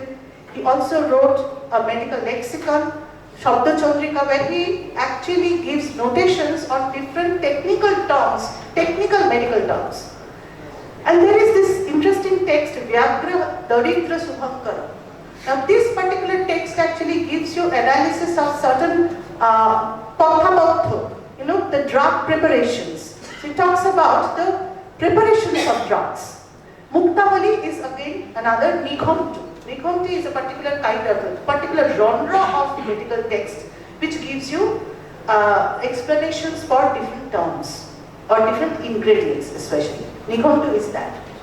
So he has been attributed with all these texts, and definitely he had written the Chikitsa Sangraha, the Ayurveda Dipika, the Bhanumati, the Dravya Guna Sangraha, and the Shabda Chandrika, and the Vyagra Daridra Subhankara. Muktavali is a little bit doubtful. It could have been written by somebody else coming after him. Now in the third phase, so in the second phase alone, we have another author who had written the Chikitsa Sarasamgraha. Now here, with Chakrapani, Vangoshen, and before them Vrindakunda, we find that there is another great development taking in the regional sphere of medical thinking, and that is a competitive school of thought. So there are these competitions. It's quite evident from the way in which Chakrapani Datta alludes to Vrindakunda's work, Siddha Yoga, that there was this rival schools of medicine. One was following Vrindakunda's tradition, the other was following Narodatto Chakrapani Datta tradition. Vangashana belongs to the Vrindakunda tradition. He follows the Madhavanidana and the Vrindakunda tradition. Whereas Chakrapani Datta at the same time was composing his works, nobody mentions the other. So they are silent about each other's works. They are mentioning the earlier commentators, they are also mentioning Vrindakunda, but they are not mentioning each other, writing at the same time. So it also shows the development of rival schools of thought within the Bengal scenario. So these are the undercurrents that can be observed from the silences as well as the voluble words that are found in their texts. Lastly, in the third phase, we come once more back to the commentarial tradition. We do not have much of independent text at least in this period, but as I told you at the beginning of my delivery, that these commentarial literature contained so much of explanation, projection of new ideas about certain diseases, about women's diseases. I would give an example from the first text, that is Vyakhya Madhukosha, which is a commentary on the Madhavanidana, one of the earliest commentaries on the Madhavanidana coming from Bengal by Vijayarakshita and his pupil Srikanta Datta. They wrote that text over 12th century CE. Vijayalakshita had started writing that text, then he had died in the midway. It was taken up by Srikanta Datta, who finished it. Srikanta Datta, since he is following the line of Madhava Nidana, he was also keeping in touch with Vrindakunda's writings. He wrote another Vyakhya commentary on Vrindakunda's Siddha Yoga, which is known as Vyakhya Kusumavali. So clearly, therefore, as we have Nishchala Kara, who at the same time is writing a commentary on Chakrapali Datta's Chikitsa Sangraha, we have Srikanta Datta, who is writing a commentary on Vrindakunda's Siddha Yoga. So we have parallel traditions. But interestingly enough, Chakrapali Datta was a very dominant figure, and Naradatta Vyakhya Sampradaya evidently was a very dominant presence in the medical orbit at that time. Therefore, neither Srikanta Datta nor Vijayalakshita could leave out the explanations given by Chakrapali and Naradatta. They are repeatedly referring to them. And they are also referring to all other scholars that I have, all other authors that I have been so far mentioning. At the last we have Nishchala Kara, whose Ratna Prabha commentary is almost like a text by itself. It's a huge text. It takes into account all the other authors in very great details, and plus he gives specific analysis for each of the contexts, each of the divisions of the Ayurvedic pattern of thinking. Like the Sutra Sthana, Nidana Sthana, and others, Vimana Sthana, everything. Nishchala Kara's text is so wonderful and so analytically given that, in fact, Jerry Chen Belt has talked about it as the best text possible that has come in the entire gamut of commentary literature at this time. Not only that, most interestingly enough, Nishchala Kara mentions some of the preparations that he himself used for his patients. And from that we get a first-hand observation of empirical practices and his own observed principles while he was using these kinds of drug material. So that is why with Nishchala Kara in the 12th century, writing in late 12th century, we see that we get to have a vision of not only the textual tradition, the legati tradition, the legacy of medical literature, medical tradition, medical studies, the pedagogical schools of thought, and also we get to understand how practice-based medicine had been prevailing in the region. So with this, my question is that can we pursue this particular way and a particular aspect to kind of exemplify the development of a regional orbit of intellectual domain in terms of medical knowledge? Can we say that a specifically regionally oriented knowledge tradition in medicine was evolving, was also on the field, which will lead to whatever would be happening later on, especially in the 17th, 18th centuries and going on to the 19th century.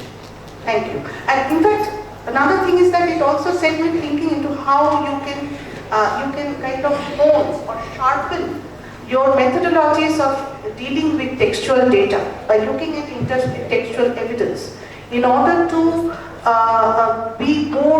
to get a more nuanced understanding of the history that we are dealing with. We are trying to extract from the texts. So that is all. Thank you.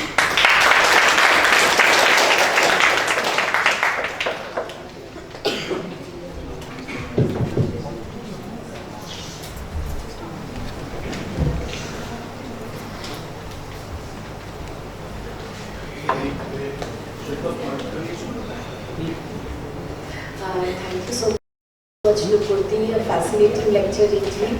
And this is what I was just expecting from you, and especially such a detailed description. I just have a few things in mind here. Of course, the regionalization, the localization of text is very, very important. And what comes to my mind is why in the 7th, 8th century times late, why this staff at this time? And another very important issue is that this is the time when for the first time Kalyanakaran comes into existence. So see, the whole idea of Kalyanakaran is putting together the previous works which were already there by Pujyapada, Samantabhadra and others. So is it so that they were giving an alternative medicine specifically for the Jainas with a different kind of alternative where everything was not there, every alternative was not provided. At times even garlic was there, was prescribed and so on, but it was an alternative thing. So is it this point, I always keep thinking, is it this point, while working on Kalyanakara, this came to my mind, is it this text that is instigating others also to create another kind of localized alternative text where the medicines are easily available? Because the drug network itself is very complicated and lot of money is involved and moreover the patients are not getting. And with this is connected again, when you look at the Vyagra Daridra thing, Shubhankar, you find that Vyagra is for the itinerant, mobile, and the Daridra is again for the poor. So it's again another kind of an alternative drug, a text, which is for the poor, affordable, and also only for the Charaka section, So these are charas who are more itinerant. So, multiplicity of the alternative text is something now which has not been talked about. Neither Muhlenberg talks about it. That's what I'm talking about. Yeah. It's only in, if you come to the 19th, people who are working on 19th century.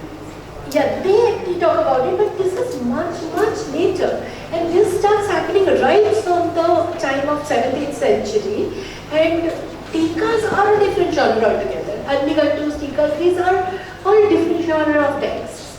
So the tikas are explanations basically. But the idea of the alternate is something which fascinates me. And only with a small thing which I would like you to think about. That Vaji Vaidya is a simple doctor for horses.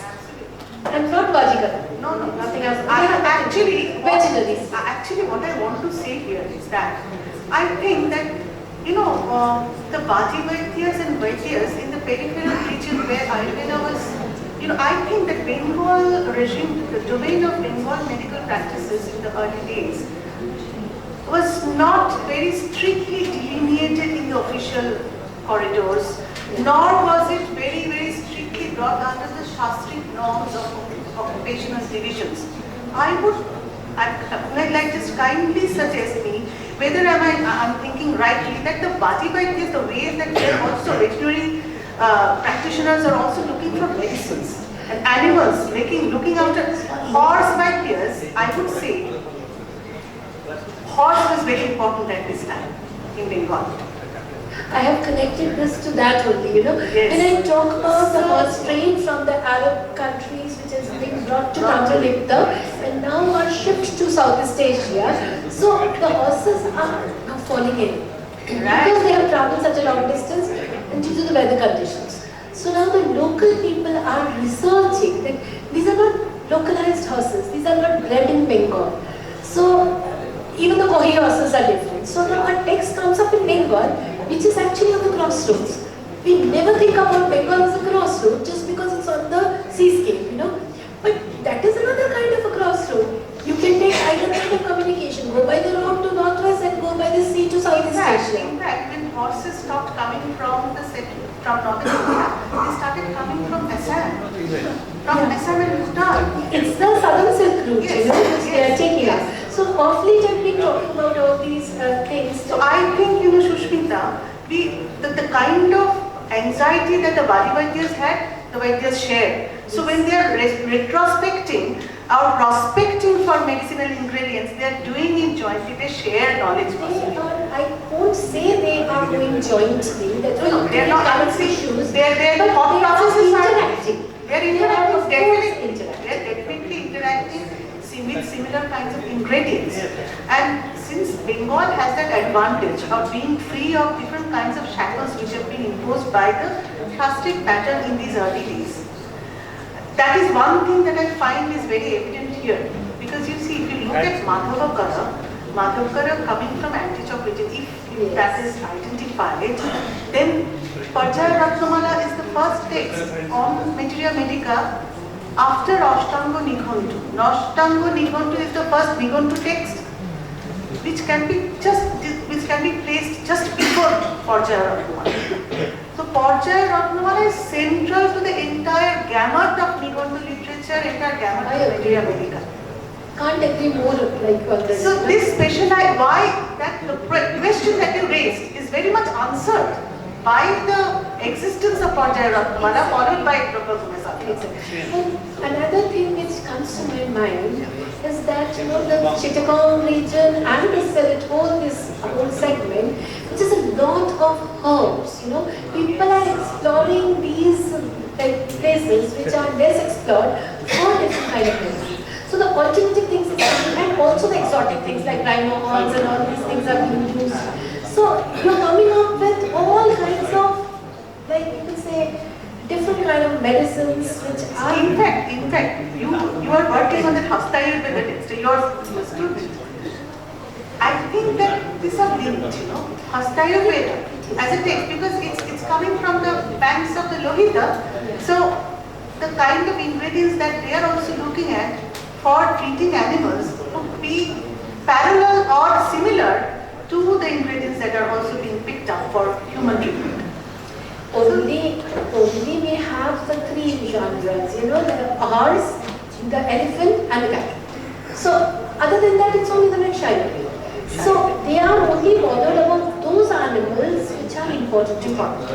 So that way we have to look at the vet, and there is no book on the veterinary science as such, no composite literature like survey we can do. So there's none. Even Munich does not talk about veterinary science. So we have multiple topics for thesis. Yes. Thank you, Dupla. Thank you for that question and beautiful explanations.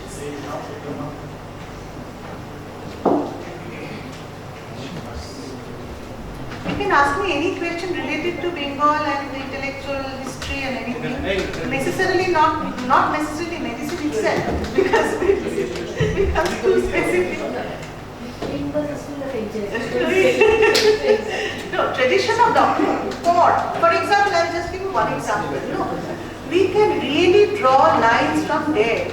Koro, Doctor, Dasho were the titles which we generally find associated with the authors of medical texts. Chakrapali Datta and Madhav Karo, there is Gokula Karo, I have not mentioned him.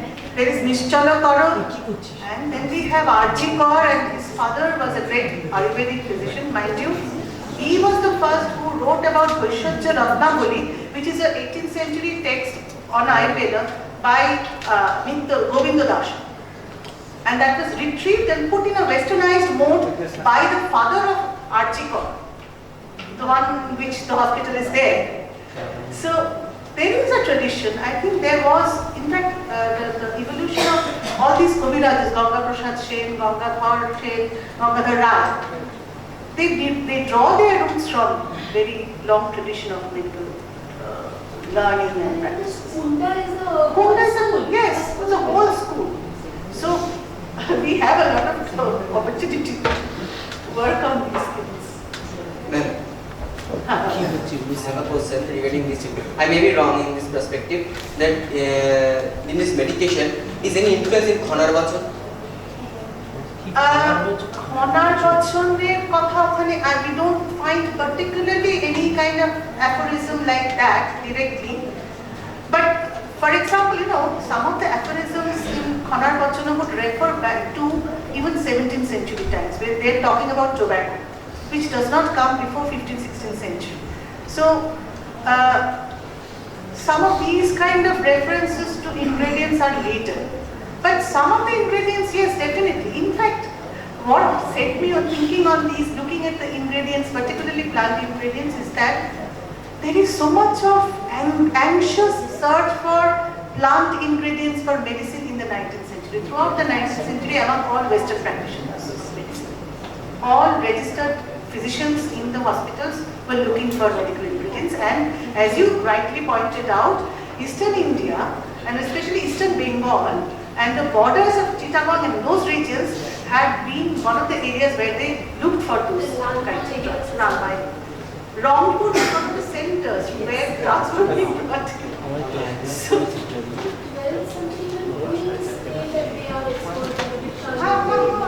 yes. So it has become a very popular kind of a job. Has to be. Because this is one thing that people can't live without drugs. So it's a very pragmatic thing. If there are... Good afternoon, ma'am. I have a question that what is so special about Gaudiya School of Medical Practice than other schools of... Gaudiya School.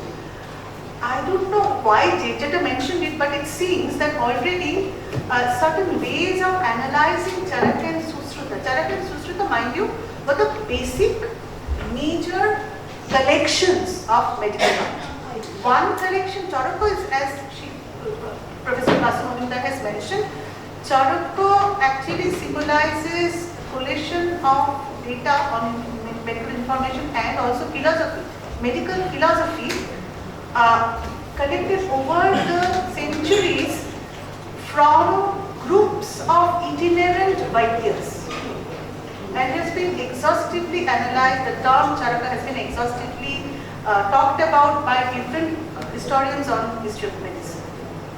Now that is one group, Charaka, where mostly the preparations were based on, treatment is based on medicine. Whereas on the other hand, we have the Susruta tradition. Possibly the early roots of both had started at the same time, going back. But the texts that we get in the exact form that we now get it, they come, the middle layer of that actually belongs for Charaka to 1st century BC to 1st century CE. And for Susruta, little after that, definitely 3rd century, definitely. I can't say on a 4th century, but that is not true.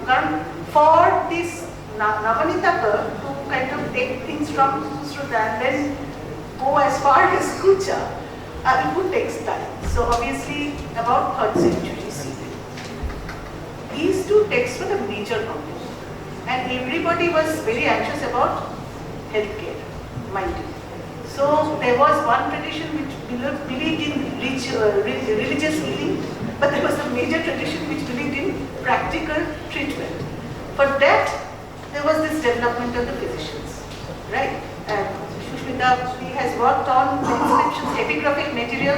Ranabir Chakraborty and Krishnendu Rai, they have also worked on the epigraphic data on this kind of hospices, patient care and things like that. So we know that there was a lot of things going on in this medical world. But these were the two major components. And it became important after a time passage to reinterpret them, to explain them, to disseminate them among the medical professionals and practitioners throughout the bigger region of the South Asia. So there was these traditional schools would develop. Jetato in the 700 CE was perhaps already experiencing that development. These schools had developed before his eyes. They had already crystallized. Tana Vedhegats. So there was a Saindhava region which means Sindhu. The Sindh region, there was one Kashmira tradition and there was a Gauda tradition. There's a similarity, when Priyanka was working, so we came across this Gauda Lipi in literature, in literary style, use of Sanskrit in a certain way which is peculiar to the Gauda people. Banabhatta was referring to it in 7th century CE. At the same time that you were also referring to. So perhaps this is post 6th century and around 7th century CE. There was perhaps a kind of an influx of ideas. Textual tradition was also developing. Okay, so maybe that had led to different kinds of developments, and this was also the time of regionalization, regional developments.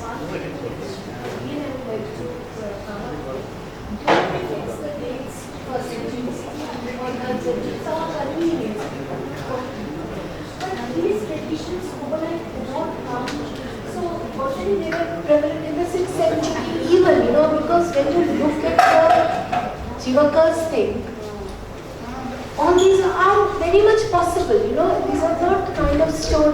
fantasies, you know, not express.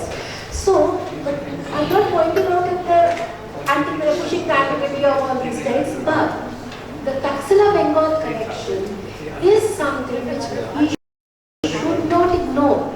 See, not only for medicine, but also for the horses. So this is happening, you know, the medicine is also traveling. From Magatimag is traveling to Taxila to town. So Taxila was the center from where people were actually learning medicine. That was the school. People dealing with the Chandraketugarh material would actually connect it. Completely, I agree. Not only Chandraketugarh, Baribateshwar, Tamilipta, Baribateshwar, all the three sides together.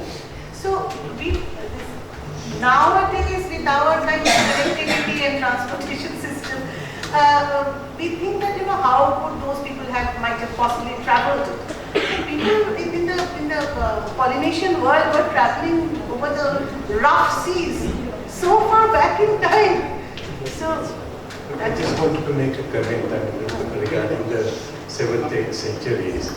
This is the time of expansion. Expansion of towards Southeast Asia. If you look at the hospitals in Sri Lanka, they are all dated to the 7th and 8th centuries. So far 6 hospitals are found with the inscriptions and with the medicine, and unfortunately they were excavated by people who have no idea about medicine. So it's really I don't have to say the contact between Bengal and Sri Lanka is absolutely certain. Many other points of view. So this expansion of hospitals in the, even we talk about Taxila and also we haven't found hospitals. So the earliest evidence is coming from Sri Lanka from archaeological perspective, 7th, 8th century. That's why I really like to paper so many things I didn't know. I've been now into that and read. So it's very important. This I'll be talking about this tomorrow also. Day after tomorrow, 7th, 8th century is very crucial for the history of Bengal and the Bengal race. it's very interesting that how you can link, because that is the reason why we should have such conferences where people come together and share ideas. Otherwise, we also don't know much. I mean, like about the Sri Lankan, exact information about Sri Lankan hospitals. It would be very wonderful to kind of integrate. Yes. Yes, wonderful sculptures are there. I've been to Sri Lanka recently, and I saw those sculptures and the panels. Surgical. Yes. Our archaeologists are not trained in finding such things, you know. Even if they get done, they will not do the. No, that is because they don't like historical archaeology. They will just stick to the prehistory and protohistory. Only a few of them are interested in my historical archaeology. Polanaruva, that Polanaruva site is also very, very important. Mehta.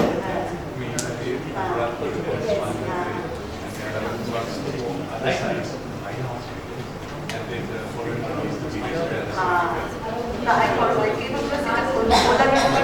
I have been.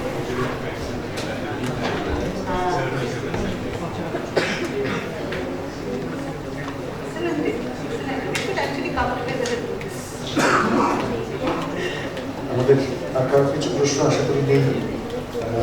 Thank you madam. আমাদের on behalf of Ramakrishna Mission Department of History, I would like to convey our gratitude. আমি একটু ডেকে নেব আমাদের one of the conveners of this seminar, Professor Delashish Pal, to come on the stage. আমাদের second হাফে যারা ছিলেন তাদের হাতে আমরা ছোট্ট উপহার তুলে দেবো তার হাত দিয়ে।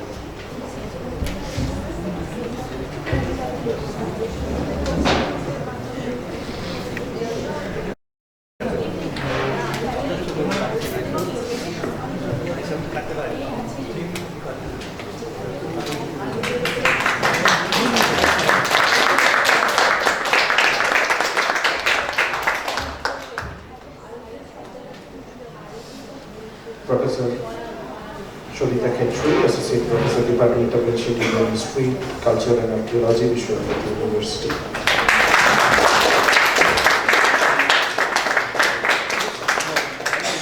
Important কিছু announcement রয়েছে। প্রথমত আমাদের নেক্সট ডে অর্থাৎ 13 ফেব্রুয়ারি আমাদের সেশন 3 শুরু হবে at 10:30 AM sharp। আপনাদের সবাইকে আমন্ত্রণ জানানো রইল। আর আজকের অনুষ্ঠান এখানেই শেষ হচ্ছে। বাইরে একটু সামান্য চা পানির ব্যবস্থা রয়েছে, আপনারা গ্রহণ করবেন। ধন্যবাদ, নমস্কার।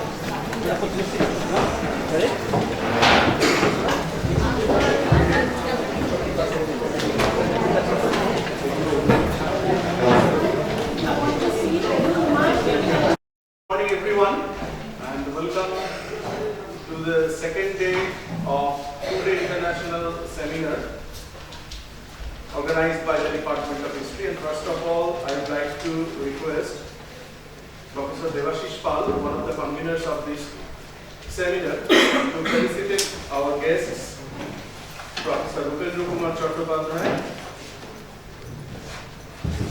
and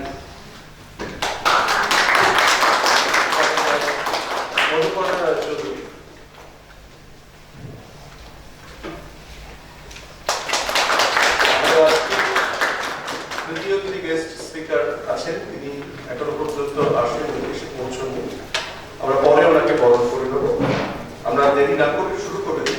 And I would like to request now Professor Rupendra Kumar Chattopadhyay, former Professor, Department of Archaeology, University of Calcutta, former Curator, Museum, Archaeology and Museum Unit, Department of History, University of Delhi, to deliver his lecture. And his topic is an approach to the reconstruction of productive forces and working tools, some observation on the recently excavated remains and artifacts from eastern Uttar Pradesh, Bihar and West Bengal. Sir.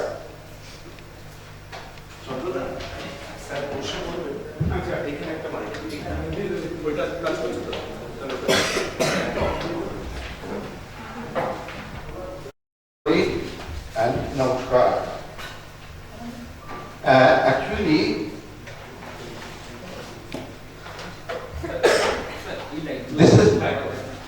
this is a paper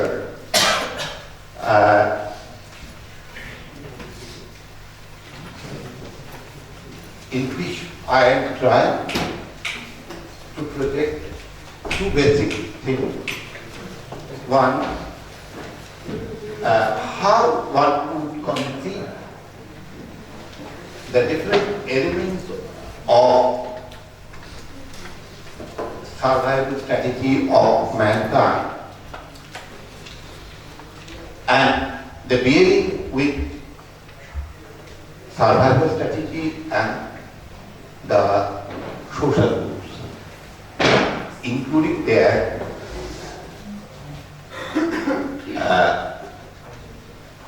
subsistence economy, reflected through the evidence of working tools or artifacts.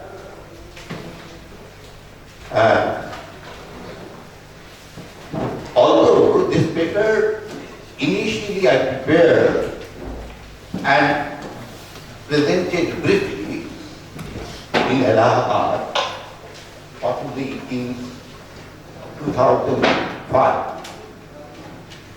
And then I have tried to present a different aspect of the same paper to get feedback from the scholar.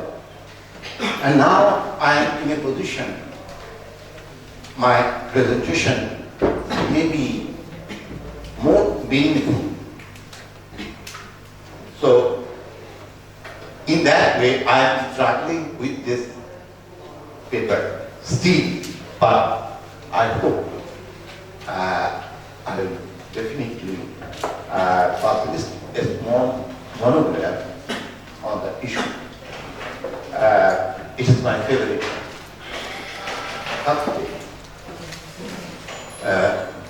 Through the presentation, I will try to give you some evidence of artifacts, my working experience with a site, West Bengal site, Jihar, that will definitely give you the relationship between social groups and the working pool, and some aspect of the social groups like Dom, Chandal, and their bearing with the other textual elements. Now, I just brief a note and then go to my view. The steps of human civilization from the time immemorial have been monitored by productive forces, and the human rest of generations have succumbed to, enjoyed and suffered from the manifestation of such forces. If we go back to the time span ranging between 4th millennium BC to the 1st millennium BC, then thanks to the achievement of Indian archaeology, we come to know of the extensive distribution of early village farming settlements in the middle and lower Ganga Valley, the amazing evidence of a diverse array of industries, that is tool making industries, pottery making industries, or ceramics, lapidary or bead making industry, basketry, making of different terracotta objects, and so on, indicate not only the emergence of farming and non-farming social groups who played an important role in the formation of early rural society and economy, but also the transition from early village farming to stock breeding and economy, so as the stock breeding activity to the mature agro-pastoral one indicates the generation of considerable infra-group movement. Actually, the evidence we gathered from the sites are essentially the left-outs of the productive forces. The activities of the productive forces are recorded by generations of composers, poets, and chroniclers. That is, the authors of Vedas, the Samhita, the Brahmanas, Upanishads, Aranyakas, the Puranas, and etc. Besides non-indigenous accounts, including foreign accounts and texts. The recently discovered archaeological data, which could be significantly corroborated by the available corpus of utility sources, and surely strengthen the possibility of historical reconstruction. Unfortunately, our ethno-archaeological data has lots of limitations to trace such social groups who were involved in the production of diverse commodities and their allied economies. Persistent evidence of such productive forces in the present day population cannot be convincingly traced. Time and again, the interpretive devices employed by archaeologists in explaining diverse database, including ethno-archaeological interpretation, fail to utilize literary sources which corroborate the archaeological findings.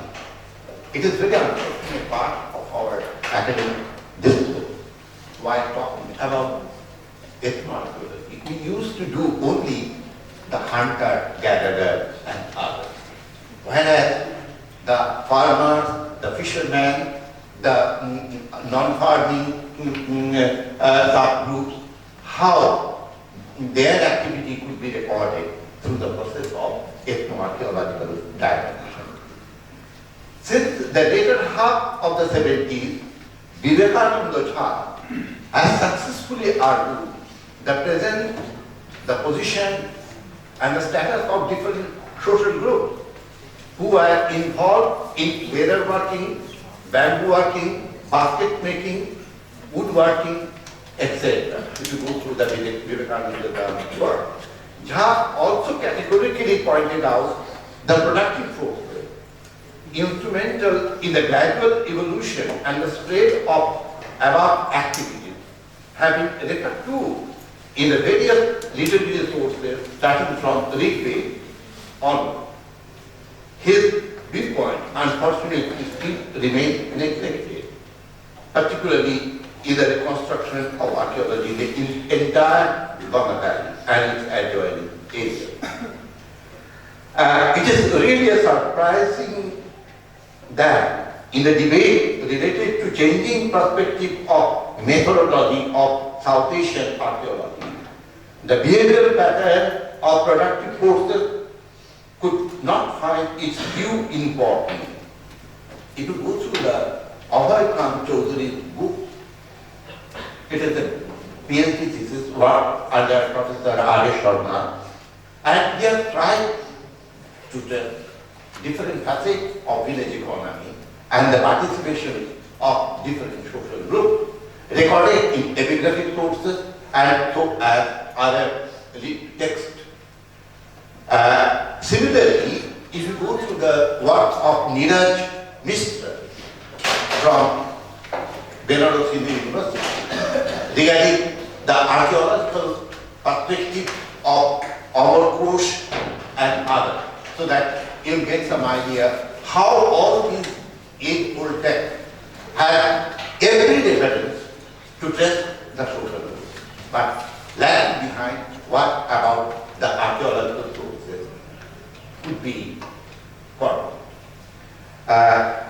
Here I must mention British administrators, officials, or scholars like George Weston Green have left for us an enormous data which definitely provide specific information about behavioral patterns of different social groups which were widely referred to not only in the text but also apparently in the ethno-archaeological data, basically recorded during the colonial period. For example, the involvement of Chandalas, Domas, the other social group, and it bearing with the wide distribution of such group in the Middle Ganga Valley, Varanasi, and then Mongol area. So that, yes, then each and every social group, though and their relation in a very particular way, and how their material culture has bearing with that of archaeological material culture. It's very unique as a whole. I'm not giving the entire findings, only I am just mentioning some of the specific information in the text. Then I'll go to my archaeological findings. Vivekananda Jha, while enumerating the position and status of bamboo worker and basket maker in ancient and medieval times, that the Rigveda does not mention a bamboo worker, though Denu, in the sense of bamboo, appeared in the 8 books of the Rigveda. The term is also mentioned in the later Vedic texts, like Atharva Veda, Taitara Samhita, Kaustubha Samhita, and Shatapatha Brahmana. The Kaushiki Brahmana and Kattayana Apastamba that also specifically define the status of such working groups. The Purushamedha, the symbolic human sacrifice mentioned in the Vajrasreni Samhita and Taitara Brahmana, state that among its 184 victims in Vidadikari, state that among the other things. And now, how our subsistence pattern and subsistence economy could club together and give a new dimension to interpret such working group present in the text. Reference to bamboo worker and basket maker increased considerably in the post-Vedic text, especially Buddhist and Brahmanical. The concept of the term Hinojati referred to in the Pali text. The early Pali text referred to economic condition of the Chandala, Nishada and Purushka. Hunting may have been the natural subsidiary process of the winner. The post-Vedic literature also referred to bamboo worker, basket maker and other social groups. And their conflict, social conflict. So that social conflict is another issue, how the interactive and the debate of alien and non-alien interaction, and so as the other dimension is a very unique aspect. So, my paper, I am coming down to another perspective. Binoyal Tipitaka include the craftsmanship of the leather worker. In the list of 5 low occupational groups, other those of Nolokaro, that is bamboo worker, the Kumbhokaro, that is potter, Peshokaro, that is weaver, and Nahopito, that is barber. My understanding, the artifact related to the entire archaeological sources, not only fascinating, but also a strengthening ideas. Central Ganga Plain, that is why we are recording the excavated evidence of Lauri Deva, the evidence of tool making, bone, stone and other, the presence of metal smith, that is metal working group and their findings in the excavated area. Imlidi is another site near Varanasi that could be, we have enough scope to interpret or to corroborate their finding with that of bricks recorded in the Domo and others.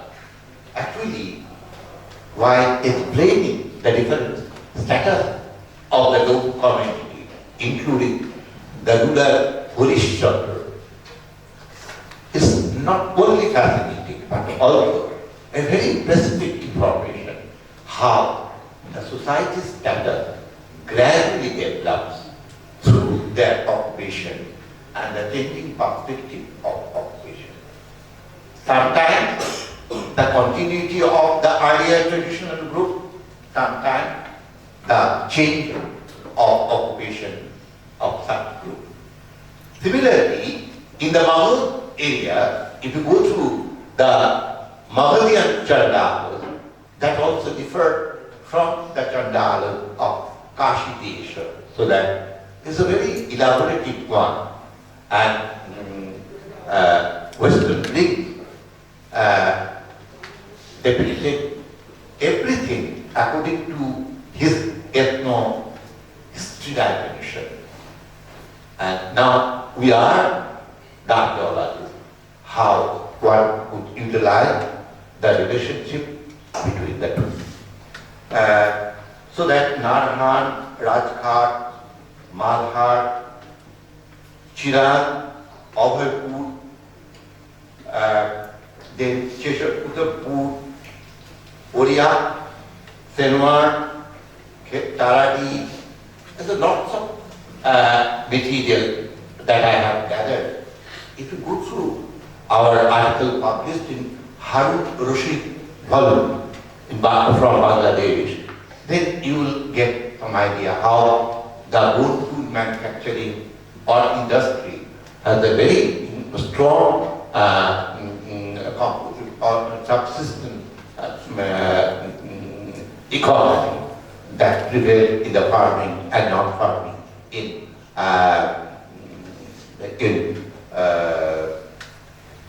Middle Ganga and Lower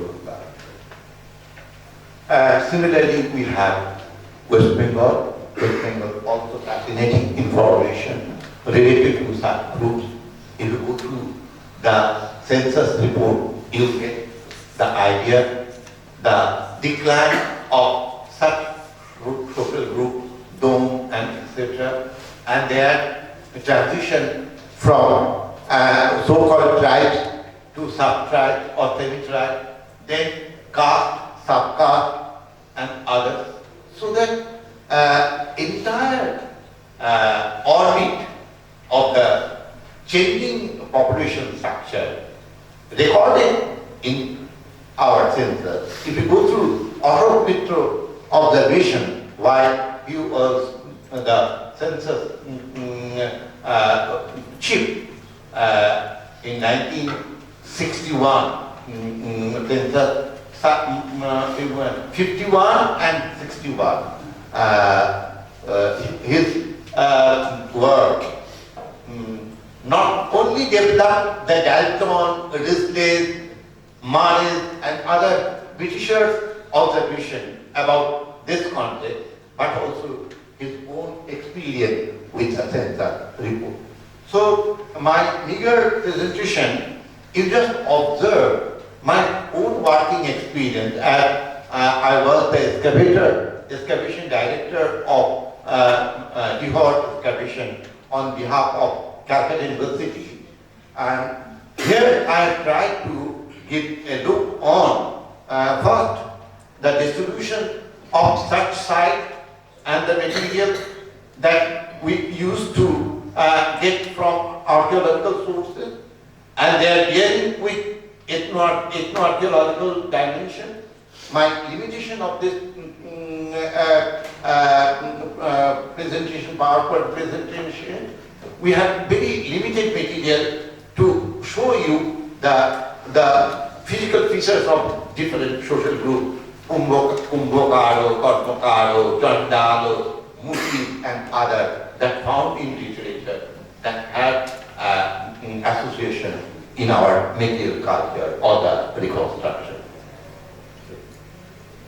So this is the distribution map of different sites, archaeological sites, and this site has bearing with that of distribution of the such social groups, Dom, Chanda, Kormokar, Kumbhokar and others in Bardhaman, Bankura, some parts of Purulia, Midnapur, and then North Bengal, Birbhum.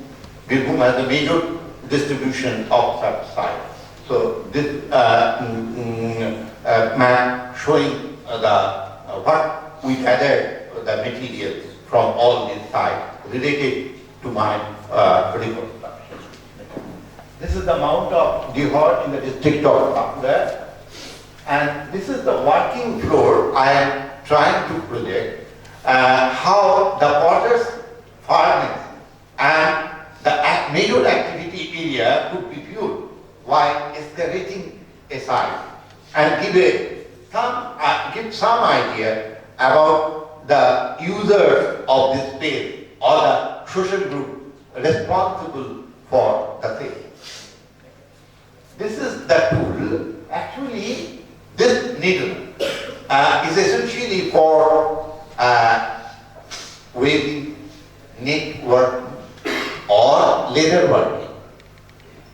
Leather work is possible if you use the bone needle, not the iron needle. So that leather work essentially needs the bone needle. Could you imagine Rajghat, during excavation at Rajghat, we had a hole of bone needle, 30,000 needles in a hole. Similarly, Abhaipur is another site near Rohilkhand that also possesses fascinating information about the bone needle. So that leather work is so important during that time, because leather is not only used for your clothing or something. Leather container that also depicted in different areas of West Asia, Central Asia and South Asia, so that leather container is very useful to carry water, to carry everything. So that this is, however, leather is a decomposed material. So therefore, our assembly has evidence of decomposed soil, but not particularly the leather container or so on. So this is antler, the ears of horn. So this carbon from the horn used for different activities. This is the needle or the spindle for weighing different things. Carbon from the horn. This is also the carbon from the horn. This is also the another type of bone tools found from the horn. So the broken bone points from the horn. So carbon bone from the horn. So polystone tool is also another important tool for the manufacturing of different architecture material, so that bamboo, for bamboo work, such type of tools must have used. So this is the pottery types. We have numerous pottery types recorded in our day, so that giving idea about the potters community and their fascination of making different types of pottery. So Pandula Jatipi is another site that also processed in Bardhaman, that also have the numerous materials related to bone. Tomluk has also. Then Pakunna is another site we have in the district of Bankura that also have the maximum number of bone tools. Moishkal has also the bone object. We have very limited here. These are the polystone tools from different excavated sites of West Bengal. By and large, we are talking about all these are Neolithic tools, the ringstone and the cell. However, it had a different function. Next, Sugarloaf Valley and Tutunia, that is also important. Tomluk has also good material. So that polystone tool types. Now we are in South Bihar. South Bihar plain is another major concentration of site as well as social. So distribution of chandalas, distribution of shapokadas, dome, the metal smith, that is and kumbhokar. That is also very different orbit. So if you corroborate the settlement of the social group and the settlements that have archaeological evidence, then you will get some idea how the tradition still continues, and we are having a major chunk of material for the reconstruction of such subaltern people, so that farming and non-farming. So Chiran is another important site in Bihar. So this is the Chiran material. So and the deer horn and the other. So how varieties of needle that recover, and we have such type of utility also, stone tools. Next. So Pan is another important site. Taradi is also. Now these are Tanwar material from Bihar. Now the distribution map of Middle Ganga Valley. So from Kanpur to Allahabad, Allahabad to Varanasi, Varanasi to Mughal, and up to the Rajpal Hill, the border of Bengal and Bihar. So this is the distribution zone of both the artifact and the social goods. So that census report giving enough indication about the survival strategy of such communities. And now, from 4th millennium BC onward, we have the record of tools that have bearing with the survival strategy of such mankind recorded in Ramganga and other sites. So I tried. So these are the important sites. This is, as I told, Rajkar, this is 30,000 gold tools in former before. So how one could explain the presence of such prestigious items that stored in a place and found during excavation. So Overpool is another important site, excavated part. So these are the explored sites of the Ganga Valley that have specification what actually I am talking for. And Departmental has also referred the area concerned and their presence. If you go through the later Vedas, that later Vedas talking about Shadamida, Gandhava, Matrahar, and other river banks, and the presence of Aryan and non-Aryan communities. So the wide list of such. This is the work that I am talking about. That is the dome and their relation, George Western Spring.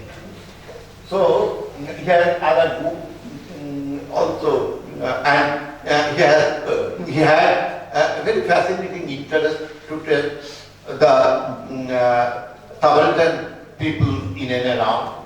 So this book is really an important one if you want to corroborate in evidence the working class and their productive production.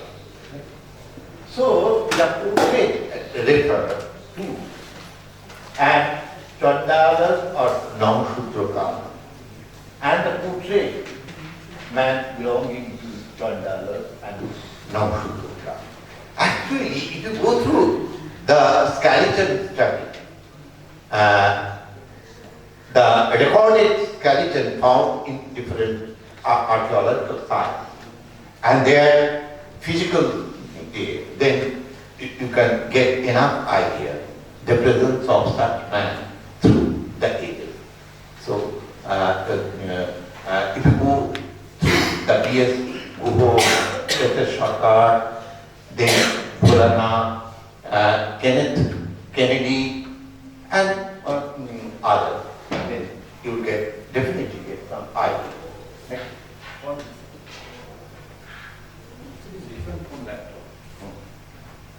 So this is another portrait of the Dome community and their physical features with the archaeological database and the continuity of that.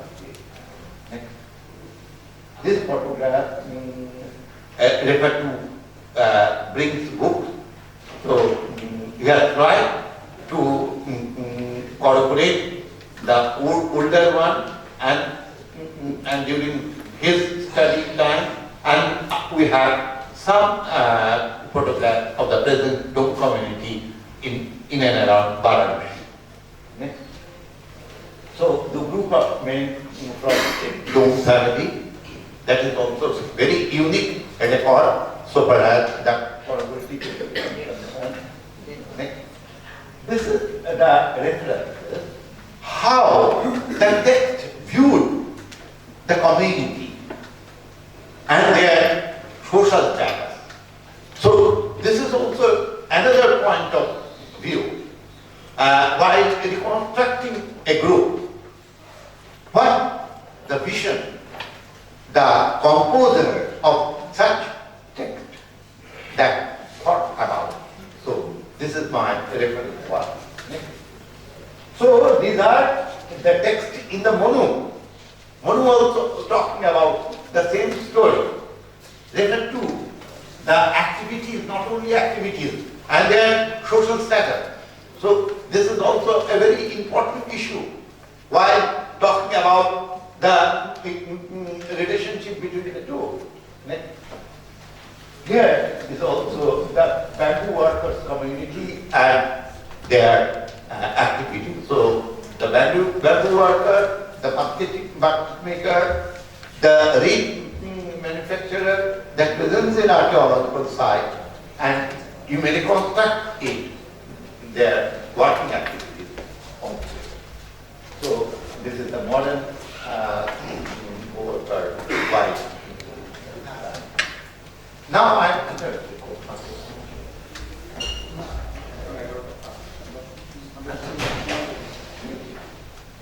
now you just show some of the slide.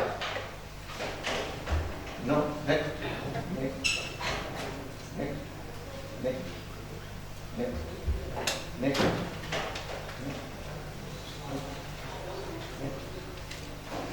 So these are the pure working flow. Next, next, next.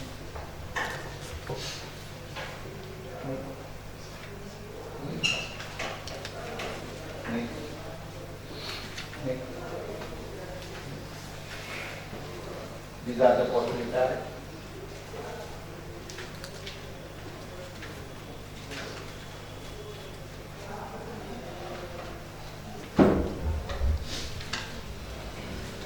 The Kushudu, beads, bone objects, iron objects. So the other next.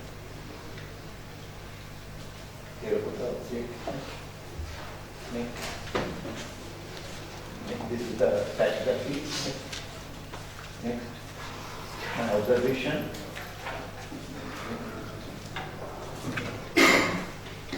Now, it is my humble submission, my approach, essentially a hypothesis.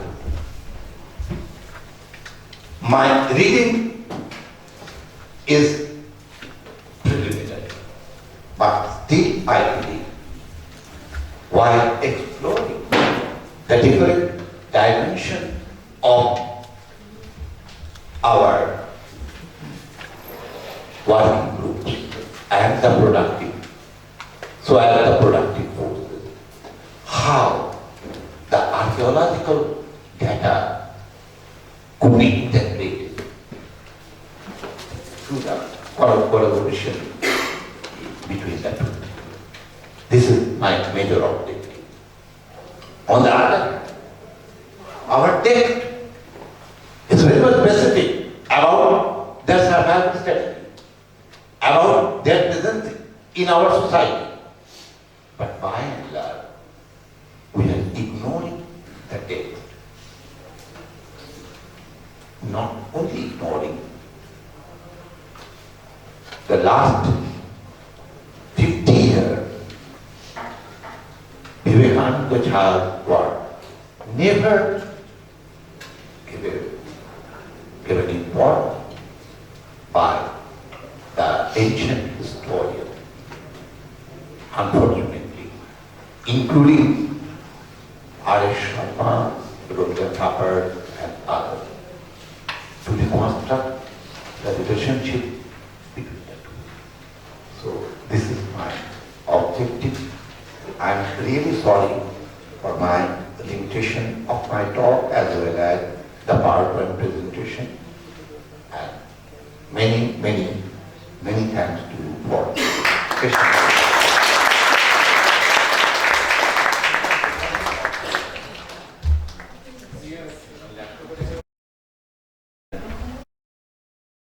What has stuck in my mind, you said about the Rajghat, findings of more than 30,000 foods. 30,000 is not a small number.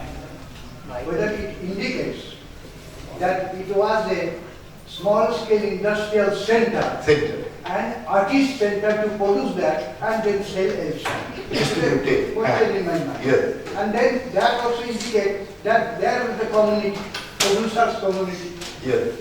I don't know. If it has such. It's a layman's question. Yes, definitely.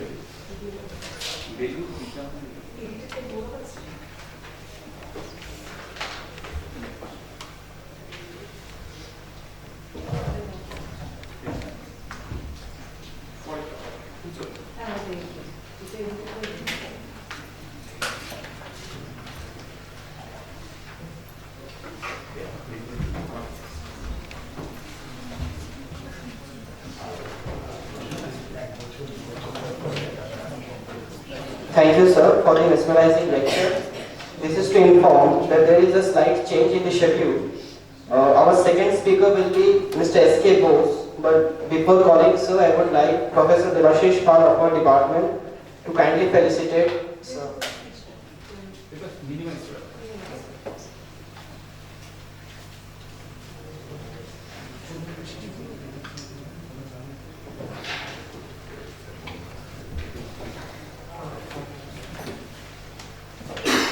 Mr. S.K. Bose, he is the ex-president of Numismatic Society of India, Varanasi, and trustee, Institute of Northeast Indian Studies. He will be speaking on early coinage of Eastern India. Please come.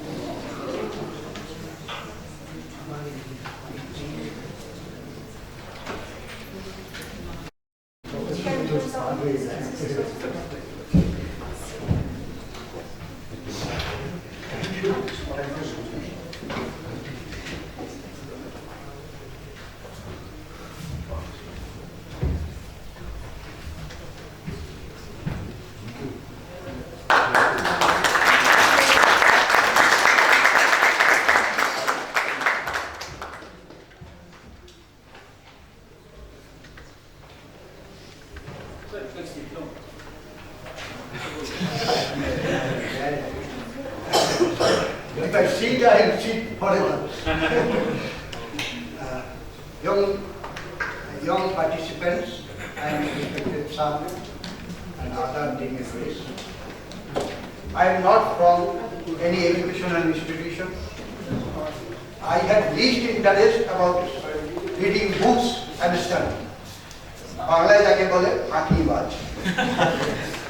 What happened after a long period, when I became almost old, all of a sudden it stuck in my mind that when I will be doing that work, means reading books, learning. That learning process started very lately at the age of 40.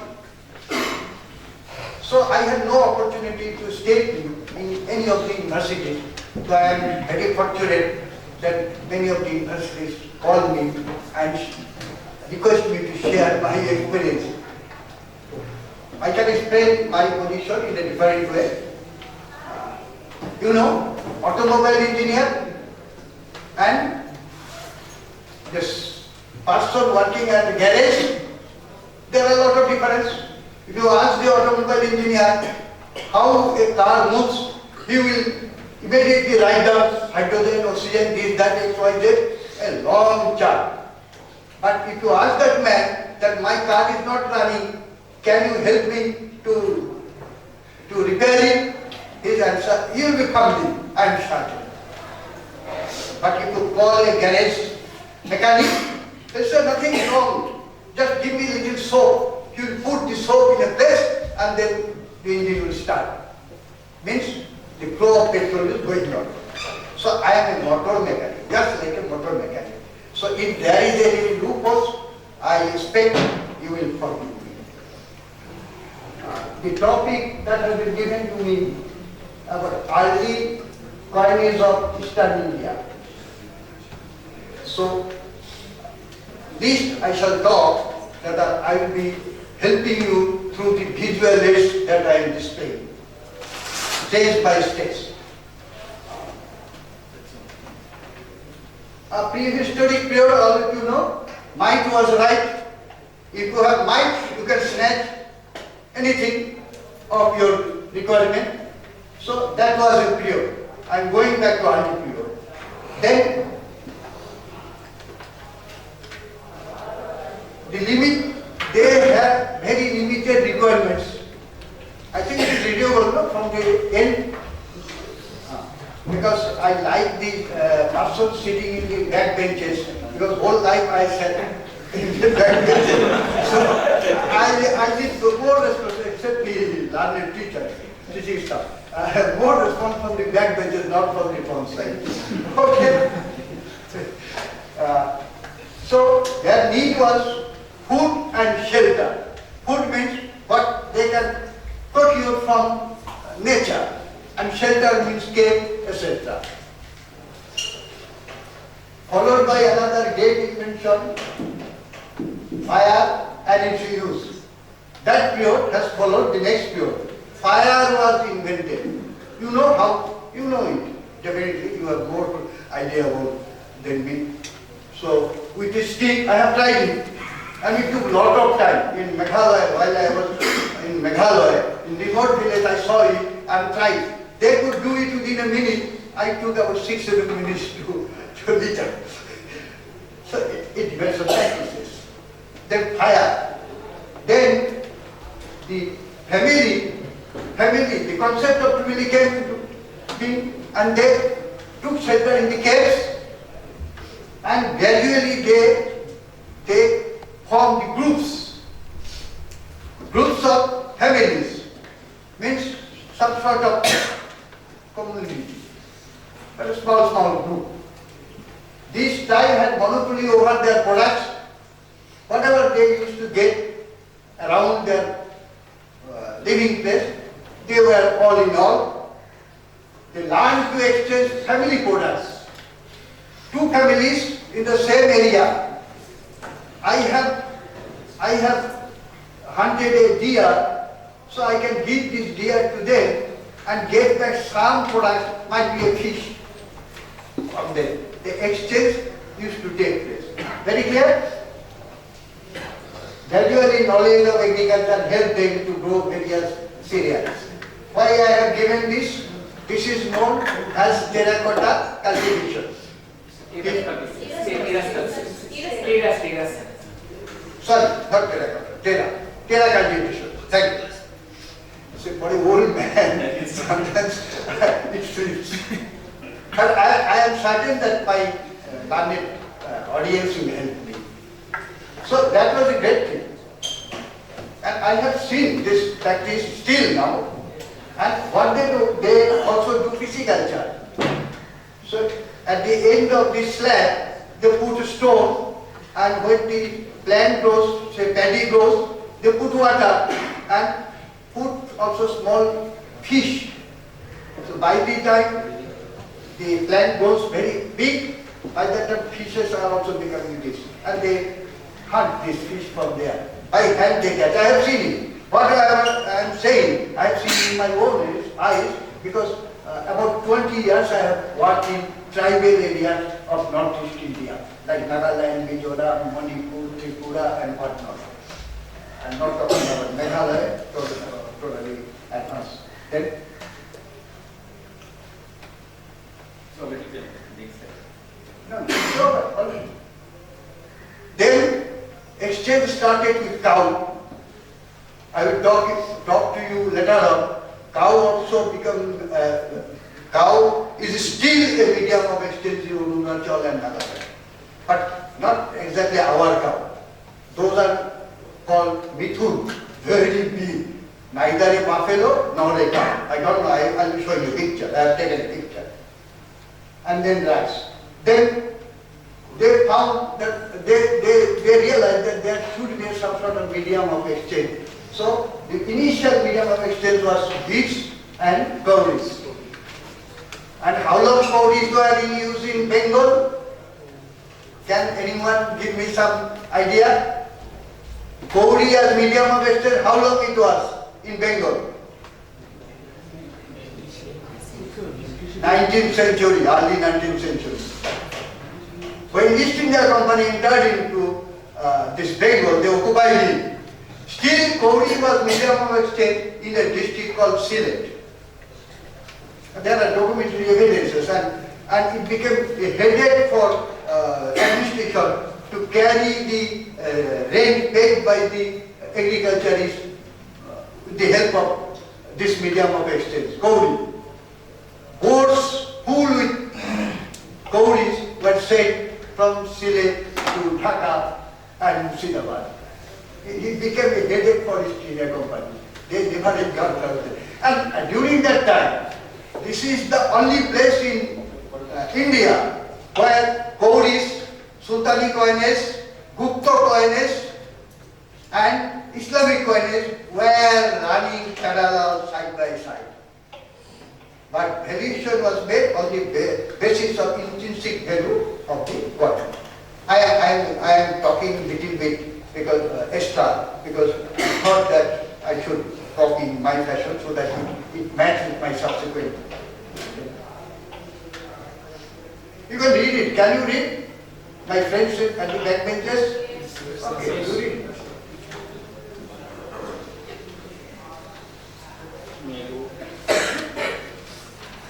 And you know, colonial hangover. Why I have used these two words? The Britishers came and they said, you were not aware about use of coinage. We have taught you how to use coinage. There are records. I've gone through it. In fact, particularly while writing the history of Coach Bihar, I found a lot of Britishers have made these comments. So I worked on it. And ultimately, I could prove it that coins were in circulation in both kingdoms long before the British had arrived. And that coin was also in circulation. Both coins were also in circulation in Tibet and Bhutan. Yes, now my talk will start. Okay? Eastern part, you know, Eastern part is a heady, full with rivers. But river helps for transport, rivers help for sending production, produces from one place to another. So river was a blessing for eastern part of the country. This is the Mithun. I come to you. Have you seen it any time? Anyone from Arunachal? From Nagaland? This is called Mithun. Its body weight is almost comprising of 2 cows, if not more. And see, in the middle, my just working. After a long time, I am using it. COVID has, I don't know why it is not working.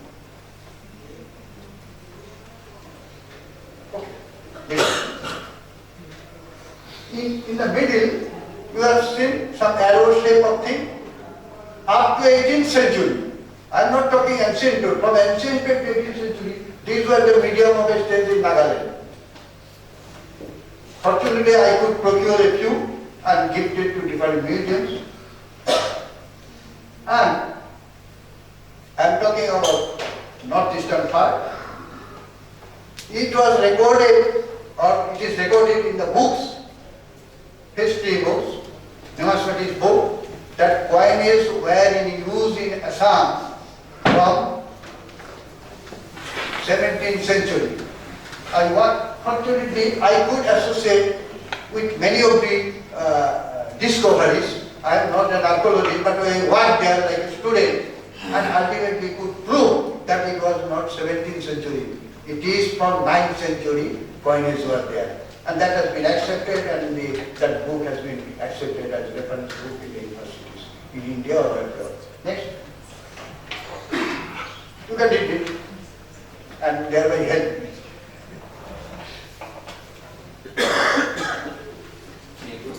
Next. These are some examples. I have seen this rock inscription by the side of river Brahmaputra. Boat cannot go there, and if it goes, it's very risky. But I took that risk and saw that inscription. Half portion was down below the water, and the middle portion was visible, but not readable. There it was mentioned that if a boat disturbs the royal ships, then the boat owners will be fined with 5 butikas. Means codes, 20 codes. These are the findings. And I am fortunate that I was associated with that. It is written in latter Brahmistic Ho. Ho represents Hajoro Bormon.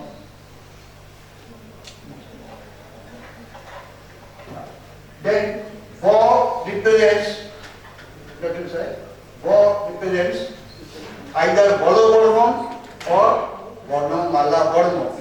They belong to Blecho dynasty of 9th century of Assam. And these initials represent the king, who first pointed out, Professor G.C. Sarkar, he first pointed out, probably these relate to initials of the ruler. And I am so fortunate, I got one point, this one, top. And it is written on the top, Teosio. I gave it to Assam State Museum. They cleaned in such a beautiful way that half of the letters are gone there. With iron brass they cleaned. It should be treated in a different way. So museum did it. It is written that Teosio. I was not sure what it means. Then I talked to one of my mentors, Professor B.N. Mukherjee, who was the canonical professor of Calcutta University. Because I am a learner and everybody is my mentor. So I used to go, whenever I used to come to Calcutta, I am not from West Bengal. So whenever I used to come from northeastern part to Calcutta, I used to go to Professor B.N. Mukherjee and sat there and used to take his advice. So he said, Teosio, there might be this is a Prakrit word, so it may be a Tiago Singho. Is there any ruler? He said yes. Actually, last ruler was Tiago Singho. So another discovery. And he proved that Professor Sarkar, this is Sarkar, Director of the Epigraphist of India, all of you are aware. He was absolutely right. He had not seen the name of the ruler, but he could guess correctly. This is a recent discovery at Moraguri village. Here on the top it is written Shivo, means the ruler was there. Can you read Shivo on the top? So is very clear, so and walk, Shivo. And this is top. Top.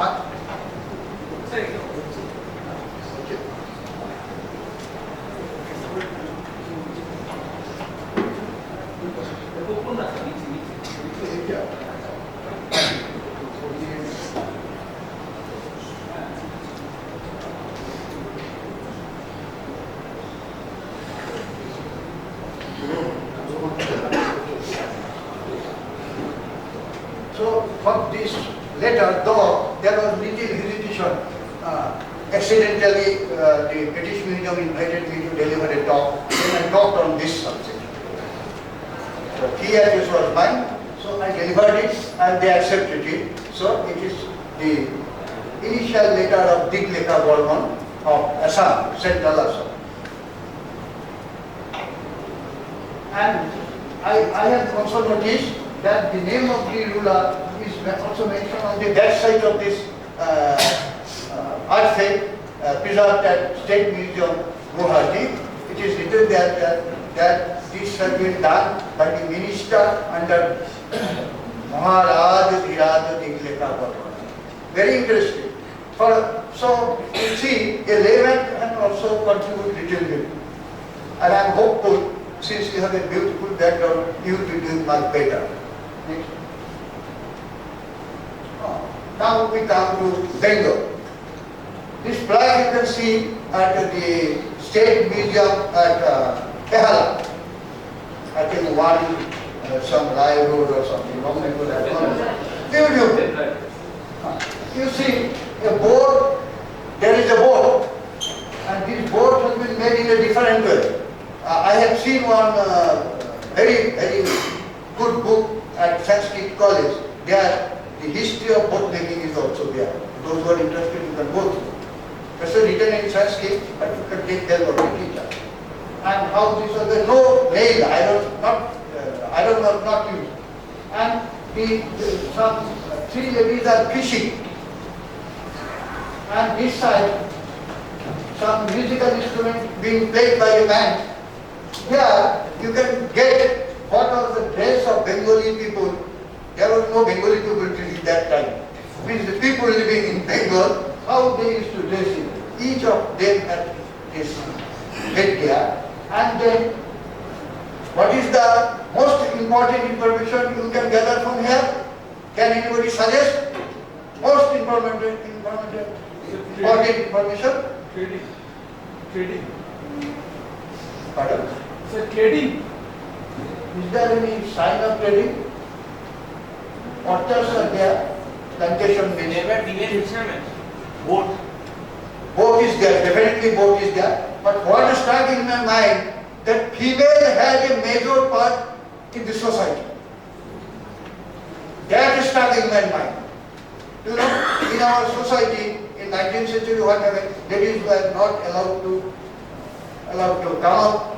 I was reading a book only yesterday that was written in 19th century.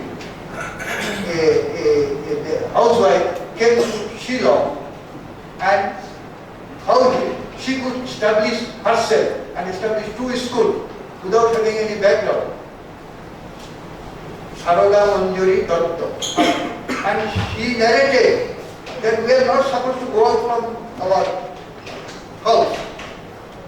But in Bengal, in so-called Bengal, means in ancient period, this terracotta shows that ladies had equal share in the society. I should not say equal, more than equal share. The three ladies are plying the boat. How many ladies you see? You go to Ganges and see how many ladies are lying loaded. Hardly one or two might be a helper. This fishing being done by the ladies. This musical instrument and one lady is sitting by the side, right hand side. So all this proves that ladies have a greater share in social activity rather than present day.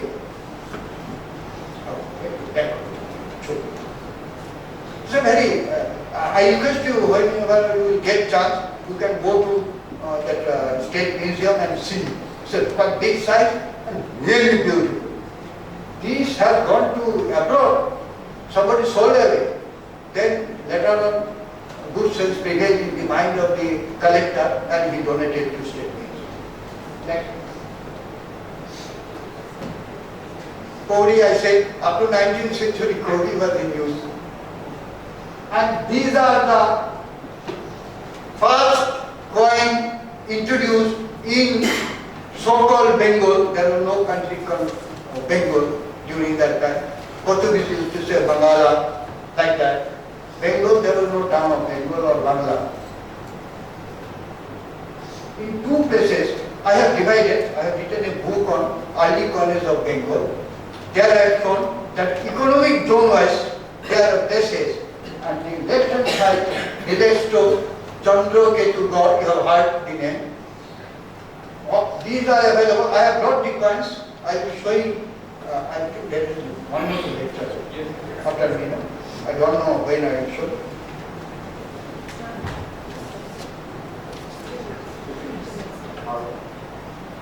We have time. There will be time. Because I have brought this. How many slides you have? Left hand side Chandra coin, you can see there is a boat. Can you see? Beautiful boat. And Moyurpokhi down. In Bengal we used to write Moyurpokhi no. And wheel in right hand side on the top, that relates to Buddhism. These are from Chandra. Right hand side, Wadi Goteshwar, another place. I went to the site thanks to the history department of Jahangirnagar University. They took me and allowed me to go around the place and see, talk to, take interview of the villagers who first saw it, first saw it. So the beauty, the difference between the two types of coins are that these are parchment coins. The left hand side, there are three designs. Design was three stamp. Stamp of both and Buddhist or Paddo and then sun. This is not tree, this is sun. And then here four designs. And since East Bengal having lot of fishes, so what they did, fish has been added there. Not in, so this Wadi Goteshwar having four signs, four symbols, and this Chandra having three symbols. I have collected, actually I had a bad experience. I went to Calcutta University Museum. I requested them to take photographs of this thing. They said you will have to write an application. I wrote a big application. So I am not a research scholar, not doing PhD. So ultimately after 6-7 months, they said nothing doing.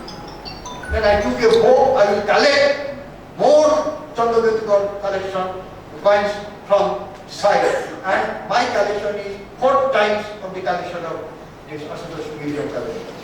I took a bow and I have started distributing this coin. Only yesterday probably a museum has been opened at Vishwabharati and the room has been decorated with 70 pieces of coins I have presented to them. Then besides that also a lot of other things. The whole room consists of my gifts. And then, it is your determination. ठीक है, हमको नहीं मिला तो क्या हुआ?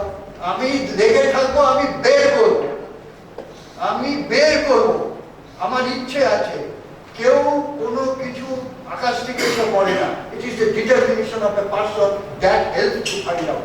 আমি জানি potential, এখানে টাইম নেই, না হলে I am actually a behavioral scientist. I used to play a game and show that each and every of you have potential. কেউ বের করে, কেউ বের করে না. I think there are some participants who can't understand the Buddhism. Or every everybody? Thank you. আমার জন্য খুব ভালো। ইংরেজি আমার মাতৃভাষা না, আর আমি কোনোদিন ইংরেজি মিডিয়াম স্কুলে পড়ব ওই র্যাক করে কাটিয়ে দিয়েছি। এই হচ্ছে, এটা হচ্ছে earliest, first or second century BC. This site where these coins were discovered, after a lot of interventions, it has been proved that this relates to first or second century BC. But Chandrakirti God I have written down, I think this relates to first century AD. So then Chandrakirti God, Mahastanga, these are from Mahastanga. And see, in East Bengal, at least one symbol is a mast. This bronze in the middle of the coin. Mast ছাড়া কিছু ভাবতে পারে না। ওটা ঠিক দিয়েছে, ওটা ভুলে যায়। This is from that time we are habituated to take this. It's all right. So these are the three girls. Chandrakirti, Mahastanga, all are from my own collection. These I could not collect. I offered 1 lakh rupees for this silver coin. They said no. If you pay 5 lakhs, I could not. Next. But one funny thing has happened. Coinটা পেলেই তো হলো না, এটা কি দিয়ে তৈরি? সব বইতে লিখুন, there are a lot of articles published on Chandrakirti God. You can go through. Everybody said that copper coins have been discovered at Chandrakirti God. লোকটা ভালো না, খালি ভাবছি যে কপার বললো, একটু ভালো করে দেখি। তো I took help of Atomic Absorption Institute to make ভাবা অ্যাটমিক রিসার্চে। ধরবো তো বড় ইনস্টিটিউশনকে ধরবো। ওকে দিয়ে পড়ে তার ফাইন্ডিংস দেখে আমার মাথা ঘুরে গেল। এখানে কি আছে? টিন আছে 42%, আর টার্বিনাম প্ল্যাটিনাম গ্রুপের একটা আইটেমের মধ্যে আছে, তামা তো আছে 42 ও 52, 53%, rest is copper. But terbium, I went to one of my relatives who was director of Geological Survey of India, and আমি তো বেকার, আমাকে বলতে হবে, আত্মীয় হও যাই হোক বলতে হবে এই টার্বিয়ামটা কোথায় পাওয়া যায়। It relates to platinum group. Platinum তো বুঝতেই পারছেন how valuable is a piece of platinum ornament, I should say, that they need to be happy. And then কোথায় পাওয়া যায়? বলো প্ল্যাটিনাম ইন্ডিয়াতে পাওয়া যায় না, কোথায় পাওয়া যায়? And Malaysia. Oh my God! From Malaysia this has come, and percentage is quite high, about 11%. So I went to Malaysia and did some study, and ultimately fully satisfied that this metal has come to Bangalore, Chandrakirti God, right from Malaysia. How? By way of the sea route. You know better than me. I was never a good student. So what I did, I went to London. You know that Greenwich is there. Down below Greenwich there is a museum mentioning the history of ships. So 3 days I worked there, like a learner. Then I came to know. Then only I came to know what happened. Actually, and the book I have mentioned, I have mentioned it in my book, Early College of Bengal, the only book so far published in India or anywhere. And I am going to offer to this institution, if they like they can reprint it, because after publication within 3 months all books have been sold away. Government of India has purchased 400 books and the rest 500-600, but the public mostly got abroad. So if this institution is agreeable, I will give the copyright so that this book can continue. It's free of cost, and I am a disciple of that.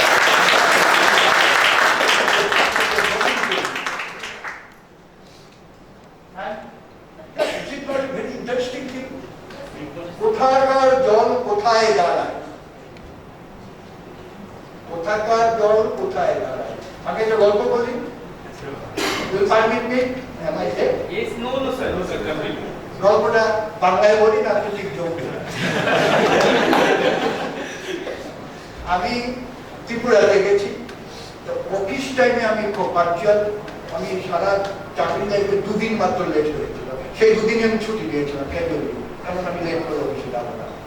তো সারাদিন আমি অফিসে কাজ করছি, I was looking after state bank branches of that state. তো সন্ধ্যাবেলা যে ওখানে লোকাল লাইব্রেরি, কোন লাইব্রেরিতে বেশি পুরনো ম্যাগাজিন আছে সেই লাইব্রেরি, যেমন এখানে বঙ্গীয় সাহিত্য পরিষদ আছে, গোল্ডমাইন। আপনি যে কোনো বই যে কোনো সাবজেক্টে রিসার্চ করুন, you go there, you will get lot of information unknown even today to the others.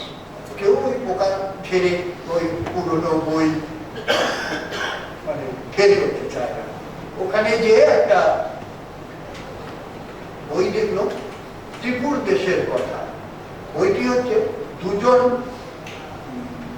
Royal দূত কটকি বলে আসাম থেকে পাঠিয়েছিল ত্রিপুরায়। সে এসে ত্রিপুরার বিবরণ নিয়ে গোপনে বেড়াতে এসছে বলে গোপনে সব দাদাকে রিপোর্ট করবে যে এই দাদা এই আছে, যুদ্ধ বিগ্রহ হলে আমাদের কি পরিচালনা হবে। তো তখন ওটা খুঁজে খুঁজে writer Tripur Sen. So I made inquiries, who is Tipu Sen? Someone said, yes, there was a lawyer named Tipu Sen. So I went to his house. By that time, from the neighbors I came to know that Tipu Sen, they were literature. Knock করলো, কিসের খুললে? আমি বললাম আপনার এরকম একটা বই আছে। উনি আমার মুখের দিকে অনেকক্ষণ তাকিয়ে রইল, যে আমার স্বামী আমাকে তো জ্বালিয়েছে সারা জীবন, এই একটা পাগল না জানি কাকে জ্বালাচ্ছে। বললো, কিন্তু তিনি খুব বাস্তববাদী, বললেন when this book was printed, the one share means almost 1 kg. 1 kg of rice, a little less than 1 kg of rice cost 8 annas. তো ওই দামে বই ছাপা আছে, এই দামে দিতে পারবো না, আপনাকে 5 টাকা দিতে হবে। I was ready to pay 500. I never expected that I'll be getting a copy. তো ওটা আমি নিয়ে আসলাম, ওটা কিনলাম। আর কিছু আছে, কত আবর্জনা আমার হাজবেন্ড রেখেছে, কিছু আবর্জনা বের করে দিল, আমি সবগুলো কিনে নিয়েছি।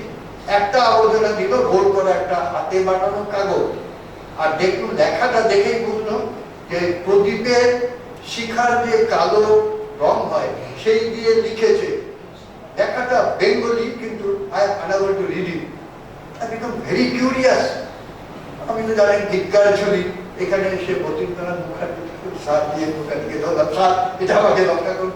বলে আরে এটা তুমি কোথায় পেলে? কেন? বলে এই তো দাসখত। দাসখত তো অনেক শুনেছি, যেমন শাঁখের পড়ার শুনেছি, সেটা দেখতে ঢাকাতে গেছিলাম, জিনিসটা কি, পরে অবশ্য বিষ্ণুপুরে হয়ে গেছে, এই বড় একটা লোহার জিনিস। তো দাসখত তো ভারী চমৎকার জিনিস। একটা লোক 12 টাকায় পুরো পরিবারের সবাইকে বিক্রি করে দিয়েছে ল্যান্ডলর্ডের কাছে, সিলেট ডিস্ট্রিক্টে।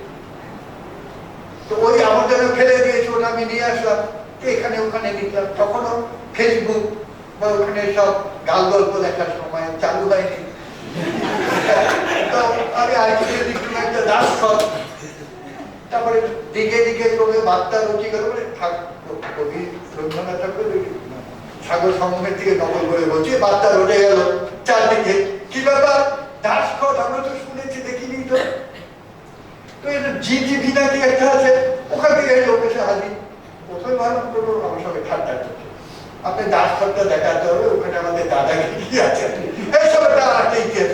কোথাকার দল কোথায় দাঁড়ায়, আবর্জনা ফেলে দিল আর সেটা দিয়ে দাদাগিরিতে দেখালাম। মানে এইরকমই ব্যবহার হয়, কোনো জিনিস অবহেলা না। জীবনের ছোট ছোট জিনিসগুলোতে কত কাজে লাগে। গল্প বললে রাত হয়ে যাবে, এই যে দেখুন এগুলো চন্দ্রকেতু করে পাওয়া হয়েছে, কিরকম ভালো আছিস ছিল। ওটা হচ্ছে মহিষের শিং, চারদিকে খোদাই করেছে, রাজা পালকি করে নিয়ে যাচ্ছে, ওই যে পালকি করে 2 লোক নিয়ে যাচ্ছে, হাতে একটা বাঁশের মতো দেখা যাচ্ছে, ওইটা ওই দিন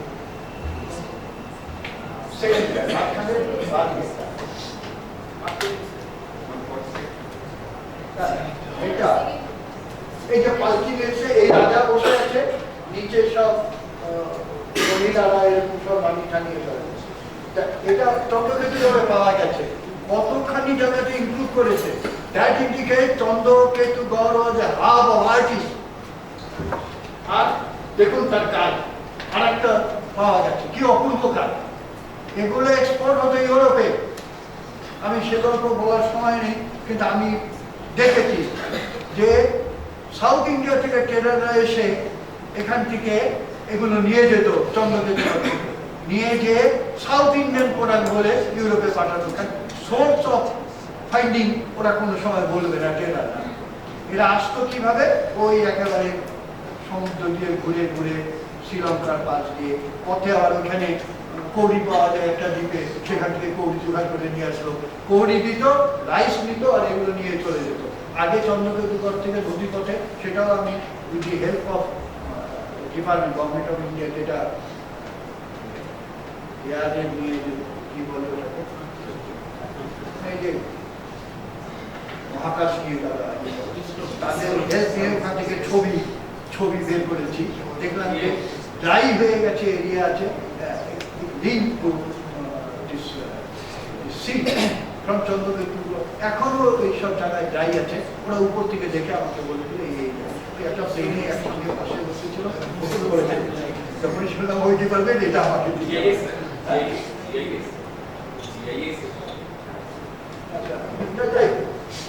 ওইখানে দেখুন ব্যবসা বাণিজ্য ছিল তখন বেঙ্গলে।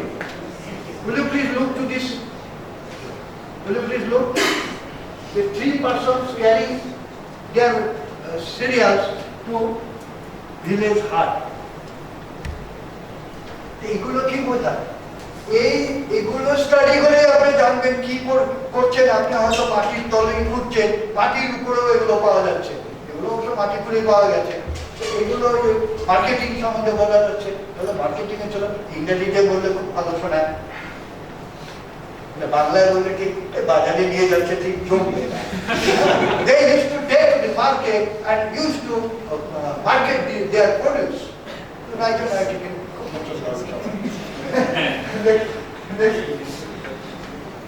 আর এই রুটটা আমি পুরো ঘুরেছি।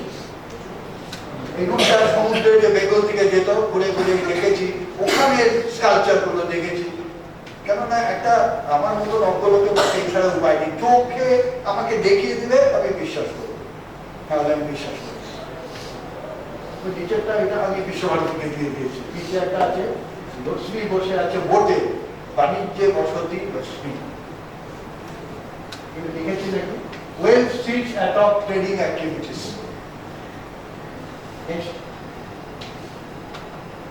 আর এগুলো বেঙ্গলের নানা জায়গায় পাওয়া যাচ্ছে। নিচেরটা আমি আমার ড্রয়ার খুঁজে পেলাম না, এই করোনায় আমাকে শেষ করে দিয়েছে।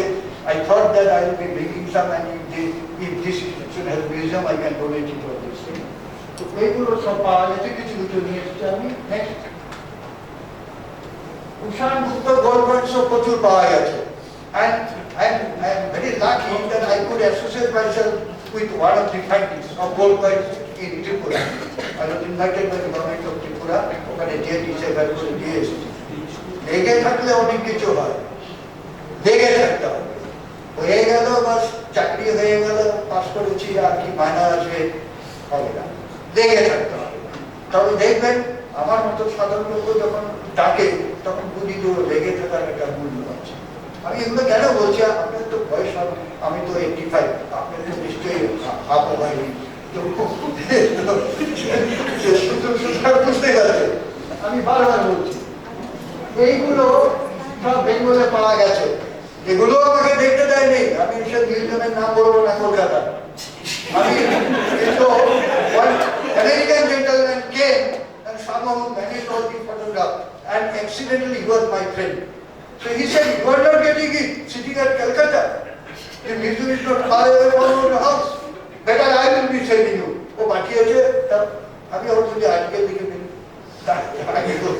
পণ্ডিত হইবে, তারপর তো একটা কিছু মনে করবেন না, আমি মারি আচ্ছা, গল্পই যখন বলবো একটা গল্প বলি। এই যেগুলো দেখছেন, এগুলো হচ্ছে কয়েন বেঙ্গলে পাওয়া গেছে, একটা প্রমাণ ভাবে পাওয়া গেছে। বিনাপুর বলে একটা গ্রাম আছে আমাদের রূপনারায়ণ নদীর ওই পাশে। তা আমার বন্ধু সেখানে বিয়ে করেছে, অর্থাৎ সেখানকার জামাই পয়সাওয়ালা লোকের ঘরে। ওদের বাড়িতে ওই কাউশেড হয়, ওই টাইলস দিয়ে মাটির পোড়া মাটির টাইল দিয়ে চাল দেয়, আপনারা জানেন নিশ্চয়। সে এরকম চাল বানিয়েছে, তো প্রায় আমফান হয়, ঝড়ে ওটা ভেঙে গেছে, ওটা পড়ে গেছে। তো এই যে কাজের লোক যে সকালবেলা ছাদ দিচ্ছে, সে একটা কি তুলে চকচক করছে,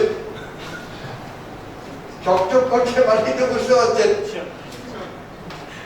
সেটা সে দিল, ল্যান্ডলর্ড বলল এই ওটা কি দেখি দেখি, বেচারা দিয়ে দিল।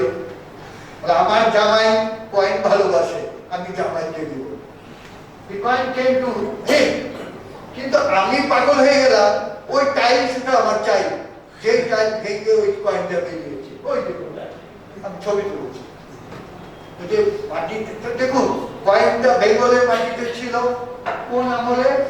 গুপ্ত পিরিয়ডে সেই মাটিতে ছিল। সেই মাটি কেটে, মাটি ছেড়ে ওটাকে আবার পুড়িয়েছে। টাইলসটা তৈরি করতে তো পড়াতে হয়, তার ভিতরে সমাজে কেউ কারো চোখে পড়ে নেই। আর ঝড়টাও হলো, আর আমার বন্ধুর কপাল খুলে গেল, জামাই হিসাবে ওটা আমি এটার জন্য পাগল হয়ে গেলাম। এটা প্রমাণ। These are the evidences should be pilled by us to show that really Gupta gold coins were in circulation in Bengal. কোন লোক অস্বীকার করতে পারবে না, কেন টাইগার ইউপি থেকে রিপোর্ট করবে না, এখানে তৈরি হয় গ্রামে।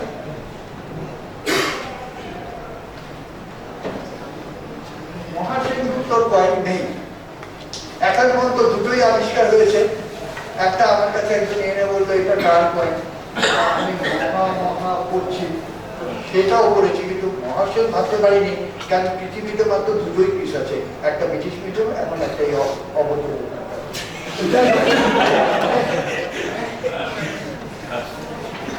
আচ্ছা, বেঙ্গল কি করলো? when Gupta period was over, Kushan and Gupta was over, Bengal copied those coins. এগুলো সব কপি করেছে, এগুলো কিন্তু ওদের কয়েন।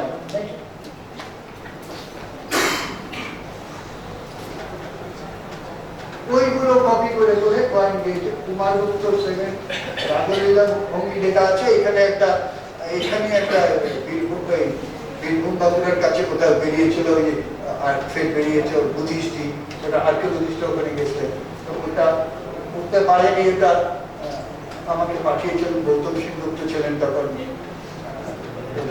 ডাইরেক্টর অফ আর্কিওলজি, উনি পাঠিয়েছেন, আমি ঘুরে দিলাম। পরদিন পেপারে দেখলাম এসব লিখেছে যে এই কয়েন এসব হলো ওই কয়েনটা, এইগুলো। আর এই যে নিচে এটা কিন্তু ফুল দিনার না, অর্ধ দিনার, এবং অত্যন্ত রেয়ার কয়েন, এবং অত্যন্ত it has come to my hand. অনেক সুবিধে আছে কালেকশন করি। ওটা শশাঙ্কের কয়েন। আমি আরেকটু অ্যাকসেন্ট পিরিয়ড না, আরেকটু এদিকে আসলাম, কেন বেঙ্গলে তো অ্যাকসেন্ট পিরিয়ড আসছে নেই, ওই চন্দ্রকেতু আর মহাসন গড় নিয়ে। ওইখানে শশাঙ্কর কয়েন দুটো ভ্যারাইটি আছে, একটা হচ্ছে গৌর ভ্যারাইটি, আর একটা হচ্ছে সমতট ভ্যারাইটি। সমতট ভ্যারাইটি, তো সমতটে শশাঙ্ক শ্রী জয় লেখা আছে, করতে পারছে। আর ওটা হচ্ছে গৌরের, যেখানে ওর ক্যাপিটাল ছিল। এখানে এই যে এটা সমতটে, তো শশাঙ্ক কোনোদিন রাজত্ব করেছে বলে কেউ জানে না, তো ওখানে কিভাবে আসলো? আমি as a layman I have suggested the probability ruler was less powerful, and he thought if he start coin in his own name, then Shashanko may invade his country. Better let me start a coin in the name of Shashanko. So it is Samotata variety. And you will be surprised to know সুন্দরবনে নৌকাডুবি হয়েছিল, ওইখানে আবার পাওয়া গেছে coin, ওটা এমনি রেখেছিল, পরে আমি ডিসেম্বর করে দিয়েছি, ওটা সমতল ভ্যারাইটি শশাঙ্কের কয়েন। কিছু কয়েনে গোপ ওইটা লেখাই আছে, গোপচন্দ্রের কয়েন, ওই যে গোপ লেখা আছে, ওই যে কয়েনে দেখেছেন পায়ের কাছে।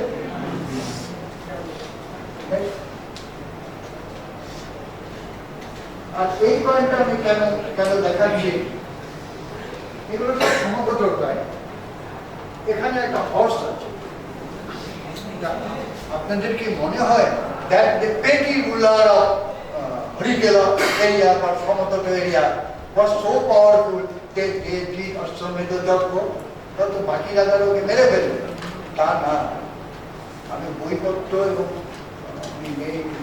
রায় ছিলেন চায়নাতে মিটিং স্টাডি করছে, তার বইতে লেখা আছে যে হর্স ট্রেড হতো বেঙ্গল থেকে ঘোড়া যেত চায়না, আবার ওখান থেকে পাহাড়ি ঘোড়া আসতো, সেগুলো আবার পাঠানো হতো উত্তরপূর্ব। So there was a horse trade, and probably since this was very near to seaport, হয়তো সি রুটেই আসতো, সেই জন্য হর্সটা করেছে। অনুমান, this is my assumption. So you are to find it whether right or wrong. মানে আমাকে না, আপনি দেখতে হবে। খুব তাড়াতাড়ি তাহলে দেখতে, এটা কালীঘাট বোর্ডে সুস্মিতা বসু মজুমদার এটা বই করেছে, আমি পাবলিশ করেছি, ভালো করে বই করেছি, ভালো বই। সুস্মিতা খুবই নলেজেবল এবং আমার খুব পছন্দের কথা। শ্রীকুমার বলে ওই অঞ্চলে পাওয়া গেছে, শ্রীকুমারকে এখন পর্যন্ত আইডেন্টিফাই হয়নি, but I feel that Srikumar is none other than Bhaskar Burma of Assam, because Bhaskar Burma occupied Somatotto. Probably to please Bhaskar Burma, the coin was stuck in the name of Sri Kumar. Sri Kumar নামটা কোথায় আসলো?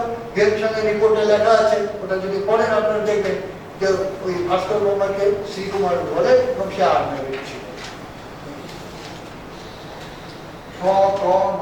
এইসব লেখা অনেক আছে। My PD initial of the ruler land I had shown you is Assamese one. জীবন ধারণা, স্ত্রী ধারণা, চক্র, এগুলো সবই। চক্রটার কথা মনে আছে, ত্রিপুরা থেকে একজন আমি দাঁড়িয়েছি জীবন দ্বীপের তলে ওই বাস স্ট্যান্ডে, ওইখানে দেখা গেল মিটিং পয়েন্ট, চক্র দেখালো, কিন্তু এমন চক্র চালিয়ে গেল, দাম যা বললো, দেখলাম যে আমার 2 মাসের মায় আপনি দিয়ে দিল দরকার দিয়ে দিলাম।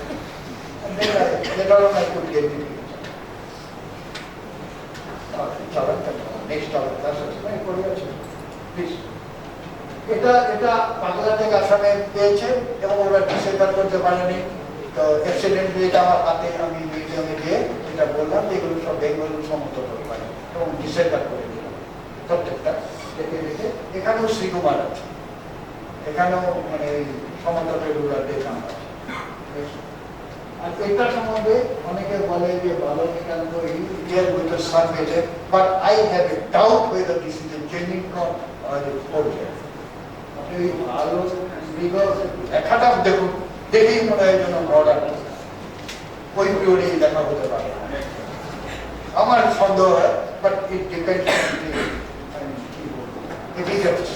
they will say, and I will accept their money.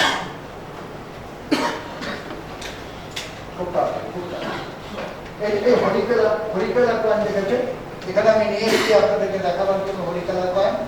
আপনি হাতে নিয়ে দেখবেন, ভলেন্টিয়াররা যখন হেল্প করবে। এখন ওই এই ক্লাসটা হলে তারপরে বা পরের শেষ হলে এগুলো ডিস্ট্রিবিউট করবো। এই হরিকেলা কয়েনটা নিয়ে এসেছি। এগুলো আমি দেখেছি কুইউতে যেসব চন্দ্র কয়েন পাওয়া যায়, এই যে এটার সঙ্গে হরিকেলা কয়েনের সাদৃশ্য আছে। উপরে চন্দ্র ডাইনেস্টির কয়েন, আর নিচে হরিকেলা কয়েন, দেখুন খুব সিমিলারিটি আছে।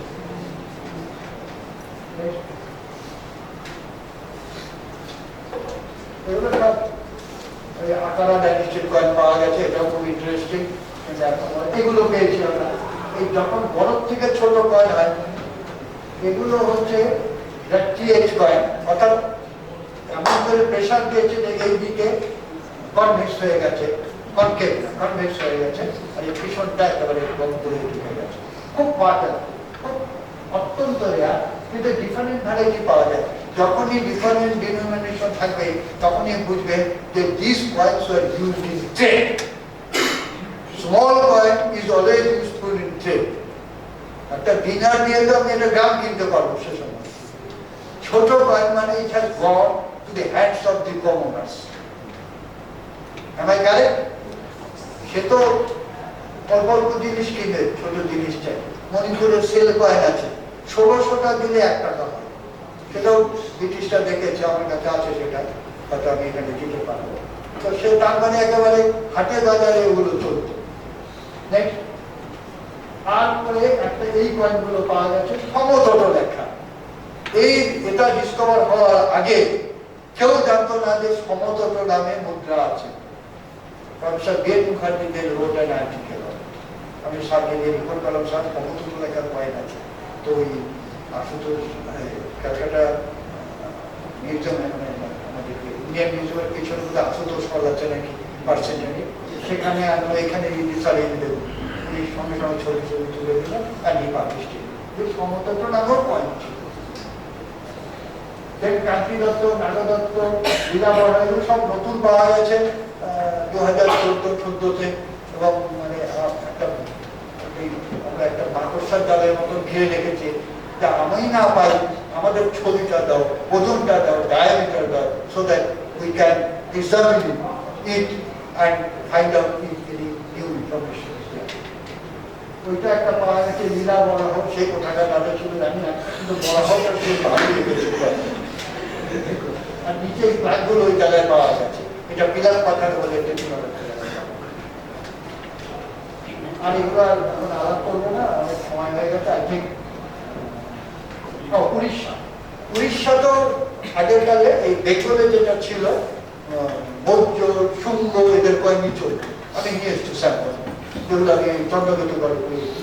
উড়িষ্যাতে ওরা বলে যে কুষাণ কয়েন পাওয়া গেছে। কিন্তু আমি পরে আই হ্যাভ এক্সামিনেড কোথায় কোথায় পাওয়া গেছে নিয়ে দেখলাম কুষাণ এক্সিডেন্টালি ওটা পুরীতে সেকেন্ড হোটটা বড় হোট পাওয়া গেছে, সেই জন্য নাম হয়ে গেল কুষাণ। কিন্তু ওই কয়েন বেঙ্গলেও পাওয়া গেছে, ঝাড়খণ্ডেও পাওয়া গেছে। তো একটা রুট ম্যাপ করে ওটা ছিল trade route to go to central India. তো Kushan is not connected Odisha, কিন্তু ওখানে বেশি পাওয়া গেছে, সেটা আমি স্বীকার করবো। কিন্তু এদিকেও হাজার হাজার পাওয়া গেছে ওই বেল্টে। এটা একটা ট্রেড রুটের এক্সামিনেশনের ব্যাপার, that is not my subject. আর এগুলো আগে চলতো, এগুলোকে ইম্পেরিয়াল পাঁচ পর্ব, এগুলো বেঙ্গলে চলতো, এগুলো সব ছাপ থাকতো। এগুলো হচ্ছে পুরী কুষাণ, ওই যে উপরটা পুরী কুষাণ, আসলে কুষাণ কয়েনকে নকল করে এগুলো বানিয়েছিল। এটা হচ্ছে কুষাণ কয়েন, উপরেটা হচ্ছে পুরী কুষাণ কয়েন। এটা স্থানীয়ভাবে তৈরি হতো commander. Thank you very much.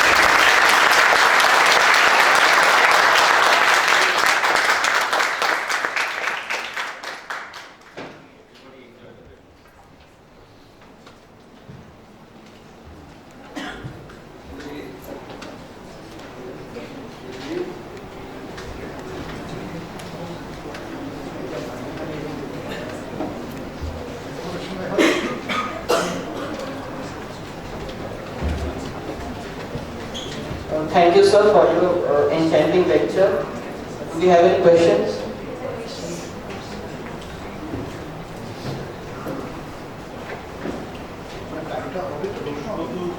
থাকবে নিশ্চয়ই সময়কার বলি দু একটা আমরা গিয়ে নিতে পারি, তারপরে স্যার যখন আমরা যাবো লাঞ্চে তখন বাইরে ডিসকাস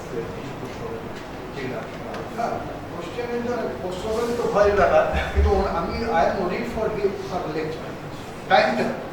আমার মনে আপনার টাইমটা এক্সটেন্ড করে দেবো। হ্যাঁ প্লিজ, কারণ আমি হচ্ছে বক বক করতে ভালো, পুরো লোক আমি জানিয়েছিলাম যে আমি লাস্ট লেকচার আমি জাদুঘর ইউনিভার্সিটি দেখেছিল, আই টু 2 hours 15 minutes। এত বড় সাবজেক্ট তো ধরা হয় না, আমি গল্প করতে করতে আপনি ধরবেন না, আমি আপনি ধরবেন। আপনি আমাকে ধরলে আমার কনফিডেন্স চলবে।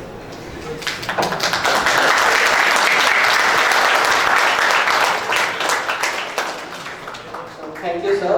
Now I would like to call Professor Madhubana Rai Chaudhary, Associate Professor, Department of Ancient History and Culture, University of Calcutta. She will be speaking on goddess worship in early medieval Odisha, images and diversity. Professor Madhubana Rai Chaudhary.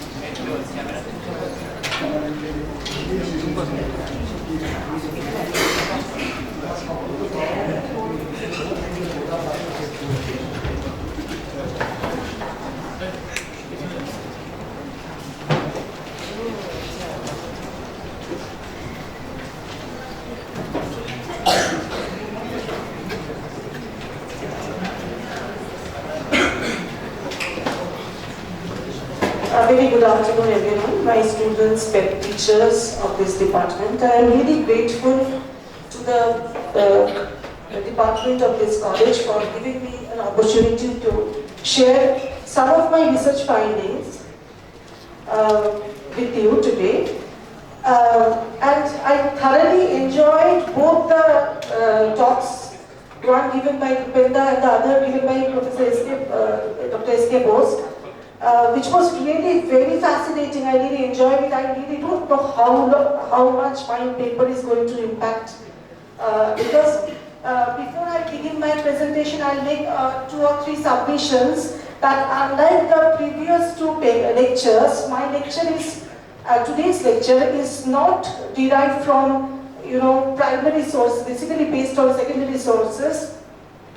And the pictures are also not of good quality because I didn't have the time to collect some of the images which I had myself gone to these places. And I have many folders, but because of another preoccupation with which I am at this moment very busy, so I didn't have the time to go to those folders and take the pictures. So I depended mainly on the books of Thomas Donaldson and Haripriya Rangarajan and a few books from where I took the pictures. And that is a very important, very big limitation of the paper that I couldn't use the images I had myself collected. And thirdly, I have not given diacritical mark, though I am a teacher of ancient Indian history and we are all very aware that in ancient Indian history we need to give diacritical marks very carefully. But here I was, again the want of time and all these things, I couldn't give diacritical marks. And please bear with me for 30 minutes or so. In this presentation, as you can see from the title of it, I'm basically going to talk on goddess worship and give you some information, maybe known to you, about the ancestry of goddess worship, how it started in India, what are the textual sources that we find, that we've done very briefly within 5 to 6 minutes. I'll give you a survey of the text that I have actually looked at from the secondary sources here. And then I will be going into Odisha, on which I am working at present. And then I will try to show how the goddess images are diversified in nature. I will be focusing on a particular, deity, Varahi here, because even Varahi, with regard to Varahi, I have not been able to look at all the temples because there are so many temples and so many sculptures. I have selected here only 7 to 8 sculptures, which will help us understand the kind of diversity that the image actually had in Odisha and the regional specificities of the image of this particular image that had in the land of Odisha. So, like the previous 2 lectures where you have learnt a lot from particularly archaeology, because Rupenda had talked about sites, Rupenda had talked about prehistoric implements, tools, working groups, and trying to corroborate texts with the findings. And S.K. Bose's lecture was very enriching in the sense you could have an idea about the kind of coins, and it was lovely from the point of view of content as well as the images he had chosen. Here, in the 3rd lecture of today given by me, a very small effort is being made. Here also my students who are present here from my department as well as this college, they will understand how we can use sources and how sources are to be used not flatly but with a pinch of suspicion, Because with Barahi, the kind of literature I have used, not much has been told about the variety or the diversity, and why this particular diversity was occurring in Orissa only. That question I have tried to handle at towards the end. So let me begin. I have given an introduction here where you can see I have written, as Professor Bose was telling, please go through the slide. In this first introductory slide, I have tried to give you a background of goddess worship, how it emerged in India, and I will in the meanwhile just read a few lines from my article. The traditions of Shiva and Vishnu have been the major focus of cult religion. We all know that Shaivite and Vaishnavite dimensions were very pronounced in the early part, and the goddess tradition in Hinduism remained an equally powerful tradition. Now, why was it powerful? Partly because of its linkage with pre-Aryan form of mother worship. We know that mother goddesses became integrated into the Hindu pantheon. The numerous goddesses of local tradition came to be regarded as the incarnations or manifestations of a single great goddess or Mahadevi. From the 3rd or 4th century, we know that this is the period of the Gupta age, when we find that the religion of the goddess became a part of the Hindu written record of the Puranas, once again confirming Professor Vili Chattopadhyay's argument of religious integration. Now, when the goddess, or for that matter the numerous goddesses, became integrated into the Hindu pantheon, or the Brahminical pantheon rather, they all became manifestations of Shakti, a generic term. We know Shakti is a generic term. I should have put inverted comma there. A generic name for the goddess, denoting the female power or energy, and the devotees of the goddess, as we all know, are called Shaktos. Now, if we compare the Shakto tradition with the Shaivite tradition and the Vaishnavite tradition, we will see that it is less clearly defined than the other two male-centric cults. Why?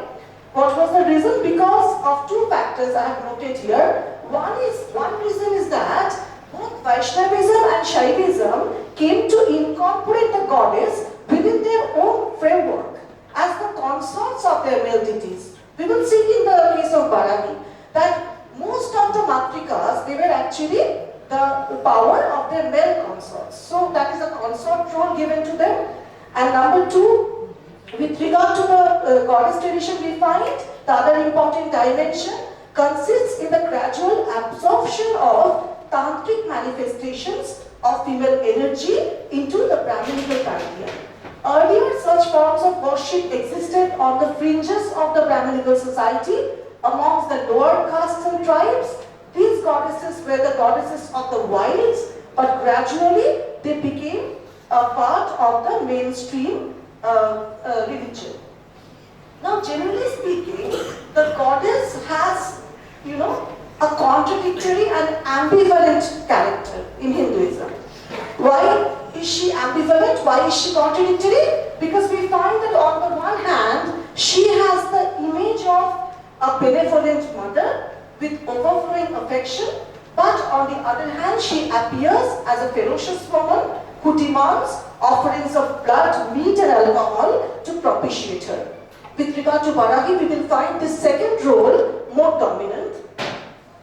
Now, Wendy O. Flaherty, a very famous author working on goddess worship, she has also referred, like many others, about these two distinct categories of goddesses, goddesses of wild, and the other is goddesses of breast and goddesses of tooth. Like this, she has also demarcated the bloodthirsty goddesses from the, affectionate category of goddesses. Now, when we talk about the textual foundations celebrating the goddess power, we find that there are many narrative traditions of which the form of Durga in the form of Mahishasura-mardini killing the demon, that is very prominent. We are all aware of the fact how Devi Mahatma and the Markandeya Purana's Devi Mahatma section celebrated that particular myth. And later on we find Devi Bhagavad Puran. So there is a wide time gap between the two. Devi Mahatma of the Markandeya Puran was composed around 6th, 7th century, while the Devi Bhagavad is a later text There also we find the glorification of the goddess in a way absolute, as the absolute creator. Here, if we compare Devi Bhagavat with Bhagavat Puran, we will see that how Vishnu was, depicted as the creator of the universe in the Bhagavat Puran, but Devi Bhagavat Puran is actually upholding the cause of the goddess, because it's a Shakta Puran. The goddess is her own master. That we find here. Now coming here, we have given here a very short, brief description of the Matrikas. Why Matrikas? Because Varahi is also a Matrika that we will see in the later part of our lecture. So a little bit of description on the Matrikas given here. So we know that the Matrikas have been dealt in many texts.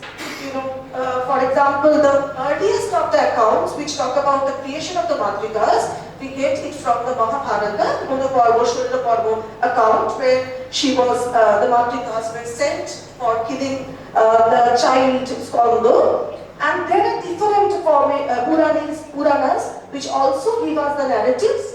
And there we will find that while the Puranas are mentioning the Matrikas, they are not very specific about, they are not definite about the number. In some Puran we are getting 7, 8, there are many numbers. The names are also, not similar in all the accounts. So the numbers are varying in the Puranic texts, as well as the ayudhas the Matrikas are, holding in their hands.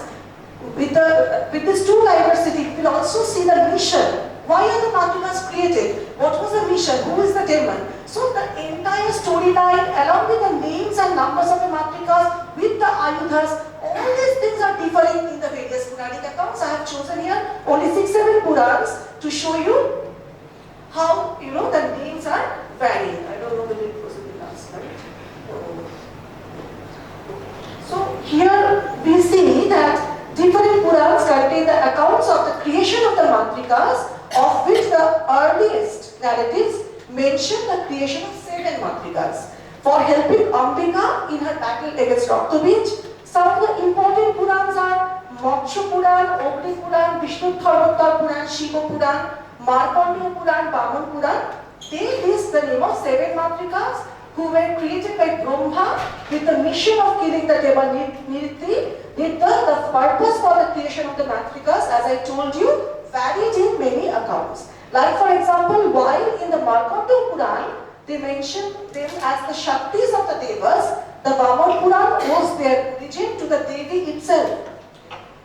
Their names were Brahmi, Maheshwari, Kaumari, Vaishnavi, Barahi, Narashiki and Indrani. Chamunda replaces Narashiki in texts like Moksha, Ogni Puran, Vishnu Dharmottar Puran, among many others. Some other texts like the Kalika Puran replaces Chamunda with Narashingi, Nishingi or Narashingi, in the list of 10 Matrikas. However, the list given in most of the texts and also witnessed in the iconographical representations from the 5th century onwards contain the names of Brahmi, Maheshwari, Kumbari, Vaishnavi, Barahi, Indrani and Chamunda. The early Indian texts for a considerable duration had not arrived at a consensus about the numbers and names of the Matrikas. I have already told this, mentioned this point. And even the famous text of Barahamihira, namely Brihad Shankita, itself refrained from making mention of any definite number and the names of the Matrikas. Hence, even if the iconographical representation followed a uniform pattern from the 5th century onwards, by executing 7 Matrikas, the textual conventions had not been able to give a standardized number and the names of the Matrikas for a considerable duration of time. Here I have given you the number, how the numbers are actually differing in various texts. Just one more, 5 minutes more on the Matrikas, then I'll enter into Varahi. Here I'll mention the Varaha Puran, which is a little different from the other Purans in the sense that it mentioned 8 Matrikas. And we all know, if you have gone through the essay of Thomas Donaldson, you will see that he is writing the essays entitled the 7 or strong 8 Matrikas in Odisha. Odisha is a place where 7 or 8, it's not very definite, and Donaldson himself, I have drawn heavily from Donaldson's book. So Donaldson himself is not clear about the reason Odisha has chosen to depict 8 Matrikas and what was the reason. Varaha Puran is one text where we find the mention of 8 Matrikas. Not only does it mention 8 Matrikas, it has also given a different objective of the creation of the Matrikas. Here the 8 Matrikas were created to help Shiva in his battle against Andhaka. The Matrikas in this Puran were associated with certain derogatory mental qualities. Why? Derogatory, this is also very interesting. The Matrikas are associated with some derogatory mental qualities like lust, anger, avarice, arrogance, infatuation, malice, wickedness and jealousy, being respectively coupled with the Matrikas like Yogeshwari, Maheshwari, Vaishnavi, Brahmi, Kumari, Indrani, Yami and Bharati.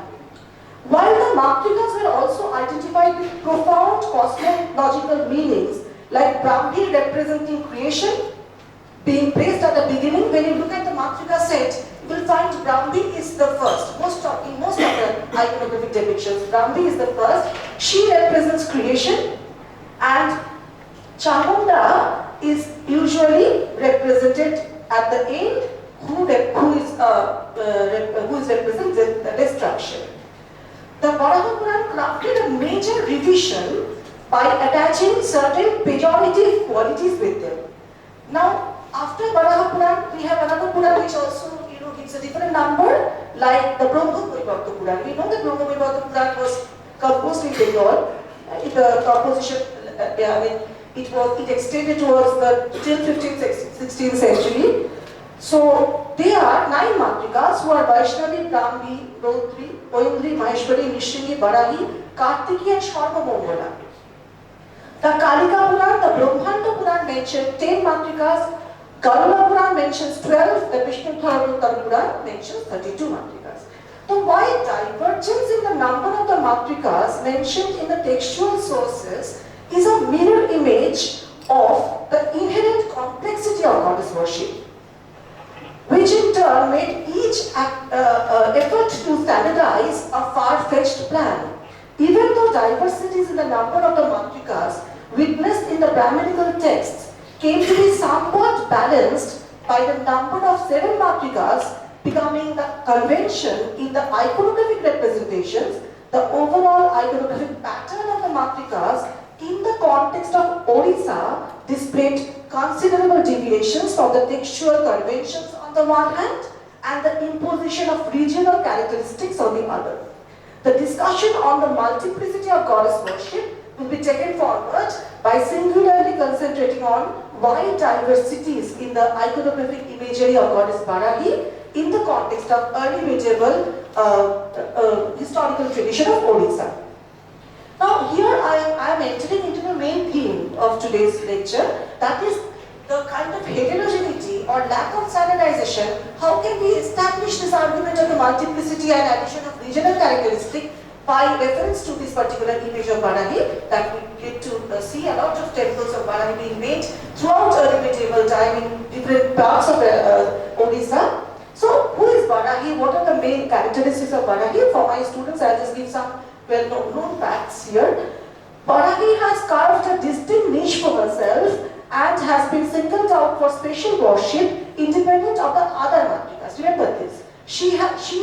Sometimes the images are giving her, the iconography follows the Matrika tradition. She is one of the Matrikas. But in some of the images, in some of the temples, we find Barahi's worship as an independent goddess. So here I have said that she carved a distinct niche for herself by singling out for special worship independent of the other Matrikas, having temples dedicated to her throughout Odisha.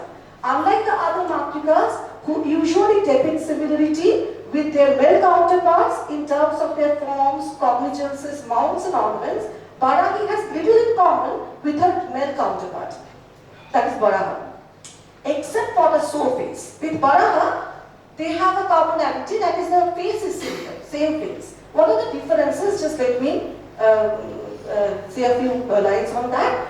Varaha, her male counterpart, can be represented in 2 forms. Number one, it can be completely theriomorphic, animal form, and the second is therio-anthropomorphic. But, with regard to Baraha, we indicate that he is having the head of a boar and the body of a human. But with regard to Barahi, we find she is invariably represented in a hybrid form. Barahi is always represented in a hybrid form and never been represented in purely theriomorphic or animal form. That is one point of difference. There is a problem with regard to the body also. I mean, the pot belly is also, the pot belly of Barahi is much bigger than the belly of Baraha. And when we look at the standing posture, how are they standing? What is the common standing posture that has been chosen? We find that Baraha is invariably shown in the Alidha posture, which is a heroic posture. Baraha is shown in the Alidha posture, representative of his heroic act of rescuing the earth. While Barahi's posture in both her seated and standing forms resembles the posture of other matrikas in the group. A glaring difference of Barahi with the other matrikas is the presence of massive pot belly. There is a reason for that also. The matrikas are always endowed with accurate feminine traits. If you look at the matrikas, you can see they have a perfect body. But why is Barahi and also Chamunda, why are they given such huge, Chamunda is ever emaciated, very thin, and Barahi is always, she's always eating. That's a kind of a feature. And Chamunda is ever hungry. So these are the exceptional goddesses. Why is this so? So the presence of pot belly also makes her different from the other matrikas. However, like Baraha, the association of Barahi with earth has been mentioned in texts like Shatapatha Brahman, where Barahi is comparable with Prithvi or earth and has played the role of a cosmic mother, having contained the fact that Baraha as a fat-dripping animal had received. The association of Barahi with earth is discussed in the Moitra Samhita and Devi Bhagavad Puran as well.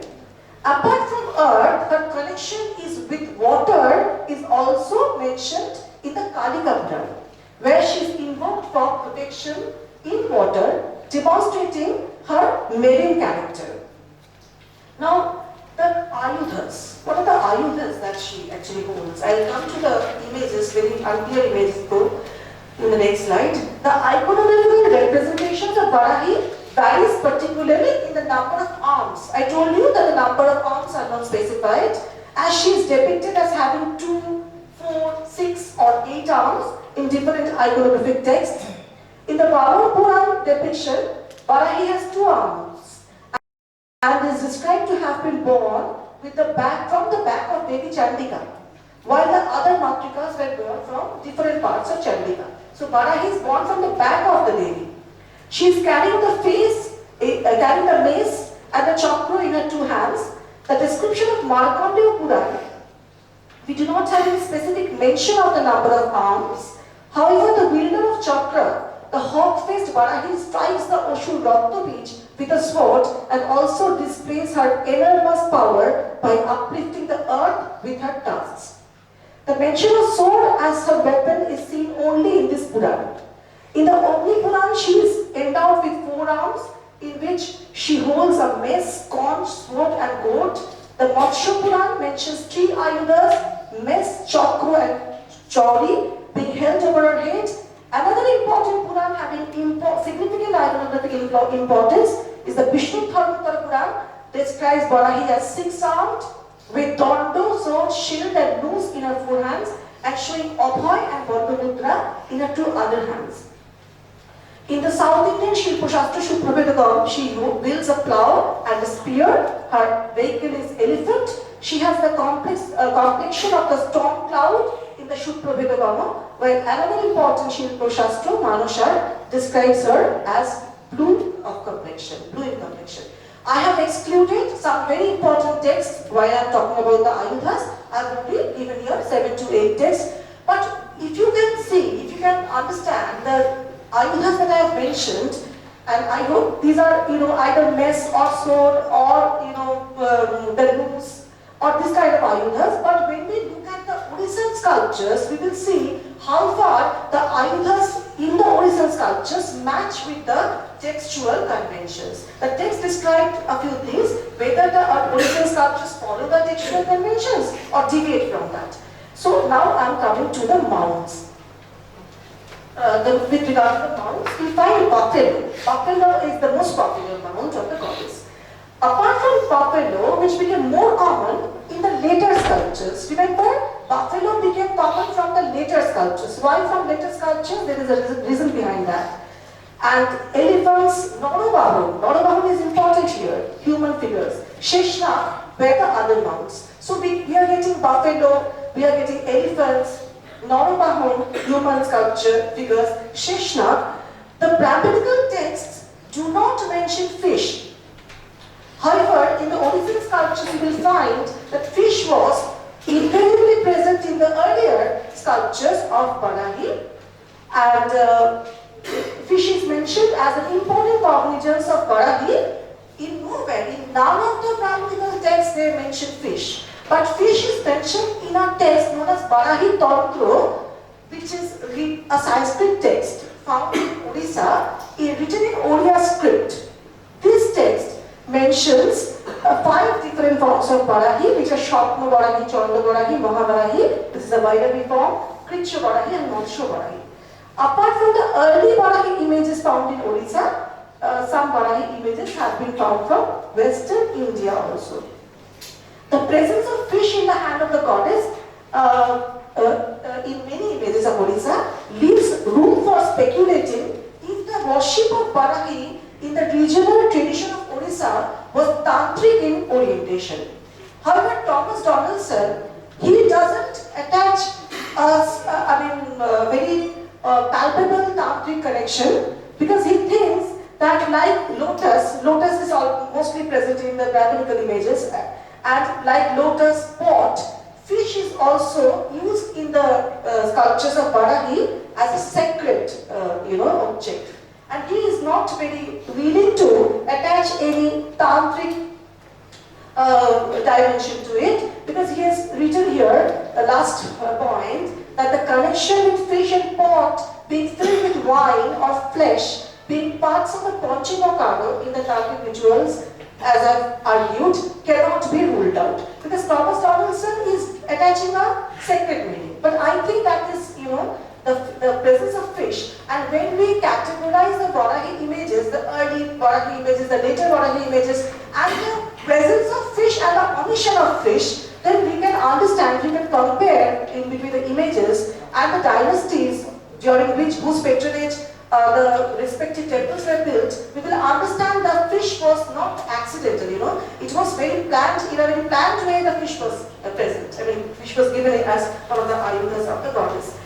So, now I will come to the discussion of Barahi being present in some of the temples of Odisha as a part of the Matrika set. So first 2-3 slides will be on the Matrika set, Barahi's presence, and then as a single goddess, and then as a partial devota. So there are 3 groups of images which I will show here. The first is as a group of Matrikas. How is she present in the Odissan temples? This goddess in her role as a Matrika appears in a number of Odisha temples as a part of the Matrika set. The earliest surviving Shaptamatrika panel is seen on the north side of the Parashurameshwar temple in Bhubaneswar. The goddess, who is the 6th Matrika, is sitting in Pajagvashan with one leg resting on the other. Here, she is the 6th Matrika. In this form, she is forearmed with a fish in her front hand, in her front right hand, a pot in her left hand, lotus and a kuthar or hatchet in the back hands. She is wearing large patrakundalas, a pearl necklace and a jewel diadem placed in the base of her matted coiffure. In the center of the pedestal is a human figure. The figure is not prominent. I told you I took the pictures from different books. I had sent it to a student of mine, a research scholar of mine, and asked him to do the editing. But somehow it has not come clear. This is the Parashurameshwar temple. Look at the time when it was built. 2nd quarter of 7th century, Odisha had come under the spell of acute tantrism. Varahi is sitting in a Vajrakashon. She is having fish. She is not only having fish, she is also having a Norobahunu at the bottom. Though it's not clear, I'm very sorry for this. And the Norobahunu, who is also called Mondiro Charini or Bharorakkha by Rangarajan, he is sitting on his haunches and with his hands placed between his feet, serving as a Norobahunu. This Norobahunu figure, as I told you, Haripriya Rangarajan identifies with Mondiro Charini or Bharorakkha. Like fish, the presence of Norobahunu carved on the pedestal of Varahi has no textual prescription. So no text except for Devi Bhagavad Puran. Only in the Brahminical text, it is only the Devi Bhagavad Puran which talks of, the seat of departed souls. It does not mention Norobahunu. It only mentions a seat of departed souls. Prete toiri kora ekta soul, at a seat. And there are some Buddhist texts which mention Norobahunu, but they are not very famous. So I have not mentioned the Buddhist text here. In the Brahminical text, Norobahunu is not mentioned except for Devi Bhagavad Puran, where she rides on the seat of departed souls. This Norobahunu mount, which is present in this particular image, Parashurabhashan image, is depicted in the Boital Deul image as well. If you look at the Boital Deul image, this is the Varahi image. This is very important for us. The Boital Deul image is very important. I'm going to give you some details and you will understand why Varahi did not have a uniform representative, graph. She was variously represented in different early medieval temples. In the Boital Deul as well, we find the same kind of an orientation. None of the Ayudhas in the early images of Varahi is typically Vaishnavite orientation. If she was the consort of Varaha, then the Ayudhas she held in her hand should have been Vaishnavite, but none of the Ayudhas are Vaishnavite in orientation. A similar Norobahunu figure with hands being placed on his feet appeared as the mount of Varahi in the famous Baital Devi, which has an affiliation with the Tantric Kapalik sect. The temple is Tantric, completely Tantric, being made for the Kapalikas. The worship of the practices of Kapalika in nature. And besides being famous as a Shakta shrine, she is holding Ayudhas like fish, Kopal, not a kuli, English in her front right and left hands, while holding a rosary and a hatchet in her back hands. Thomas Donaldson has found a connection between the presence of Kopal, that is skull cup in her hands, and the tantric characteristic of the temple. This temple is exceptional in the sense that here, like the goddess who is seated in Ardha Asana with one knee raised, the image of Varaha in the sanctum also has a similar sitting posture. This is a very rare example. You know why? Because we are supposed to see, we have always seen that the female consorts follow the male consorts. So whatever Ayudhas the male consorts are holding, the females are actually expected to carry that. But here it is just the opposite. This is a reverse process. Here the Varaha image has been made in accordance with the Varahi image. So, in early medieval period, this kind of a feminist representation of Varahi is very striking. You will see, I'll show you the similarity. In the next slide, the Varaha has been shown. You will see the posture, the sitting postures, the presence of Ayudhas, Varaha as if he is actually following Varahi. So what is the reason for this kind of an exceptionally clear specimen, making such a clear specimen where the female role is actually dominating, the male is following? So here we find the image of Varaha also has a similar sitting posture. Both their heads are, this is also again not clear, but I have tried to show it so you can understand the sitting posture. You can understand this is a Varaha image. The kind of sitting posture towards the left he is looking, and the things that he is carrying both are very easily comparable. Both their heads are turned to the left. A very rare feature in the Varaha images is depicting here holding Ayudhas, which has rarely been associated with him. Varaha never holds such Ayudhas, which are Kopal, that is Narokuli, and Hatchet, Kuthar. Both being the conventional Ayudhas of Varahi. The manner in which Varaha is holding the Kopal to his mouth. বোঝা যাচ্ছে না খুব ভালো করে পরিষ্কার করে, কিন্তু যদি 3-4টে ইমেজ কেউ পাশাপাশি রেখে দেখে, বিভিন্ন বইতে আছে এগুলো ডকুমেন্টেড, তখন দেখতে পাবে যে he is actually holding the কপাল টু হিজ মাউথ, মুখের কাছে টেনে নিচ্ছে। যেটা থেকে কি মনে হচ্ছে he is either eating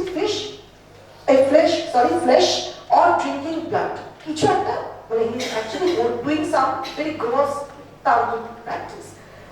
This image certainly, the execution of the image certainly lends it an unambiguous tantric figure. The argument of Donaldson that this Varahi image carrying two of the conventional ayudhas of Varahi, apart from displaying the same head posture and in terms of the presence of the Norubahu, is regarded as a male equivalent of Varahi and not the other way around. This strengthens my argument that Varahi, unlike the other Matrikas, did not owe much to Varaha and was not known by the cognizances of Varaha, and rather had the power and authority to shape Varaha in her own mold. This image of the divine feminine, surpassing her male counterpart, stands in sharp contrast from the conventional Matrika imagery and needs further discussion. Next, we are coming to another important temple where also she is present as a Matrika set. Here, Varahi is depicted on the Jagamohan doorframe, as seated in Ardha, holding a fish in her hand and a pot in her left hand. She has a third eye and has a Norubahu on the pedestal. The image of the Varahi as a part of the Matrika set in Madhukeshwara temple, the next one, Madhukeshwara temple was built at the patronage of the Shomagonshis. Here we find her forearm with a fish and a vessel in her front hand. Here, look at the new dimension. The Norubahu is changed. It's replaced by a buffalo. As I was telling you in the earlier depictions, Norubahu was present. The Shomagonshis came to power, a big Brahminical dynasty, so they are trying to discontinue with the practice of putting fish and rather Norubahu and rather giving the buffalo a place. The appearance of the two tiers of serpentine curls on her coiffure is interpreted by Donaldson as an early indication of the later development of Shorpa Mukut as the standard headdress of the deity. If the omission of the Norubahu and the addition of the buffalo as a mount in the Madhukeshwara temple is considered as an early attempt of Brahmanization by eliminating pronounced tantric elements from her iconography. So it can be regarded as an attempt towards Brahmanization. If that is one part of the argument, the addition of a child, we have not discussed child so far, the addition of a child on a left thigh in the Matrika set in the Pataleshwar temple. This is the Pataleshwar temple. Why is this Pataleshwar temple important for us? Because here we find that the goddess is acquiring another new dimension. That is, a child is being added to her. Child is actually on a Payamadiket Pole or the left lap, the child is added. So, and this is nothing new because most of the Matrikas had a child. They were all sitting from this period, 8th, 9th, 10th century. The Matrika set that we find in Odisha, they are the 7 Matrikas. All of them were sitting in Lolitaswan posture and they had a child added. So the addition of the child and the very gentle way of seating, that is Lolitaswan, may be taken up another step towards Brahmanization. So we may think that it is a further step to make Varahi a subdued deity in which she would display purely Brahmanized character. Very significantly, the Pataleshwar temple image does not have fish and a Norubahu. So look at the transition. Try to understand, just not by looking at the sculpture as itself, we have to understand the inner meaning of it. The image is certainly the mark of an effort of Brahmanization because very thoughtfully, fish and the other element, Norubahu, they have been excluded from the image. She displays Abhay with her right hand. According to Donaldson, the Varahi images from the Shomagonshi period depicted signs of standardization. And the images from, this is the point which I have already discussed, that now Donaldson is saying that Shomagonshi period is the time from which Brahmanization and standardization begin, and I will show you 3-4 sculptures again taken from books, which will help you understand the point that Donaldson is making about the effort of the Shodoshis to subdue the deity. They're actually trying to subdue the deity. In all these 4 images, all of these 4 belong to the Shodoshi period: Puri, Jajpur, Bhubaneswar, Dharamshala, and Shatanapur. So here we find that the goddess is invariably endowed with 4 hands and seated in Lolitaswan posture with her front right hand in Abhay Mudra, from left hand holding the front right hand Abhay, left hand the child on the lap. She is holding the child with the left hand, the back hands holding the fish and the skull cup or kopal. Look at these images, the 4 images. In the earlier images, the fish and the kopal were held in the front hands. So, in these 4 images, the fish and the kopal are relegated to the back hands. So, these are not abrupt or accidental. You know, fish and skull cup being relegated to the back hands try to give us an argument, try to give us, the idea that slowly and gradually there was an attempt to, diminish the tantric feature of the goddess. So fish and kopal could not be replaced completely. They were present, but they were present in the back hands. And in the front hand of Abhay Mudra and the child, which are very gentle things and in conformity with the second Brahminical civilization. The relegation of the fish and the kopal from the front to the back once again shows the attempt towards Brahmanization, by which the ferocious goddess like Barahi came to be tamed. Now, these are 2-3 examples to be given where I show that Barahi is no longer presented as one of the matrikas, rather she is the only matrika. The entire temple has been built for her. This is a temple where many of us have gone. I have also personally visited the temple and the Shakta sites here, but as I was telling you, didn't have the time to go through those images and therefore have to depend on an internet image here. So I will say a few words on the Chorashi temple. She is here, it's a very huge temple. The location of the temple in a very secluded place. Those who have gone have seen that it is located in a secluded place. A kind of eerie feeling is created while visiting this temple.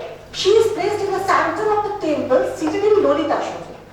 Even though this particular image has by and large followed the other 10th century images of the goddess, but here the child is not present. Look at the image, there is no child. The goddess is having 2 arms instead of 4. And we find that the goddess has unusual singularity. Why 2 images? Why the fish is present? Look at this, the fish is present, the kopal is present. She is holding the fish and the kopal in her right and her left hands. But if we see that the sanctum image of Barahi is trying to make it 2-armed, and there are fish and kopal which are conventional ayudas in her. There are 2 other images of Barahi found from the other sides of the temple, within the temple, but from the walls of the temple. We'll just describe them also. 2 smaller images of Barahi within the Jagamohana, one with 2 and the other with 4 hands. So there are 2 additional images, one with 2 and the other with 4 hands. These 2 smaller images display some of the characteristics which were present in earlier images. Like here you can find Lolitaswan, but in the other 2 images, which are smaller images, which are not worshipped as the main deity, they are sitting in Ardha. So that was present in the earlier images we have discussed, with 1 knee raised and the 2-armed image with a Norobahono bound rather than a buffalo. The 4-armed Barahi image, as I was telling you, found from the Jagamohana of the temple, has a buffalo mount. Now I will just try to explain this particular formation. 2 smaller images I was telling you. So I think, in my opinion, the Barahi Chorashi temple has tried to keep all the elements. The main deity has 2 arms, the smaller deities they have 2 arms as well as 4 arms.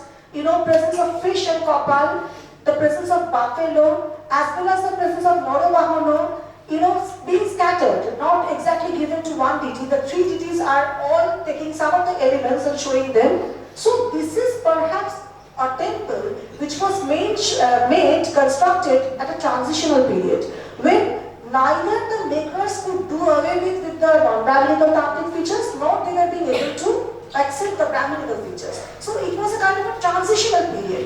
Transitional period বলতে বোঝাচ্ছে যেটা যে এই সময় আমরা কিছু কিছু বিশেষত দেখছি মূর্তিগুলোর মধ্যে যাতে আমার মনে হচ্ছে যে না তারা পুরোনোটা ছাড়তে পেরেছে, না তারা নতুনটা ধরতে পেরেছে, যার জন্য পুরোনো মানে আমি তান্ত্রিক বলতে চাইছি, Naravahana and all these things. These are present as well as some Brahminical characteristics are present. So I have tried to argue this as like this: the relegation of the fish and the copper from the front hands. Sorry. So here the artists were conversant. The artists of this particular Chorashi temple, they were conversant with both the types of culture. So, this actually explains the cohabitation of several diverse iconographic traits in this execution. I'll take 10 more minutes. Now, Barahi as a presiding deity, the Pachua, this is also an individual Barahi temple. This is from Keonjhar district. I have had the privilege to visit this place for a number of times. This is in the early region of Khijika Kota. This is now the Keonjhar district in North Odisha. This has again a very important Barahi image. Here the goddess, in conformity with the earlier images, is seated in Orthoporcha. Look at the time, early 10th century. The Chorashi temple was also made in the early 10th century. But the Chorashi temple is present in the mainland, and this is in the North Odisha land, which is a little peripheral to the mainland. So, and we find that even in the 10th century, the images of Barahi being made showed tremendous diversity. There was no strict pattern of, depicting her. While in the Chorashi temple, we found the main image having Vritashan posture. Here again, she is being shown as Orthoporchankoshan, sitting in Orthoporchankoshan, has both fish and copper in her two hands. She has Shortamukut as the headdress. In this image, a new feature shows up, which is the head of a Mokoro projecting out at the base of either side, just above her shoulders. Mokoro Toro, as Torrance argues. One rare feature of this image is the presence of both buffalo and Norobahan on her pedestal, indicating again the transitional character of the iconography in question. The temple of Navendra Balasore, the next temple, this is a very huge temple, right? But the biggest, we learn from the books that the biggest image of Barahi was made in this temple, but the image is no longer available, it has been broken in multiple pieces. But from the archaeological site, from where the broken pieces of the goddess were available, there was a fish also.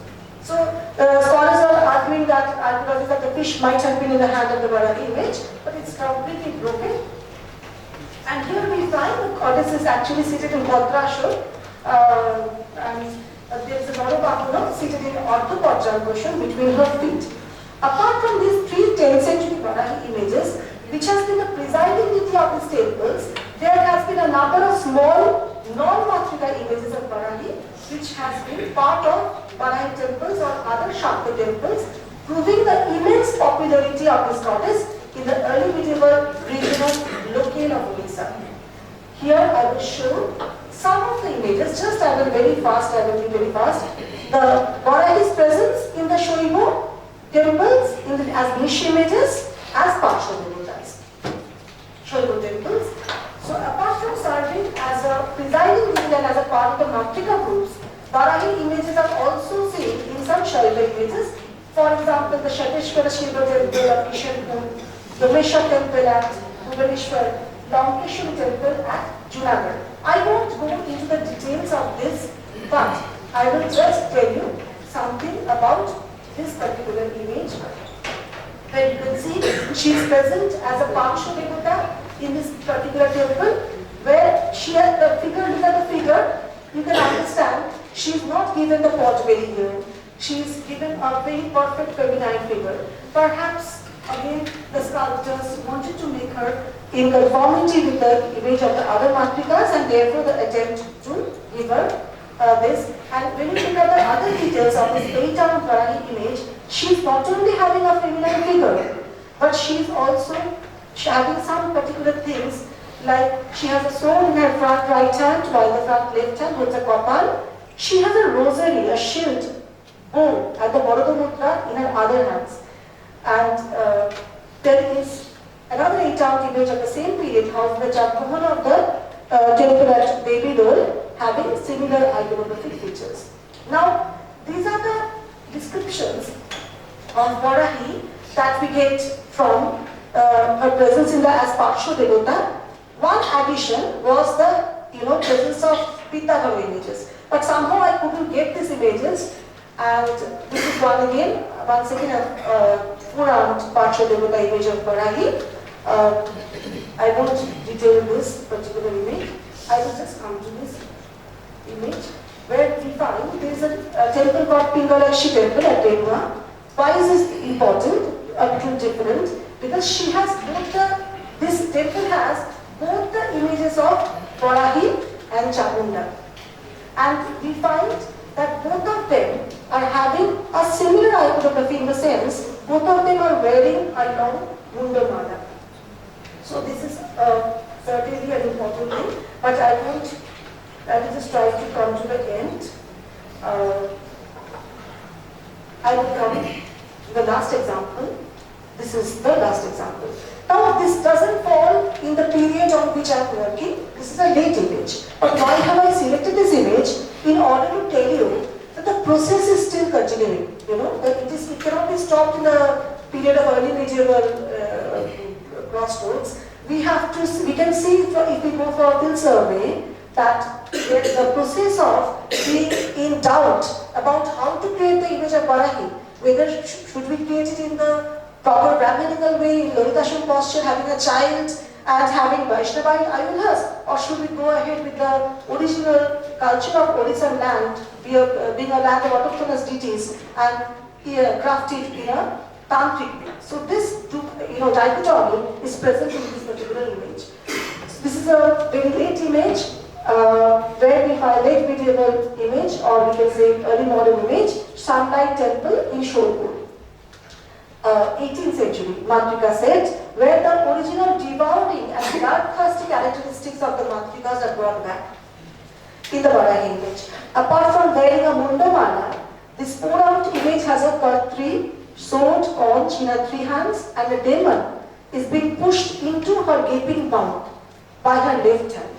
Her girdle is made of several human limbs with a jackal sitting behind her. The standing female door guards are also endowed terribly fearsome appearance, in sharp departure from the 10th century Chaurasi Varahi temple door guards who were pot-buried and relatively placid. Now I come to the concluding comments. The love of the Indians for extremes have in all likelihood played a crucial factor in the exceptional fame of Varahi. Of all the Mantrikas, it was Varahi and Chamunda who were singled out for independent worship, going beyond their role as a part of the Mantrika set. Both of them were devoid of the ideal feminine physique that is associated with the other Mantrikas and were given extreme imagery, with Varahi ever hungry and having a massive body along with a pot belly, and Chamunda with an ever emaciated appearance. Chamunda's popularity in Odisha can however be explained by the immense popularity of Bhairav, who came to be recognized as the male companion of Chamunda. However, the popularity of the therio-anthropomorphic image of Varahi becomes a riddle, particularly when we find extremely inadequate depiction of Narashingi, another equally terrifying therio-anthropomorphic goddess in the art of Odisha. This was perhaps because of the popularity of war with the Odishan tribes, who therefore identified with Varahi and not with Narashingi, who represented an animal connected with royalty.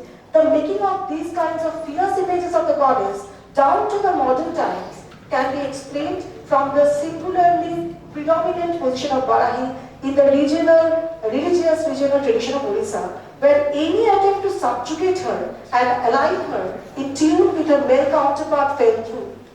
However, Vaishnavism received royal patronage with the unprecedented spread of the Jagannath frenzy across the entire coastal line of Odisha. The essentially autochthonous inland regional tradition of the region shaped the development of the religious ideology and iconographic portrayals of Barahi, where an ostensibly terrifying imagery of the goddess became triumphant, and this is how the story of Barahi crafted an inimitable trajectory compared to the other Matrikas. Here I am, thank you so much.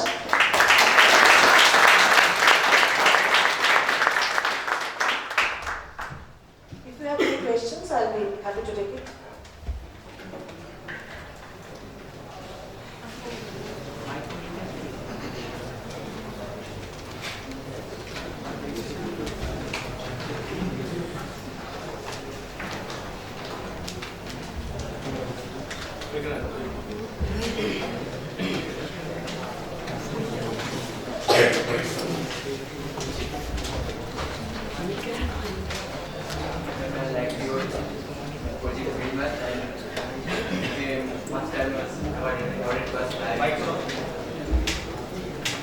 I will talk with you more about this, but at the less time have. Can I depict some days like that? As we know, the Bengal is famous for Kali Pula, and South India is for Sri Pula. So Odisha can be thought that this was famous for Barahi Pula. I have not come across this term. The places on which I have been working, these are known as Koudokhetros. Basically, these are all the consort of Bhairava Khetro, Bhairava Koudokhetro. So these are Barahi Khetro or Barahi Koudokhetro. Each of them is take one. Thank you. In the depiction, Bangladesh is depiction. আমরা তারা যখন পূজা করছে তারও কিন্তু এরকম পেট মোটা সর্ব দিয়ে করছেন এবং কি প্রেতাসনের মধ্যেও তিনি বসছেন এবং পরবর্তীকালে যখন তিনি ব্রাহ্মণিকার করছেন তিনি মানে ওনাকে প্রেতাসনের শরীরে শিব টেনে নিয়ে এসেছে এটা কি সেই ক্ষেত্রে সেরকম কি একটা ভীষণভাবে রিলেটেবল ভীষণ ভালো বলেছো কারণ এটা নিয়ে আমি আমার কোনো অরিজিনাল কাজ না আমি মাত্র করবো এটা অনেকটাই আলোচনাটা আমরা বিভিন্ন সোর্স থেকে পেয়েছি হ্যাঁ আর যেহেতু তুমি যেটা বলছো চামুন্ডা আমি যে মন্দিরটা নিয়ে কাজ করেছি সেখানে চামুন্ডাকে নিয়ে যেহেতু কিছুটা কাজ আমার অরিজিনাল আছে তুমি যেটা বলছো ভীষণভাবে মিলে যাচ্ছে যে কালীর ক্ষেত্রে আমরা কালীর ক্ষেত্রে এই স্পিত উদর বা তারার কথা বলছো আচ্ছা তাহলে এটা দেখতে হবে কারণ এটা আমার খুব একটা দেখা হয়নি মানে কালীর ক্ষেত্রে একই বলা হয় কিন্তু তারাকে তারও সিগনিফিকেন্ট দেখা যায় কারণ বরাহির ক্ষেত্রে যেমন খুব একদম মানে খুব মার্কড আছে এই পটবেরিটা যদি পটবেরিটা কিন্তু অনেক এক্সপ্লেনেশন আছে জানো তো এটার উপরে মানে প্রচুর এক্সপ্লেনেশন তিনি ক্রিয়েটার তিনি বলে ধরে রেখেছে খাবার আছে মানে পৃথিবীর ধরে রেখেছে হ্যাঁ ওই যে বাটার আর মিল্ক কন্টেনার আর কি তো থ্যাংক ইউ আমি দেখবো তোমার দুটো প্রশ্নই আমি কি আছে লিখে রাখবো নোট করে রাখবো আর কেউ আছে সম্ভবত নেই thank you madam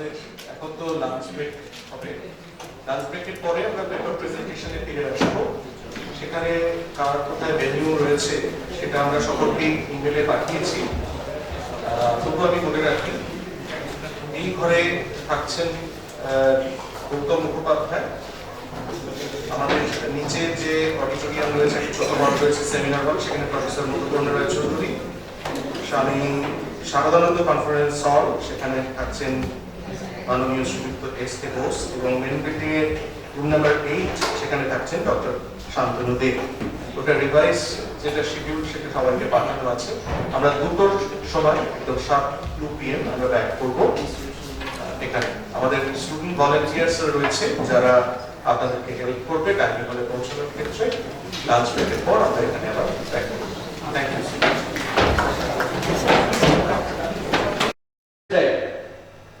Secondly, Shreyas even claimed that sensitization was a beautiful process in which the integration between the lower level of the society as well as the Vedic society or the Aryan society took place so beautifully that an integrated society was formed in which the local customs, the deities as well as rites and rituals were incorporated as well as harmonized, and it led to an overall development. This sensitization took place in two ways. First was the forceful, and second was the peaceful way. In the peaceful way, it is generally said that when Brahmins went to the tribal areas, The tribals were astonished by seeing the highly developed society of the Aryan people, and after that they were also attracted towards the development that was in process within the Brahminical society. So there must have been a correlation between the two societies, and slowly the tribal society was included in the Aryan society, as well as the deities were also incorporated, and they were later Brahminized. In the post-school, we can say that when the Brahmins, or with the help of the kings and the rulers, they went to various tribal areas or the peripheral areas. ধরা হয় যার থেকে প্রাচীন ভারতে প্রথম লিখন পদ্ধতির পরিচয় পাওয়া যায়, যদিও তার পাঠোদ্ধার সম্ভব হয়নি। প্রত্নতাত্ত্বিক সাক্ষ্য থেকে সিন্ধু সভ্যতা যে উন্নত সভ্যতা ও সংস্কৃতির বিস্তার ঘটেছিল তার প্রমাণ পাওয়া যায়। বৈদিক সভ্যতা ছিল প্রাচীন ভারতের ইতিহাসের এক উজ্জ্বল অধ্যায়। বৈদিক সাহিত্য থেকে আধুনিক সমাজ, সংস্কৃতি, শিক্ষা ব্যবস্থা ইত্যাদি নানা দিক উন্মোচিত হয়েছে। তবে লিখন রীতির আবির্ভাব না হওয়ার দরুন বৈদিক যুগে গ্রন্থ বা গ্রন্থাগার কোনোটাই গড়ে ওঠেনি। ধর্মগ্রন্থগুলি গুরু শিষ্য পরম্পরায় মুখে মুখে প্রচ্যুত ছিল, এই জন্যই বেদের অপর নাম শ্রুতি। ব্রাহ্মণ ছাত্ররা যখন গুরুকুল হইতে সমাবর্তন করিতেন তখন এক একটি লাইব্রেরি লইয়া ফিরিতেন। এই যুগের পণ্ডিত ব্যক্তি ও ছাত্ররা নিজেরাই ছিলেন জীবন্ত বা চলন্ত গ্রন্থাগার। অসাধারণ স্মৃতিশক্তির জন্য তাদের স্মৃতিসহায়ক গ্রন্থাগার বা মেমোরি লাইব্রেরি বলে অভিহিত করা হতো। জৈন ধর্ম ও বৌদ্ধ ধর্মের আবির্ভাব ভারত ইতিহাসের এক গৌরবোজ্জ্বল অধ্যায়। বৌদ্ধ ধর্ম পিটক, যা পালি ভাষায় রচিত, এই পিটক শব্দের সঙ্গে গ্রন্থাগারের উৎপত্তির সূক্ষ্ম ইঙ্গিত পাওয়া যায়। বলা হতো এই ধর্মগ্রন্থগুলি, যেগুলি ছিল স্বয়ং ভগবান বুদ্ধের মুখ নিঃসৃত বাণী, সেইগুলি তিনটি পিটক বা ঝুড়ির ভেতর রাখা হতো। পালি শব্দ পিটক অর্থাৎ ঝুড়ির সাথে গ্রন্থাগারের স্থাপনের ইঙ্গিত রয়েছে। জাতক গ্রন্থগুলিতে গ্রন্থ ও গ্রন্থ পাঠ প্রসঙ্গে অনেক উল্লেখ পাওয়া যায়। তবে বুদ্ধ বা মহাবীর কেউই তাদের উপদেশাবলীগুলিকে লিপিবদ্ধ করে যাননি।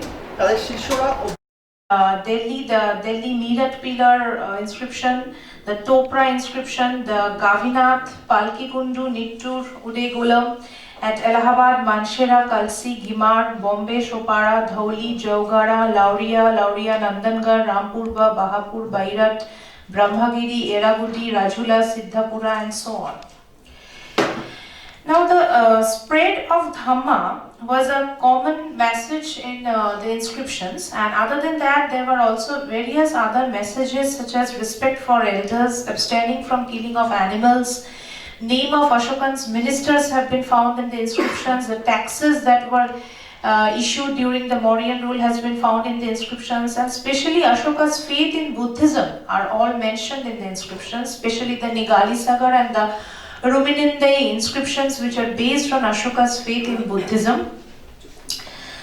We find that the 13th major rock edict mostly speaks about the Kalinga war, which occurred in the 9th year after Ashoka's consecration, and suggests that this event had an important role to play in his belief in a new kind of pacifism and non-military victory. Minor rock edict 1 indicates clearly that Ashoka turned towards the Buddha's teachings gradually, and it was not suddenly. The king's own candid confession must be given weightage over the stories given in Buddhist. Jain আচার্য সূত্রে রাত বিষয় কাহিনীতে উল্লেখিত আছে, মহাবীর তীর্থঙ্কর রাত দেশ ভ্রমণ করেছিলেন, তখন এই দেশ ছিল জঙ্গলাধীন। মহাবীর উত্তরাঞ্চলের কোন প্রদেশ দিয়ে পার্শ্বনাথের পবিত্র ক্ষেত্র দর্শন করার জন্য ভ্রমণ করেছিলেন, তখন হয়তো অরাজ্য আদিবাসী দ্বারা আক্রান্ত হয়েছিলেন। ডাল্টনের মতে এই অঞ্চলের মানুষজন হলেন মানভূমে ভূমিজ ও পরি সম্প্রদায়। খ্রিস্টীয় যুগের শুরুর পূর্ব থেকে বাণিজ্য, ধর্মপ্রচার ইত্যাদি প্রয়োজনে বহু আর্য সম্প্রদায়ের মানুষ এখানে আগমন ঘটেছে এবং তারা এই বাঁকুড়ার বা এই রাঢ় অঞ্চলে বসবাস শুরু করেছে। রাঢ় অঞ্চলের পশ্চিমাংশে জৈন ধর্মের প্রসার পশ্চিমবঙ্গের অন্যান্য জেলার তুলনায় ব্যাপক। জৈন ধর্মের উল্লেখিত সমেত শিখর অর্থাৎ তীর্থঙ্করদের সাধনস্থল হল পরেশনাথ পাহাড়। এই পরেশনাথ পাহাড় এই অঞ্চলের অন্তরে অবস্থিত, তাই বাঁকুড়া জেলার স্বাভাবিক কারণে জৈন ধর্মের বিস্তার ঘটেছে। মহাবংশে উল্লেখিত আছে যে সম্রাট অশোক তার কন্যা সঙ্গী থেকে সিংহলে পাঠানোর সময় পাটলিপুত্র হয়ে তাম্রপুত্র মন্দিরে এসেছিলেন। 1872 এবং 73 খ্রিস্টাব্দে আর্কিওলজিক্যাল সার্ভে অফ ইন্ডিয়ার রেগুলার সাইটে এইখানে কিছু প্রাচীন বাণিজ্য পথঘাটের সন্ধান পেয়েছে। বাঁকুড়ার একটি বিখ্যাত মোড় রঘুনাথ রানীগঞ্জের মোড় থেকে একটি প্রাচীন পথ পশ্চিম দিকে পাটপুর, কেঞ্জারপুরা এবং ছাতনা হয়ে পুরুলিয়া থেকে রঘুনাথপুর, তেলকুপি, রাজগীর হয়ে পাটনা অবস্থিত।